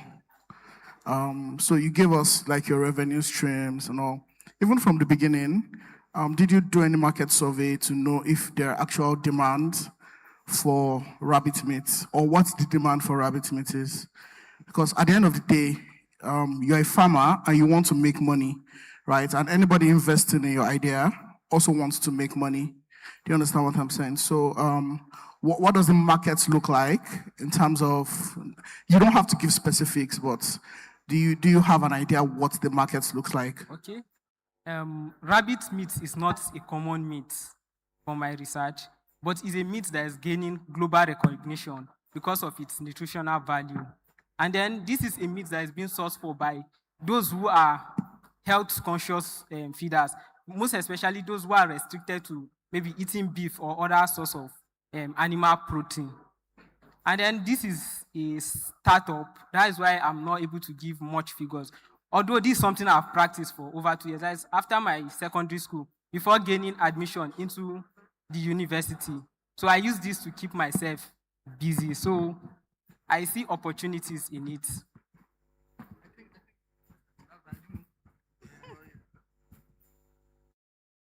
Okay, so I'm quite curious and I want to be educated on this. Okay. So I want to know how you harvest the urine. Okay. How do you harvest the urine? Doesn't it dry up before you get it? No. The rabbit hutch is designed in a way that this floor of their houses is made up of wire mesh. So once they urinate is going down and there's a collector for under each rabbit hutch. So there's a way of collecting, there's a system of collecting the urine. Yeah. Thank you. Yeah. Thank you very much, Wasil. Please, can we give him a resounding round of applause? Thank you very much. A 400 level University of Abuja student. It's really amazing. Thank you very much. Without wasting much of our time, we would go to the next person, which will be joining us virtually in the person of Anyobanjo Olayemi Oluwabumi. Please, are you able to share your slide from where you are? Yes, I'm trying to share. All Good right. afternoon. Yes, so she's the co-founder and production manager at Nutrivia by Joyemi Foods. Yes, yes, please. Can you see my slide? Yes, we can see your slide. Please go ahead. Thank you. Okay. Good afternoon, everyone. Good afternoon, the judges and the esteemed people. My name is Olayemi Anobanjo, the co-founder of Joyemi Nutrivia Foods, where we nourish families, growing community, and rooted in Africa. Have you ever determined or find out that most other cooking seasoning contains chemical preservatives and other additive colorings? While you are in a party and you crush your teeth on a lump sum of seasoning and it makes you dissatisfied, knowing that most cooking seasoning contains chemical preservatives and additives that are very detrimental to human health. Also, did you know that over 32% Nigerians, adults, would have hypertension, which are related to diet, and 1 in 2 of Nigerian battles a chronic health condition linked to poor nutrition, and over 200,000 lives lost yearly to adulterated and chemical-laden foods. What is the fix? The fix starts in the kitchen. What you season your food with and how you cook it. The solution. Nutrivia has come with an innovation by sourcing directly from local farmers who practices organic farming and thereby, reduce post-harvest losses on each of our raw materials, collect them, dry them, and then store them that will prolong their lifespan, and then also use them in the production of our natural cooking seasoning, ginger tea, and as well soya mix, which are more to promote nutrition, health, and wellness. Our products are NAFDAC certified, FDA, and NECP certified. Nutrivia is bridging this gap by promoting health, tackling post-harvest losses, and also educating children and adults on the use of herbs and spices to promote their health. The size of the natural foods in the market, wow, the town is 150 million naira in Nigeria, and we are tackling the SOM, which is the 50 to 100 million naira in the next 1 year. Our target market includes the health-conscious people, critical health challenge, families, mothers, distributors, supermarkets, and other traditional restaurants and wellness community. How do we make our money? We make our money direct sales, distributor partnership, online and WhatsApp orders. We also make our money through trainings, waste of our livestock we set our waste to the farmers who are training livestock, and as well we do white labeling and also process our other raw materials into other spices. So where do we stand out? We stand out because we are fortifying every of our products with essential nutrients, which contains some nutritious soya flour and other healthy medicinal herbs. And we also educate using video content to educate young children from age 4 and adults in the use of herbs and spices to promote their health. Our roadmap to our progress. In the next quarter, we are rebranding to Nutrivia for us to go to global standard and increase our online presence. In the next quarter, second quarter, we are acquiring for more machineries and other machines for us to produce in affordable sizes in order for us to reach low and middle income earners. And the third quarter, we want to acquire more certification in order for us to go to exportation. And others in the next 4 quarters, we want to launch new products and also build our digital consultation hubs by expanding out into other African countries. Who is building Nutrivia? I have Mr. Anobanjo, who is the founder and a sales marketing lead, who has more than 15 years experience in 8 years marketing and as well 7 years as a financial auditor. Myself, co-founder and the production manager, which I have 7 years as an assistant production planning manager in the flexible packaging company and 5 years experience in administrative management. We also have another co-founder, Adodoyi Ogundeji, who has knowledge in farming and as well who build more ways of improving our herbs and spices. Our achievement so far, we have gained over 10 million, more than 10 million naira in sales and as well in grants. We have our monthly revenue in 250,000, average of 270,000 naira. And we have reached over 1,000 customers in Nigeria and outside Nigeria. So we are planning, for our key achievements, we have been able to acquire NAFDAC, FDA, and as well train over 10 young girls in herbs and spice production, and as well young adults in the production and sales of herbs and spice production. We have been able to acquire a stage on Ogun State MSME Clinic, grant from Flourish Africa 2024, and also we are also been able to build a supply chain with 9 farmers in Kano, in Ondo, Ekiti, and other states. And as well, we are also being selected at the UNDP Nigeria, Biafra Africa in Lome, Togo. What is our financial? We have our financial projection. You have 1 minute. In the next 3 years, here is our financial plans. Well, we need the use of fund. We are seeking for 12 million naira in order for us to acquire some equipment, other certifications for exportation, rebranding and exporting packaging, raw materials and digital marketing, and as well traditional marketing. So with these grants, in 12 months, we'll be able to reach our revenue over 4.8 million naira, expand into 6 geographical locations in Nigeria and outside Nigeria, employ more 5 new staffs, operation marketing and packaging, penetrate more into supermarkets in major states and reach more than 1,000 customers in Nigeria and outside Nigeria.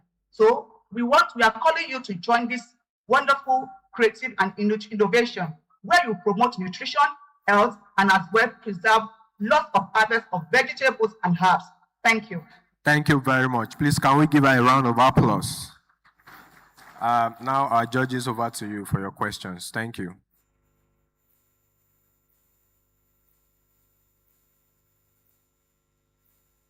Thank you for your presentation. Yes, I want you to inform me of the uniqueness of your products.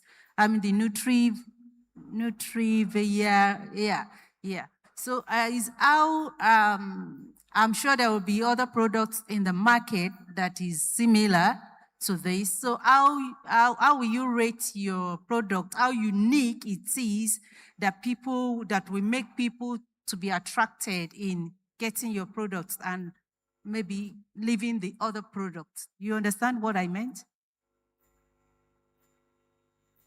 Do you understand my question?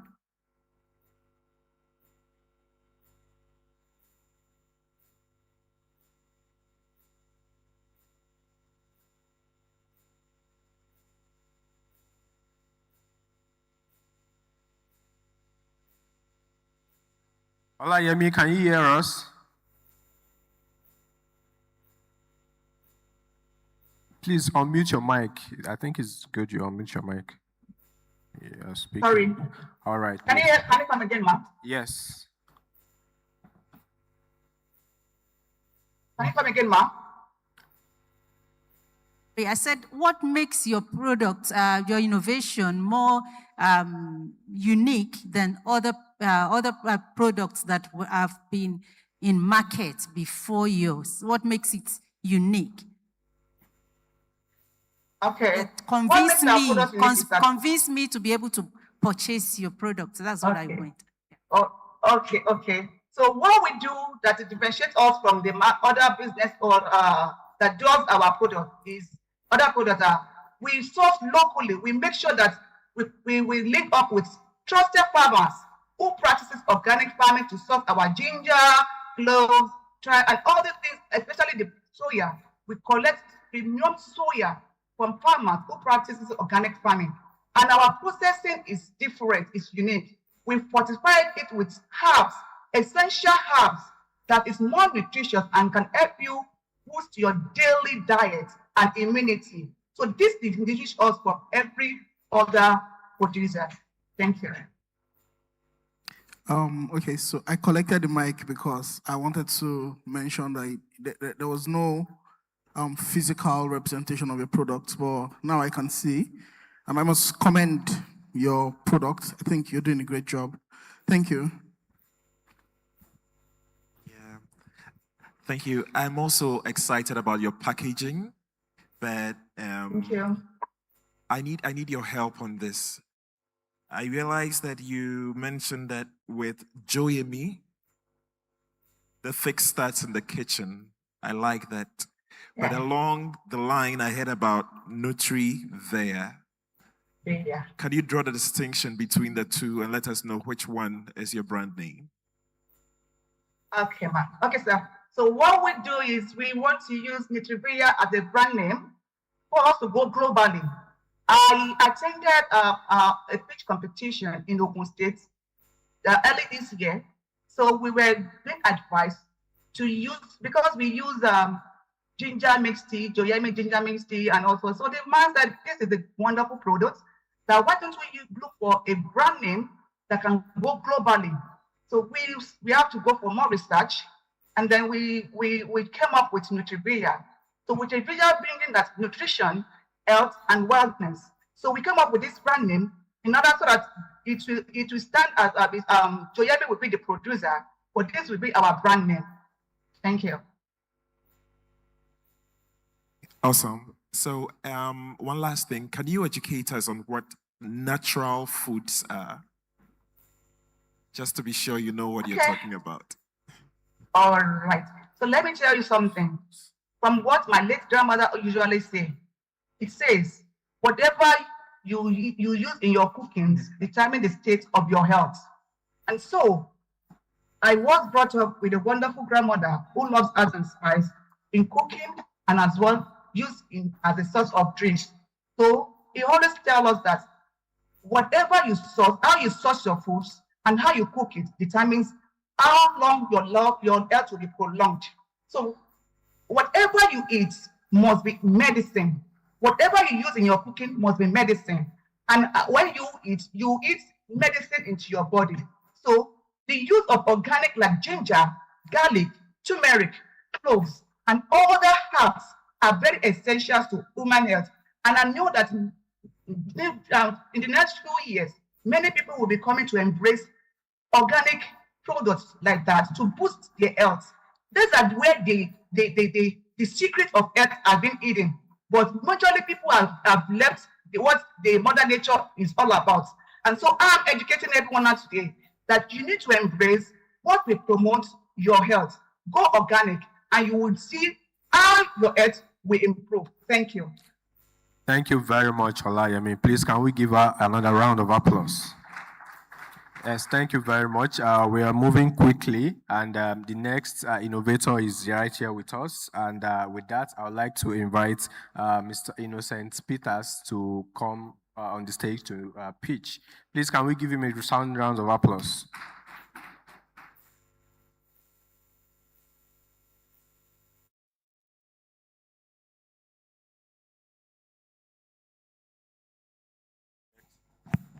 Comms team, please, can we project his slide?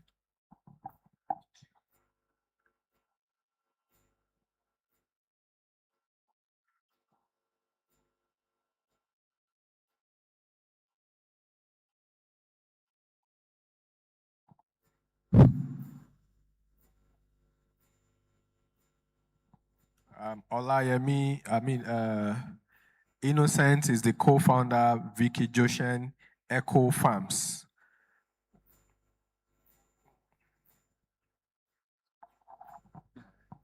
Yeah. Please, you have the floor, please. Converting your everyday waste into wealth. Converting your everyday waste into wealth via the black soda fly. Good day, judges and distinguished guests. I'm Innocent Peter, presenting our black soda fly technology. About us, what makes us stand out is that we're an innovative company that is transforming your everyday waste into wealth by two of our major innovative products, which involve converting waste into fertilizer, organic fertilizer that the farmers use in growing their crop, and at the same time producing feed for our livestock.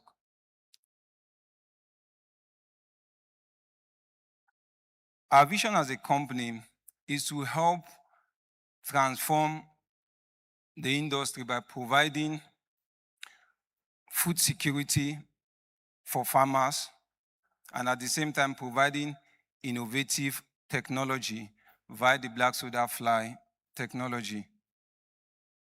The problem we've spotted out in the society that we're trying to curb via this our innovation involves improper management of organic waste, high cost of feed, high dependence on fish, meal, environmental pollution, greenhouse emission, and unemployment.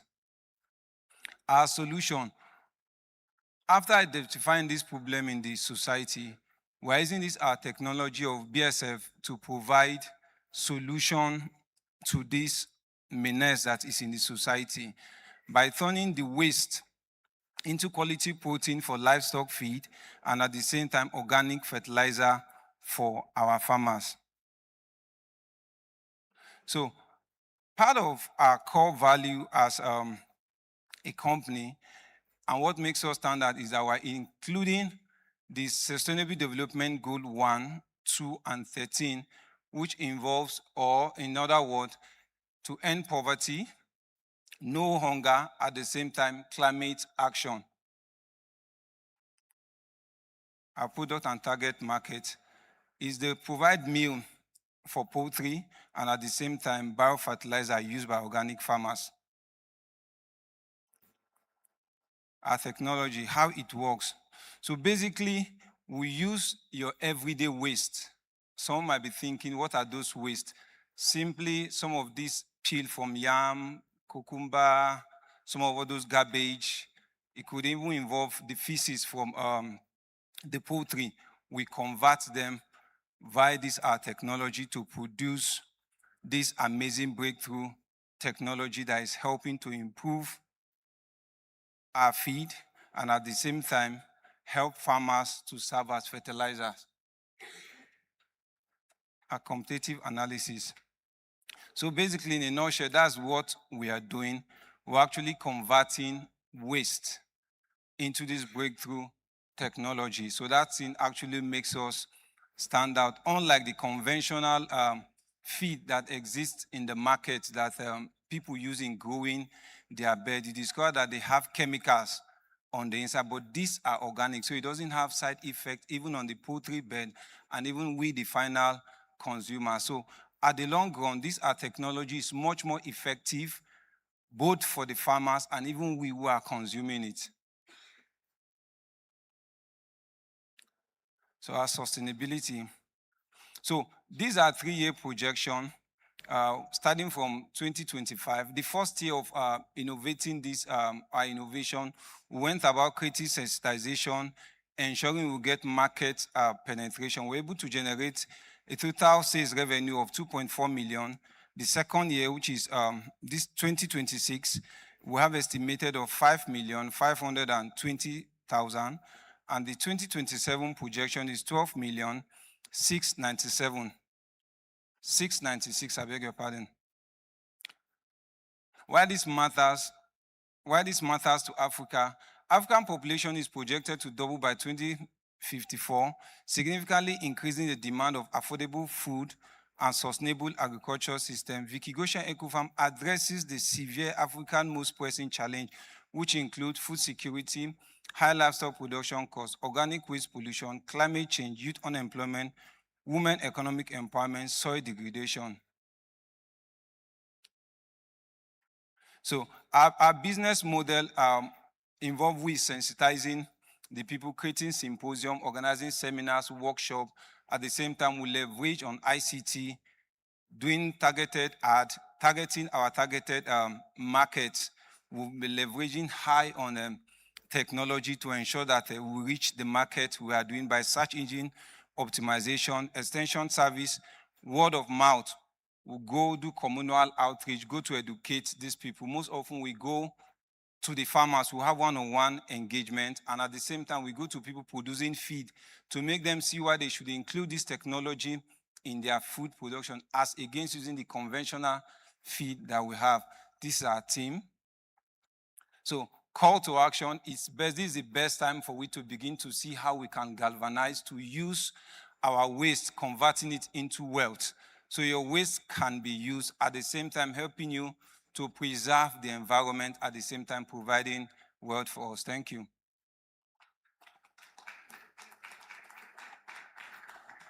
Yes, thank you Very much. Please, our judges, over to you.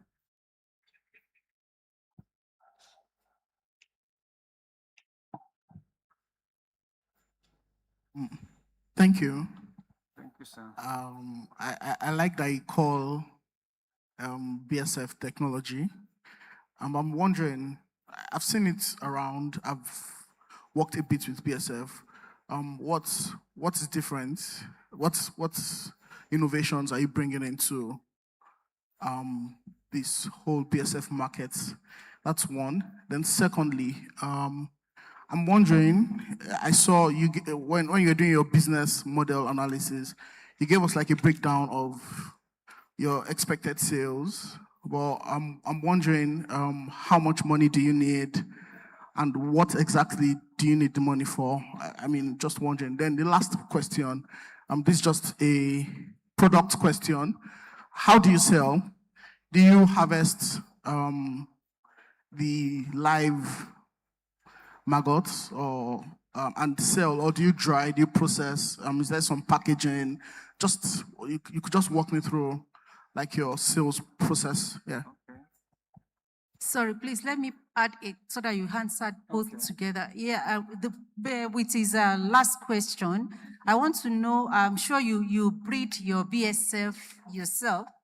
Yes, so I want to know how do you generate the optimal condition for their breeding, to breed the larvae? You know, the environment, the climate is not, the weather is changing. So how do you manage creating optimal condition for their development? Okay, so first off, I think, how do we sell, right?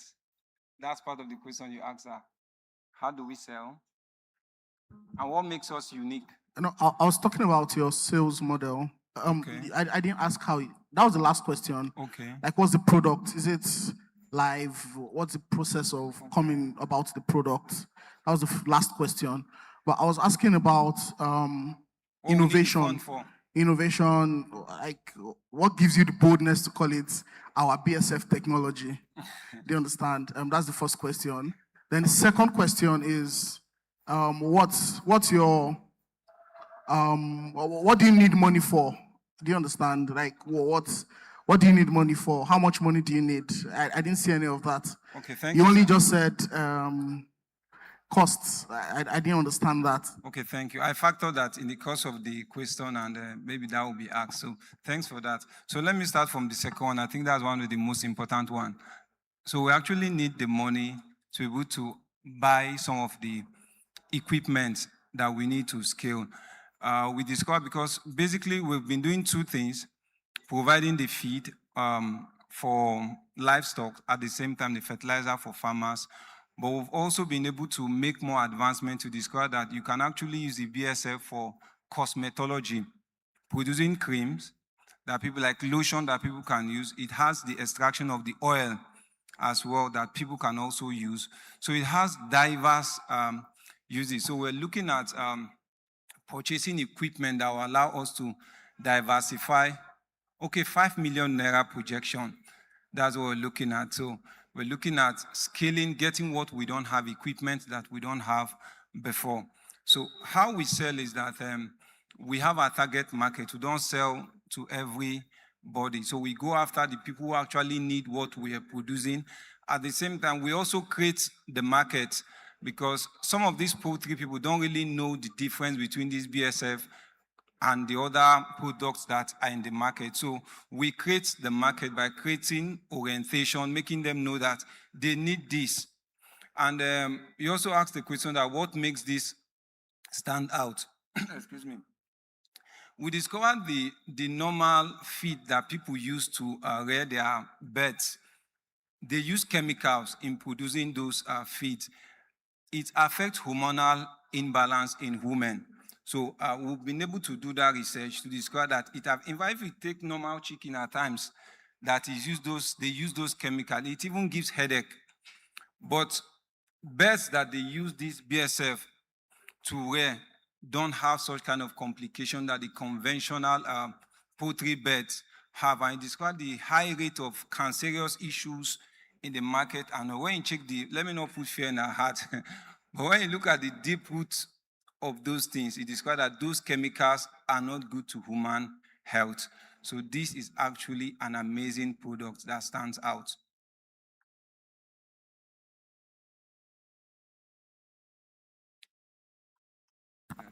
Are we good? All right, thank you very much. Please, can we give him another round of applause? Yes, without wasting much of our time, we would like to now call on the last innovator joining us online from Uganda to present his speech. Okay, are you able to share your slide? Can you hear us, Moses?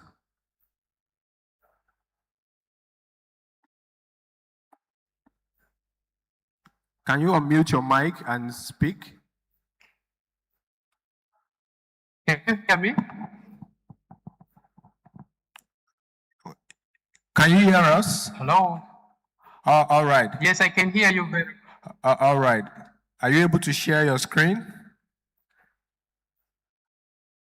Yes, please. Can you see my screen? Not yet.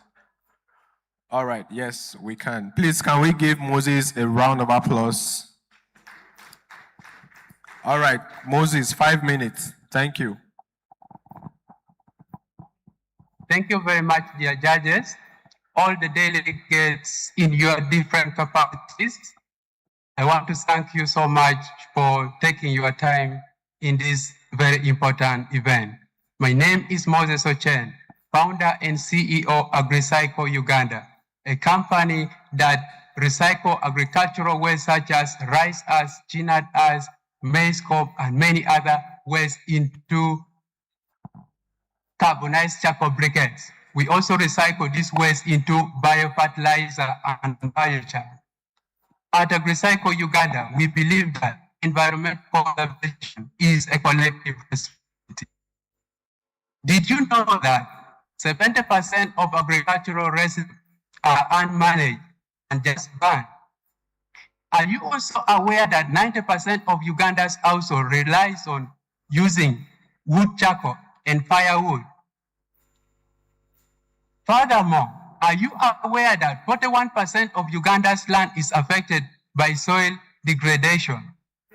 And lastly, did you know that 70% of young Ugandans have limited access to decent jobs?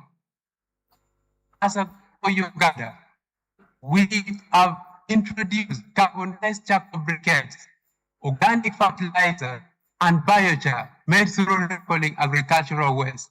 These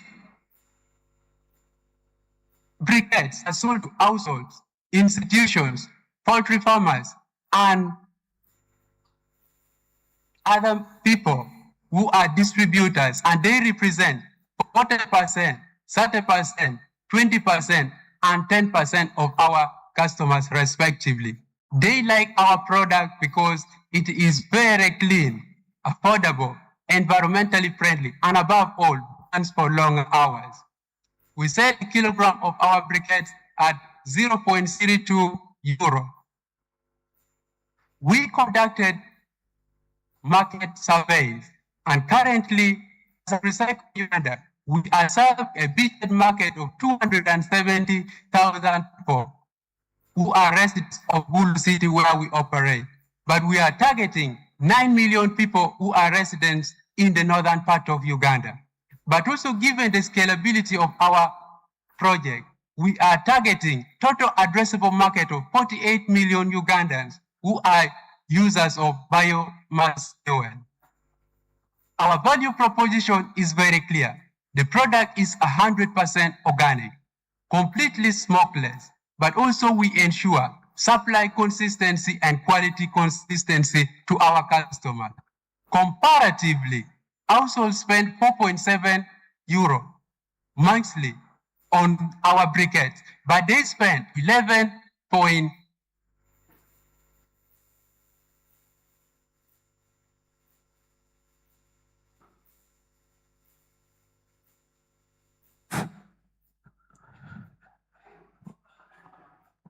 Hello, Moses, are you there?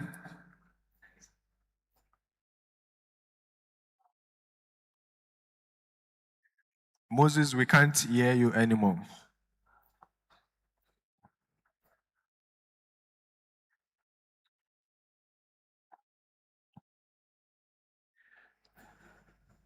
Moses, can you hear us?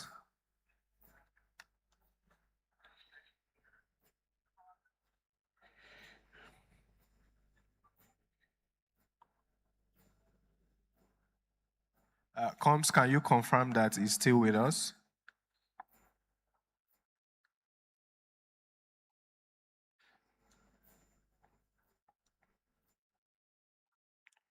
Moses, can you unmute your mic?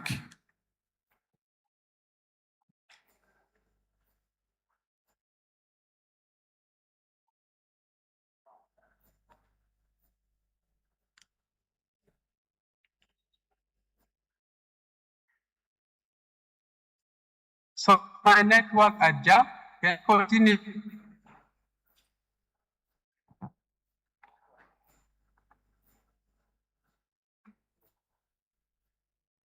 Hello, Hello? Moses. Yes, can you conclude?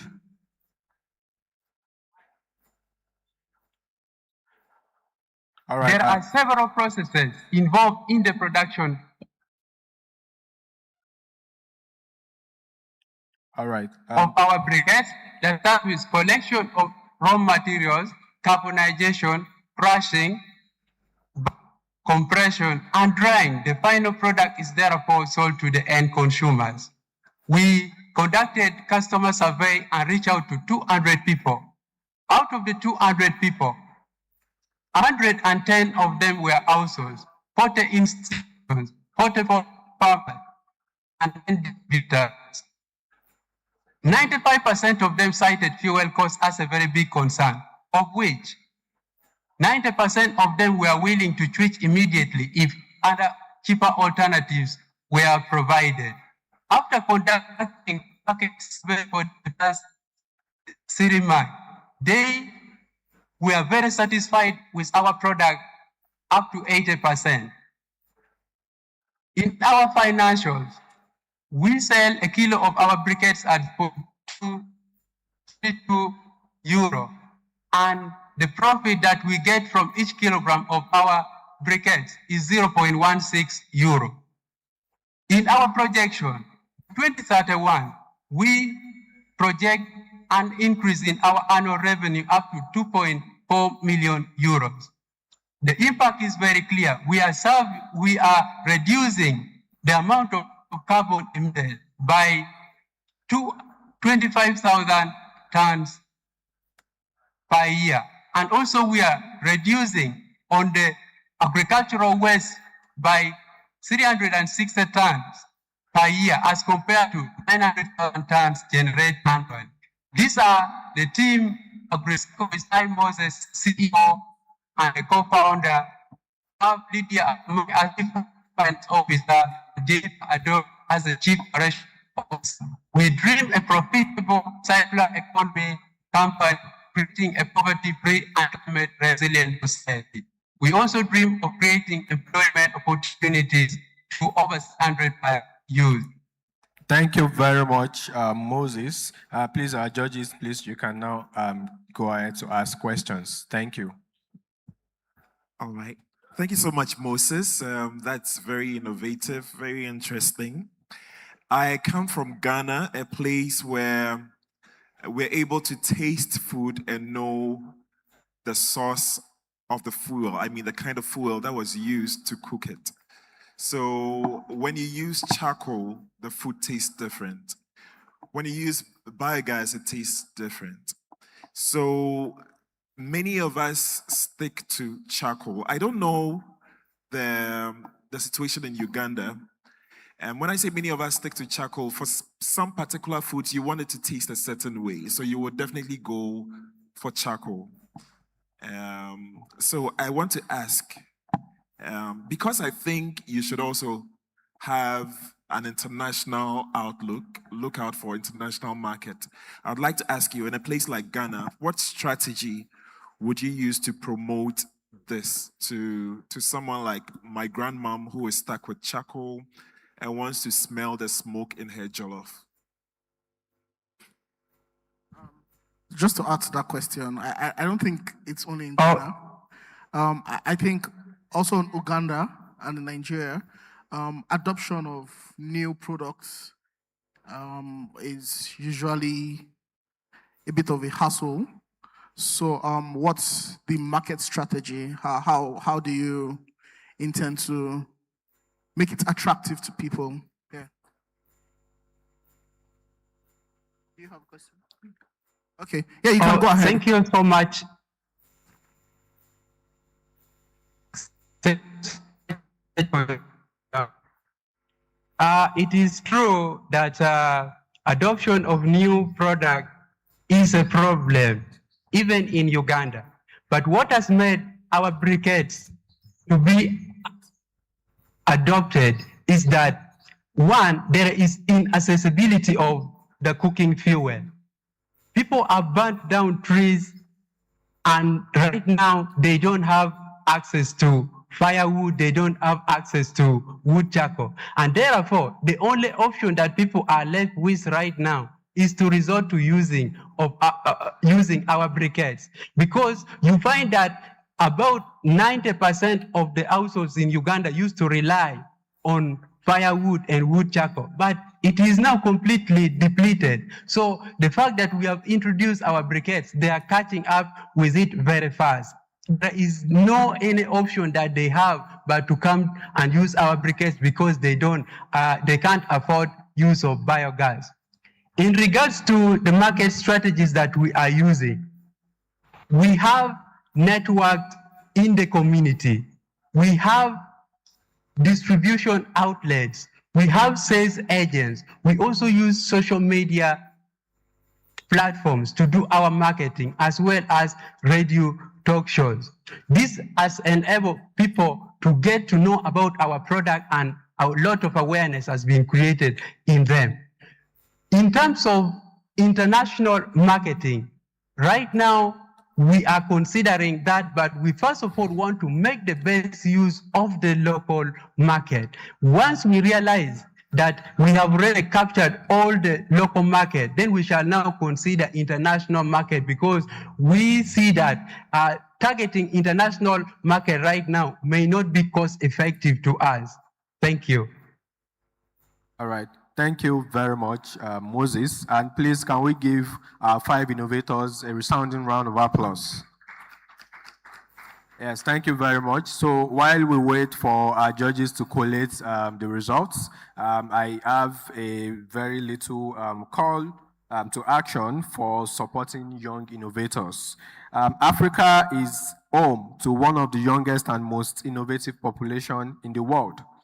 Across our continent, young people are developing practical solutions to challenge agriculture, food security, climate resilience, and rural livelihoods. What they need is not just recognition, but sustained support.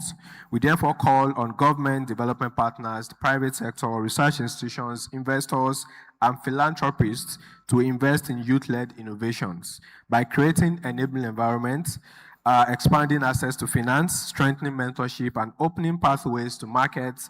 We can help transform promising ideas to scalable enterprise that create jobs and improves lives across Africa. To our young innovators, keep believing in your vision, continue learning, collaborating, pushing the boundaries of what is possible. Every successful innovation begins with courage to take a first step and determination to keep moving forward despite challenges. Together, let's build an Africa where innovation is nurtured, young people are empowered, agriculture becomes a driver of prosperity, sustainability, and also inclusive economic growth. The future of Africa agri-food system depends on the idea we support today. Let us invest in our youths, champion innovation, and shape a food secure and prosperous Africa together. With this, I would like to thank every one of us for taking time out to join us. You agree with me that if we are able to have more resources and more support from especially our leaders across the food systems value chain in Africa, we can actually do better. Because as young people, we've done so much with so little. And with your support, we strongly believe that next year can be better than this. And with that, I would like to call one of our judges to, if they are done, to come up to, okay, how many minutes? 30 seconds. So like I was saying, if we can actually get more resources and more support, it really goes beyond maybe funding and all of that. We need mentorship. We need, to make sure that we are holding ourselves. Because when it comes to sustainability, you all agree with me that young people are the key to driving all of these innovations we're actually speaking about today. So I want to encourage all of us from different parts of Africa, across the world, to keep showcasing young people's innovation, to keep supporting us, and keep making sure that we're working together to transform our food systems in Africa. Thank you very much. My name is Aziz Salau, and we'll wait for the judges to come up to give us the results. Thank you. Please, can we give ourselves a resounding round of applause? Thank you.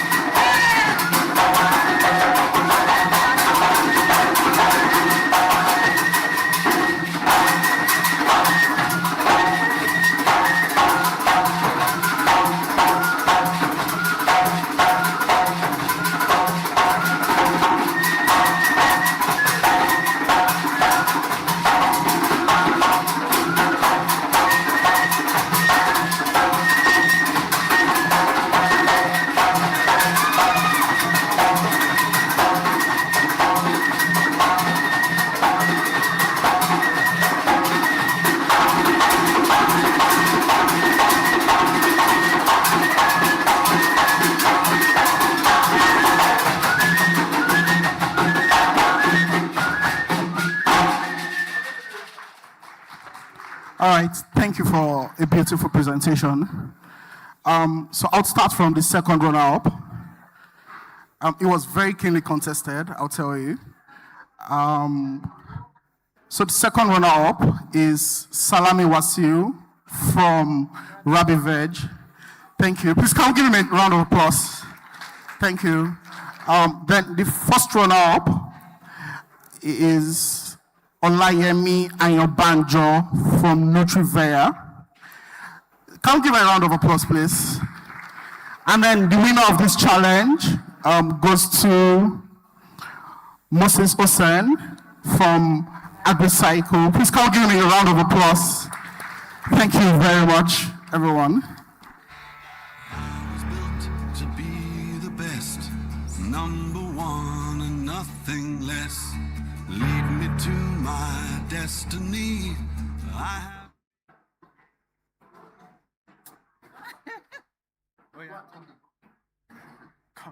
Okay.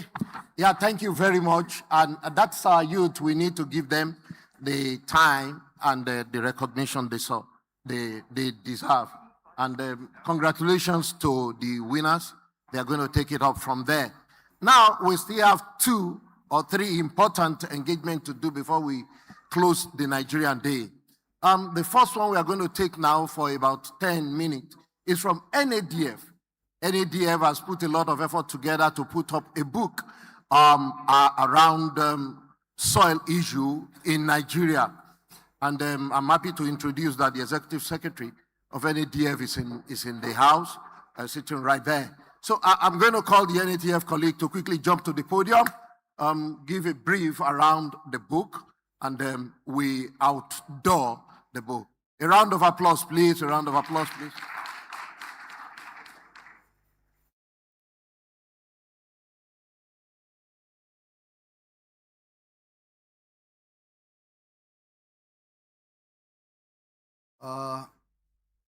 Good evening, the ES of NADF, the ES of ARC, and distinguished scientists, other distinguished guests. Good evening, everyone. So just before the slides come up, the fertilizer recommendations manual is a product of the NADF alongside 2 other critical partners, the Farm Input Support Services Department of the Federal Ministry of Agriculture, and also FEPSAN. FEPSAN is the Fertilizer Producers and Suppliers Association of Nigeria, and other stakeholders. This is an introductory presentation simply because the manual is about 90% done. We are yet to publish it, but we thought we seized this opportunity of gathering of distinguished scientists to at least give them an idea of the work that has been done so far. So again, as I mentioned, it's an introductory presentation, and it's that of the Harmonized Fertilizer Recommendation Manuals for Crops in Nigeria, Volume 1. Next slide.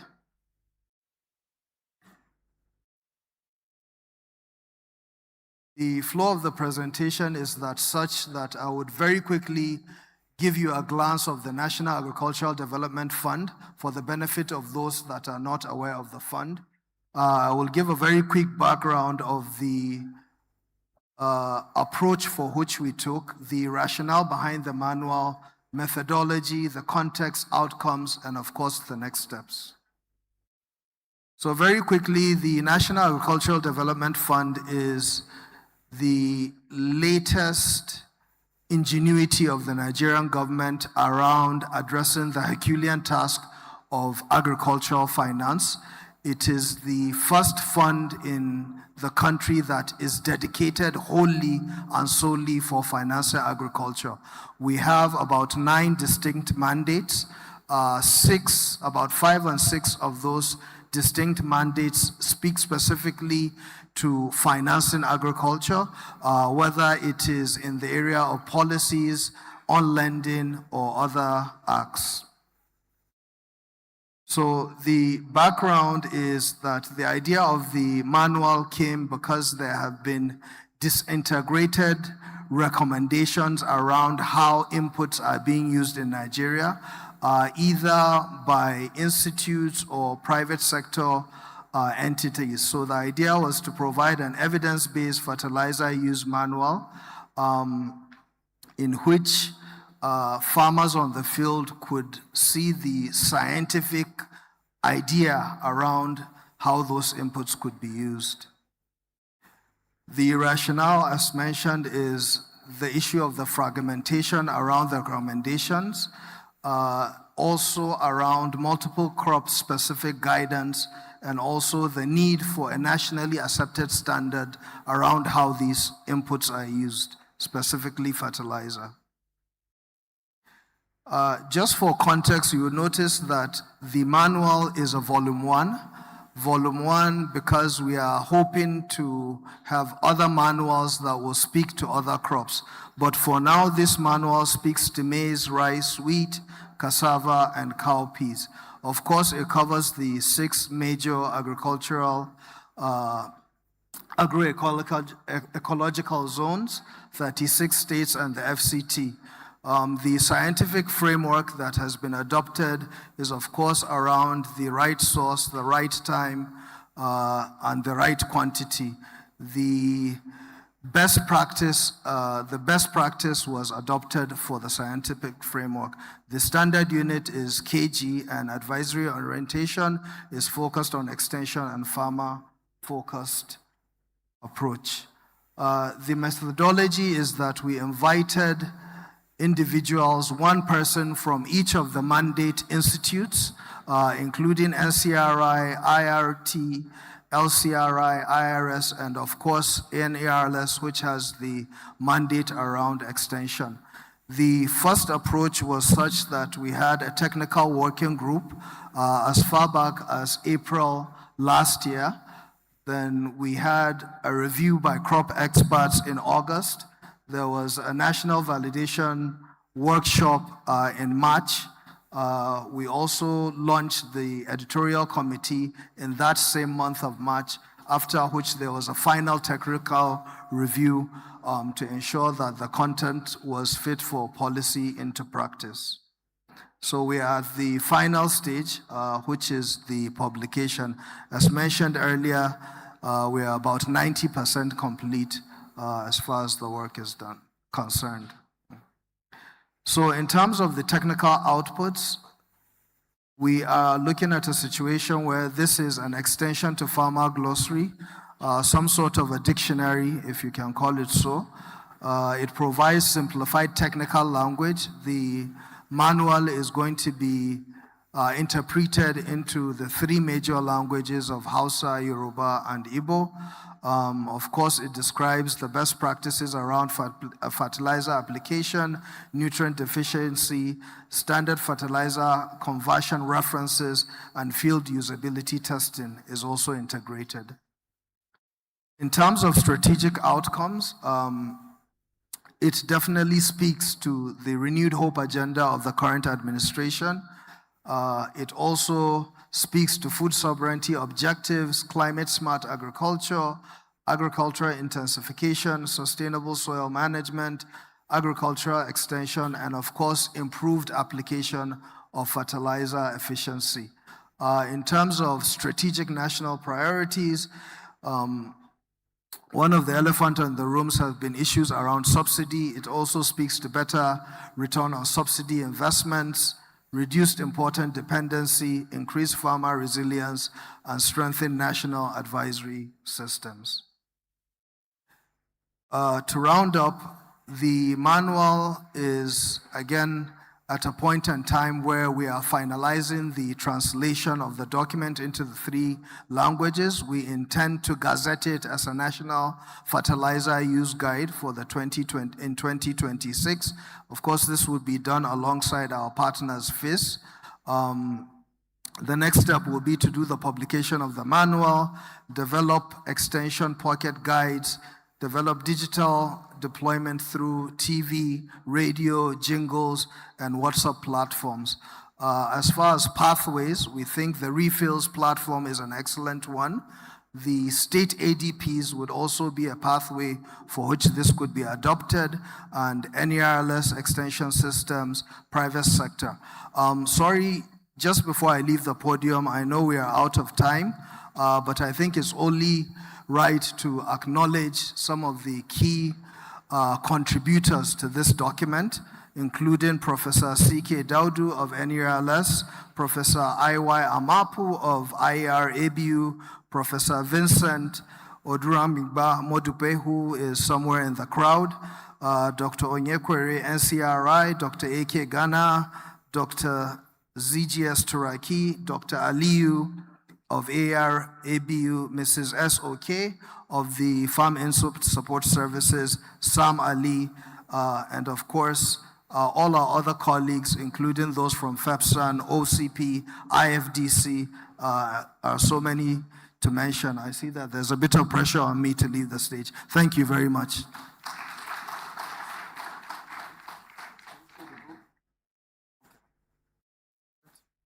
Okay, let me help him call the EHS of NADF, the EHS of ARCN to take the group picture with the book, and we can do all the paparazzi. Okay, now I want to call on Sasakawa African Group. Where is my friend and my brother, Godwin? Is Godwin still in the hall, or is...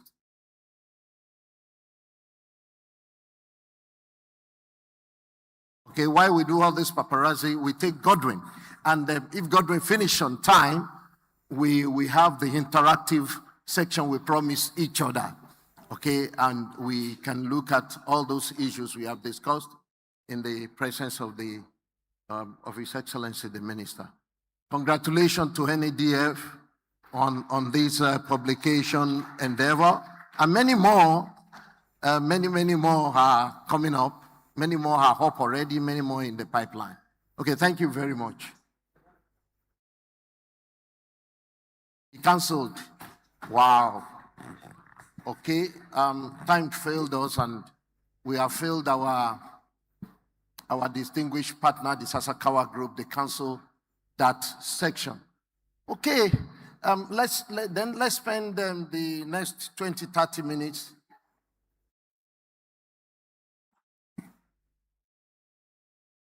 Please let me know what the action is. Sasakawa, stay coming.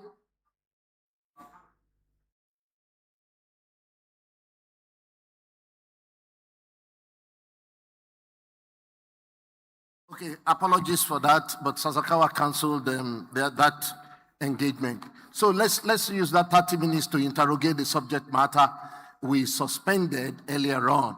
So if the comments, questions, hands up, then we can start. Please, a roving mic to a roving ICT. Please give me the roving mic and let's go back into those issues. Yeah, one hand is there and you can raise the issues. So all this section is available for the soil discussion, the land degradation discussion, the presentation of the different segment of Nigeria research architecture, and we can look at experts within to respond. Okay. Thank you very much. My name is Philip Oviasoge from the Nigerian Institute for Oil Palm Research, NIFO. I just want to add to the discussion on the degraded soils. Yeah. And corroborate the positions posited by the Honorable Minister of State. There's a need to have an establishment of management restoration program for soils. Now, the idea is this: our government is doing a lot on managing degraded soils, but it's based on the causes. It's based on the causes, perhaps fundamental causes. We have programs like the New Map. The New Map is the Nigerian Water Shed Management Program. We have the Ecological Fund Project, and so many other projects that have root causes of degradation of soils, but they are not rooted within the agricultural confines. So, and we know that agriculture, in terms of land use, the area for agriculture or crop cultivation is larger than perhaps other sectors. Yes. So there is need to key into these other programs. That is to say, the soil restoration program should champion it so that the various angles for managing the soils, for example, the engineering angle, the agroforestry, and best practices come under this perspective. I say this because sometimes we have had cases where you ought to have an agroforestry approach. They spend billions using an engineering approach to manage just less than 1 hectare of a degraded soil. Yeah. While you have over 1,000 hectares unmanaged, just because there is no special, umbrella where that program comes under. That is on another perspective. Then on the other hand, for data sharing, is very, very important, data sharing. The data quality must be considered and validated. Okay. On our own side, from the Nigerian Institute for Oil Palm Research, we have heeded to calls on sharing data for more than a decade. I personally have shared data, validated data. So I think there is need to sort of compensate those that have been doing it consistently so that we can do more. Thank you. Yeah, thank you. Thank you very much for those big issues that you have raised. The soil restoration program targeting restoration of degraded land, okay, and the issue of data sharing. We are going to look into that. Please, Professor Adeolua, can you come forward so that we can see your face? Yes, I am of the opinion that data sharing, we need to take it seriously now. Yeah, because data is becoming everything, and without it, we cannot move forward. This is well noted. Okay, you can say it there. Thank you, Mr. Moderator. Yes. And then also build on the appreciation of our Honorable Minister for the contribution. My comment is on the research architecture or the architecture of activities or research institute in the country. There is no gainsaying that organic and agroecology aspects of our food systems can no longer be overlooked. And in the presentations by the Research Institute, I followed attentively and I couldn't see the components of organic and agroecology within. And I think this may actually be taking us backward if we don't, because other countries, developing countries, even in East Africa, South Africa, and North Africa, they are doing well in this. And I think it is a right time for us in Nigeria that our research institute will mainstream the activities in terms of organic and agroecology. Okay. Thank you. Yeah, thank you. That is well noted. The subject of agroecology is gaining traction, but as you noted, I have never seen the Ministry of Agroecology anywhere. What I see is Ministry of Agriculture, and agroecology is one of the 17 known nature approaches. It's more or less subsumed under farming system, but it's gaining traction. Let's see how it becomes very useful to the people before the fraternity start putting pressure on the policymaker. I'm not seeing any other hand. Oh, yes. Okay, please, a roving mic to him. Yeah. Good evening, my ES, NAT, other distinguished scientists present. My comment is on perspectives that's been happening in the country, especially vis-a-vis the problem we're having with the soils. You will notice that most of the varieties of crops developed today are fertilizer responsive. And once you say a crop is fertilizer responsive, it has to do a lot with nature of the soil. And if these crops are not grown where the right soil that will support the growth of the crop developed to give the maximum or potential yield, you will see that farmers or the end users are not getting the real benefit of that crop. So that shows the importance of the location, the soil nature of where these varieties are developed. The second reason too is most of the time, the farmers that are having these crops do not have adequate knowledge of the soil composition of where these varieties are being tested. And a farmer is expecting 9 tons per hectare, for example, for rice, whereas the soil he is using is not compassionate with the development procedure or how the variety was made. Then, we also have a general dearth of soil scientists in the country. Most research scientists today, research institutions today, don't have much soil scientists. Some of them are agronomy-based, fertilizer or soil facility. So you see there is this cross course, and you don't have pure soil scientists in many of the research institutes today.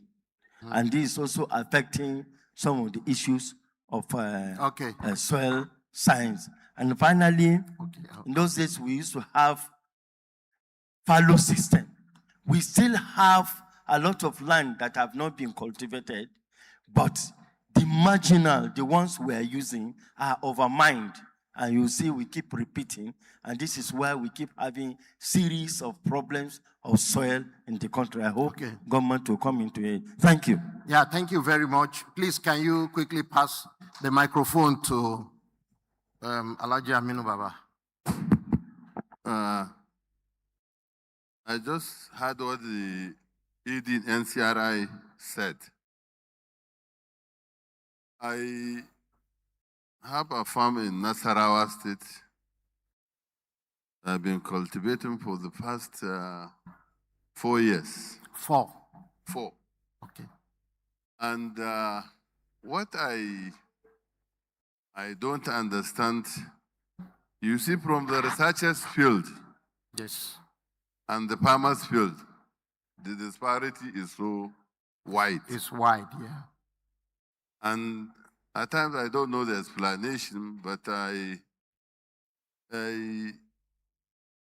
trying to make an analogy of what is happening in Nasarawa, especially with varieties of rice that we are planting there. And since I have started, I have not gotten anything more than 3 tons per hectare. Oh, 3? Yes. And I don't know whether our NARIs were able to understand what is happening. But incidentally, when we visited Egypt, where they have a history of getting 10 tons per hectare of rice for the past 30 years, I met one professor. He told me he was the first agronomist to set up Olam Farm in Nasarawa State. Olam Farm, yeah. And I was sharing this experience with him. He said there is no way you can get anything above 4 tons per hectare. I said, why? He said the reason is the soil is highly acidic. Yes.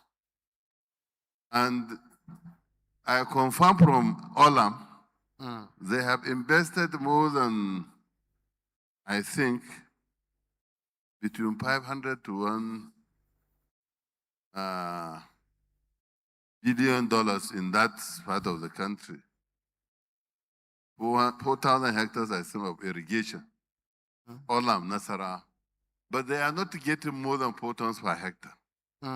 But in Jigawa, in some places, I have appealed currently as of today that I get almost 8 tons per hectare. Yes, in Jigawa, in Lingim. So these are some of the challenges which I don't even think NCRI has been able to evaluate this to understand. These are some of the challenges. Then the farmers are just left to navigate and find out what is happening. And incidentally, one of the varieties that is doing well, I compared FARA 44 and 67. 44 was doing very poorly, less than even 1 ton per hectare. But the one that is getting, I'm getting 3 tons per hectare is the FARA 67. So I also asked Africa Right. They say it has some tolerance of acidity. So these are some of the challenges which I think our researchers have to understand. Because this soil is not degraded. Because of the mineral composition of the state. I think that is what is happening. Thank you. Yeah, thank you very much, Alaji Aminu Baba, for bringing that out. The constraints from soil acidity is actually battling the entire country at the face. And it's not only Nigeria, most of the country that covers the West Africa sub-region are having that issue. Scientists are also very careful of recommending liming because of the long-term effect of liming. And so the key instrument that can be used at this time will be organic matter application of organic materials or organic manure to the soil. It has that robust ability to reduce or moderate the effect of soil acidity. But more importantly, knowing the nature and the properties of our soil, it is important that breeders begin to put this into as part of the breeding requirement. That is tolerance to acidity, ability of the variety they release to thrive under low acidic condition. And I know that African rice should be able to respond to that in a proactive way, the same way our National Agricultural Research Institute. Let me comment also on the subject of a fertilizer response made. Yes, we need to also be cautious of how we do it and what we do. There is a project that is still managing to survive the funding architecture. It is called Vision for Adapted Crops and Soil. It's a big Africa and America project, VAX. Okay, the philosophy behind VAX is plant the crop that is adapted to the natural resource base of the location we're talking about. And this is an important consideration if we will continuously get livelihood compliant yield from our soil. You know, we must be careful not to continue to deceive ourselves that our soil is so fertile. No, our soil is marginal and it requires cautious management for it to continue to produce for a long time. Okay, I'm not seeing any other hands. I'm not seeing any other response. Okay, Professor Vincent, please let the microphone go to him. Here he is. Yeah.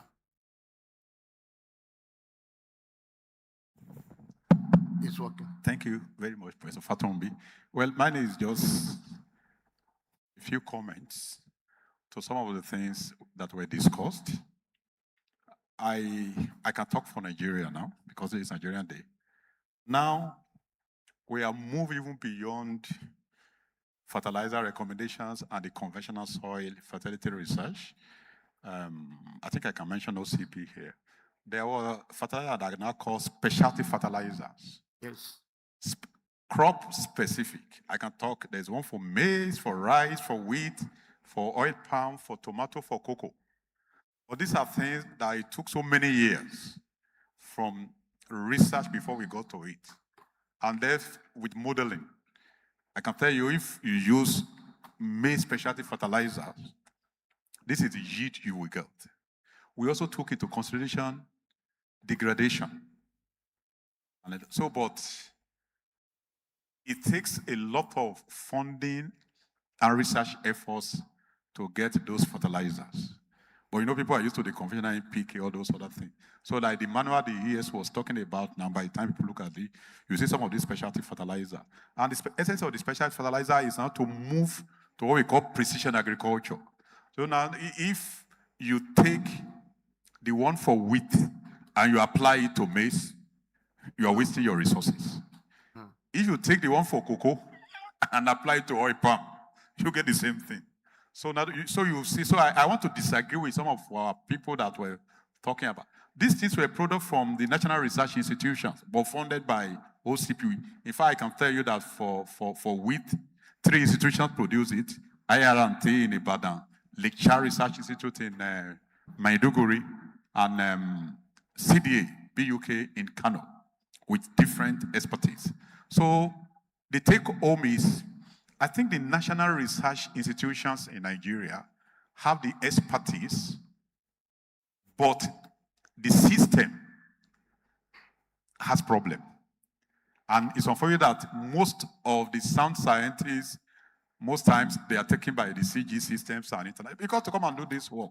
So I will also appeal to our political leaders and also our head of institutions that it is possible to do this in Nigeria, but you must commit substantive amount of funding. Like what NADF is presenting today is product of research. Yeah.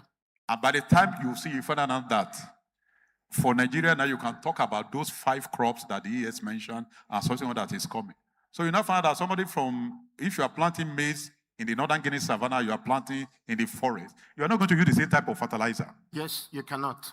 That is what you see, but don't let me talk. So I believe it is possible, but now, beyond research, we should begin to do research for development and innovation, not research for publication that most people are used to. Thank you very much. Thank you very much for bringing out all those information there. They are robust, and I know that a lot of effort is going on. Okay, I've seen 2 hands. I think we are waking up so quickly. But you are between us and the closing coffee. If they finish it, then it is because you talk too much. Thank you. I just feel confused about the comment by the last speaker. Although towards the end, he was also mentioning geographical areas. Yes, yeah, fertilizer specific for landscapes. I don't know can there be fertilizer recommendation that is crop specific, but not taking care of, different areas. Agroecology, yes. I don't understand that. I get there confused. Yes, let me quickly answer it. That maize in Sokoto, yes, will to take compare the same to fertilizer with in maize in Ogun State. Yes, there are. Please, can you clarify? Yes, there I'm are, confused. because the general nature and properties of the soil in the landscape differs. The climatic variation in the landscape differs. And so fertilizer recommendation or fertilizer are blended to suit certain agroecology. It's because OCP is not here. I know OCP is working on something similar to that. And in other countries, I have seen that. Okay, maybe Professor Adra Migba still want to make a comment on that. I don't want this to become dialogue. Before we came to the final product of the specialty fertilizer, let me tell you now, for wheat, we took thousands of soil samples. So let me tell you, the one for Kaduna is different from the one for Kano. But we cannot produce specialty fertilizer for all the wheat growing states in Nigeria. So what we did now is, after we have finished, now we have what we call into clusters. Now you group one that have the same soil type and the same. So that's why I say you cannot use the one in. Do you see? No, because I can't go into all those details. Thank you, sir. Okay. let me take that question, but I have a comment on that because it relates to where we are going as a continent. What works? Because when you look at generally African soil and Nigeria specifically, variation in soil is at very short distance. At very, very short, and you'll be seeing very significant variation, even on your farm. Different, so the variations and the nutrient content and the mineral content, they differ that wide. What works, which is still a vision for now, is to have modular blending facility. Modular blending facility. Modular blending facility works perfectly with site-specific recommendation. Site-specific recommendation we can achieve when we have very durable soil information system. You know, the type we are discussing when the minister was here.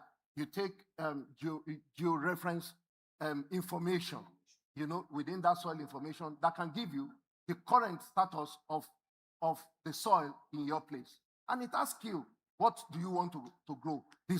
Then it will tell you, if you are going to grow this crop and get this type of yield, this is the quantity of fertilizer you need. You take your report and go to modular blender. They fit it into their system and they blend specifically for you. That's where we are going. But you know that it's a bit of a journey. I think we're going to get there someday and soon. Okay, let's take this last comment. And thank you very much for the wonderful presentation, sir. My question is that issue of the GMO, sir. GMO? Issue that people will say that the positive aspect is more than the negative. Dr. Some say the Abdulrazak, negative can is more you than listen to this the question? positive. So please, I think this forum, please, can you digest that issue? To be sincere, we are really, really disturbed. Somebody will just stop you and say that you are from the Ministry of Agri, you are so. Please, can you explain to him about that GMO? Please, let's digest it once for all. Thank you very much, sir. Okay, I have experts in biotechnology, genetic modification here. He can respond to that. So please do quickly and we'll begin to close. Thank you very much. I do not imagine that within the space allocated for the rest of this program to be enough to really explain and unpack what GMOs are. I'm the resident molecular biologist in FARA, but I have not been in the lab for over 9 years now. FARA currently coordinates, well, until a few months ago, is the Secretariat of the African Seed and Biotechnology Partnership Platform. This is the highest decision-making body in terms of all the different programs related to seed systems on the continent. So, but we do that, we coordinate it through different clusters. There are clusters that deal with policy, Abdulrazak, go to the question. Don't describe what FARA is doing. I think it's important people understand that technologies are out there. GM is one of them. GM technology is one of those technologies. They do not represent magic bullets to solve problems. The scientific basis for their application or discontinuation based on informed biosafety analysis are out there. So it is not for FARA, for example, to tell Nigeria, you go the GMO way if Nigeria doesn't want to do that. But if it has all the biosafety measures to adopt it, we respect that food sovereignty, that seed sovereignty decision. But the science of GMO is clear in terms of safety, in terms of adoption, in terms of a history of use. We could have another session or another conversation on this, but I didn't imagine that I'll be preaching the GMO gospel in a room packed of scientists. Okay. But we can also have a one-on-one after. Thank you. Let's go to that other question. But I want to tell you, in my previous life, when I was deep into biotechnology awareness in Nigeria with NABP project hosted in IITA, it became very clear then that if we are not careful, we are going to lose out of the biotechnology development era. But Nigeria took very good step. Of all the countries in Africa, Nigeria is the one that developed the biotechnology law and biosafety law first. of all the country. And so what we're saying is, and for me, I have never seen commodities that are tested more than the one that comes from modern biotechnology research. And so before someone will say this is released, it's been tested across board. I participated in a few of the testing.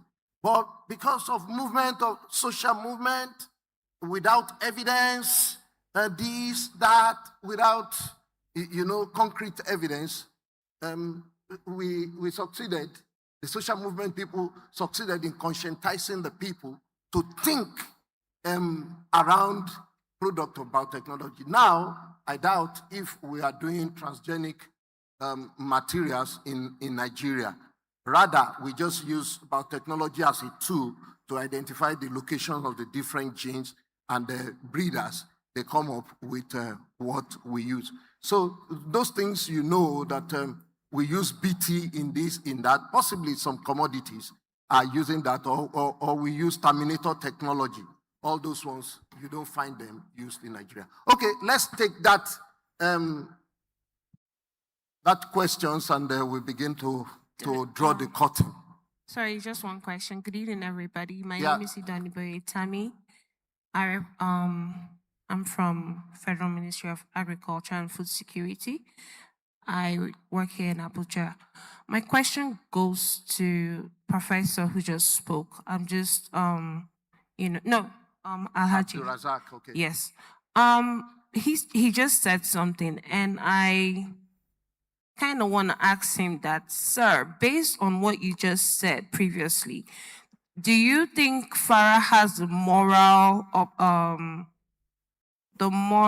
right or the moral backing to actively push for the nation to use GMO products if scientifically it hasn't been proven that it is 100% good for the average human being to use?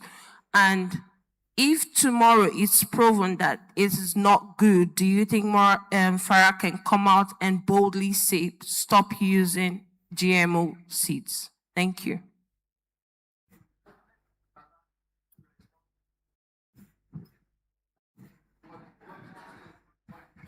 I have suspected we were coming here, right? but to be very clear, FARA does not push for any technology. Not GMO, not CRISPR-Cas technology, not traditional breeding technologies, not the new interspacing, not what they practice in Brazil, the low-till farming. What FARA pushes for is science, technology, and innovation that is developed and adopted through homegrown efforts and research, but enabled through the establishment of innovation ecosystem by the country, respecting each country. Of course, we do have unifying principles. We have CADAP, we all agree that we want to double productivity, we want to reduce post-harvest losses, we want to triple intra-Africa trade, but there are principles. And for each country, you have more than 20 that are landlocked countries, others are around the ocean, right? So there are different realities. Continent is fragmented. The seed system that works for Rwanda may not be the same that works for Nigeria. So it's for Nigeria. It's for you to speak with the scientists, all the different stakeholders in the country, looking at the science, looking at the public perception, looking at all the elements to agree we will adopt this or not. FARA will not tell you to adopt it or not adopt it. Okay. We support you with the innovation ecosystem. Thank you, my brother. Let the professor behind say something. Good afternoon, my ears, other executive directors and dignitaries here. I'm Engineer Gabi Muhammad Ndana. The question that lady asked, I know very well FARA cannot take responsibility for that. But in Nigeria, we have an organization which we call National Biosafety Management Agency. Had it been they are here, they will clear the air, because any GMO crop you see outside, it undergoes a lot of tests. A lot of testing. A lot of critics, a lot of procedures before they come out and say it is good for consumption, it is environmental friendly, and so on and so forth. So it's not a magic. It's something scientists have proved. They have worked seriously before they come out with anything that we are going to consume. So GMO have come to stay and is safe. Yeah. And NIBMA will tell you more. Thank you so much. Yeah. Well, you have said it well, because I saw Chris Daudu here more than 25 years ago when we were in South Africa. Chris Daudu had to work on BT maize to look at even the effect of growing BC maize on soil nutrients, on soil microbes, on soil arthropods, and all those stuff. We were together in the same university then, but we are seniors. We are almost, I would say, professor, when we were doing this thing 25 years ago. So you see, and that is it. In fact, biotechnology product are subjected to enormous tests that conventional breeded product are not. And I tell you, a lot of the product from conventional breeding also have toxins, have anti-nutritional factors, and related things. So as science is advancing, before breeder releases everything, it goes through the process. And I think biotechnology, it takes about 10 to 15 years to release a variety. For conventional breeding, maybe 7 to 8 years, once you do your AYT, PYT, UYT, and then you do food test and culinary test, yield test, life is, is there?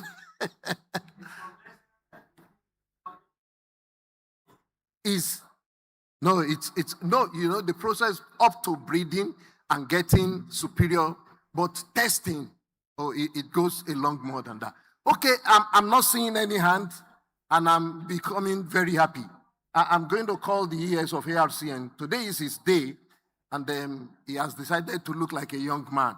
Dr. Daban will be coming, but before he comes, I want to close from my side. I feel so enthused with the discussion we've had today. And I must say that I appreciate the scientific community in Nigeria for their enthusiasm. It's clear that we want science to deliver the change we want as a country. It's already doing it. And I love the spirit of Nigerians coming up straight to say it the way they feel it. I must extend appreciation in absentia to the Honorable Minister of Agriculture. It's been with us now for 3 days.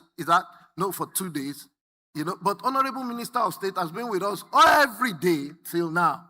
In fact, people from East Africa, they said, wow, you have done a great job to be able to sustain the interest of the high-level personnel in the country in the Science Day. And you see, they've shown great interest staying with us in the morning. And the Minister of State stayed with us even till late afternoon. He was asking me, should I still wait? I said, no, please go, so that you can do other things that relate to the state.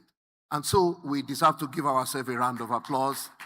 We are good people and great nation. So on that note, I close the session for myself, and I hand over to Dr. Daban to close for all. Round of applause for him.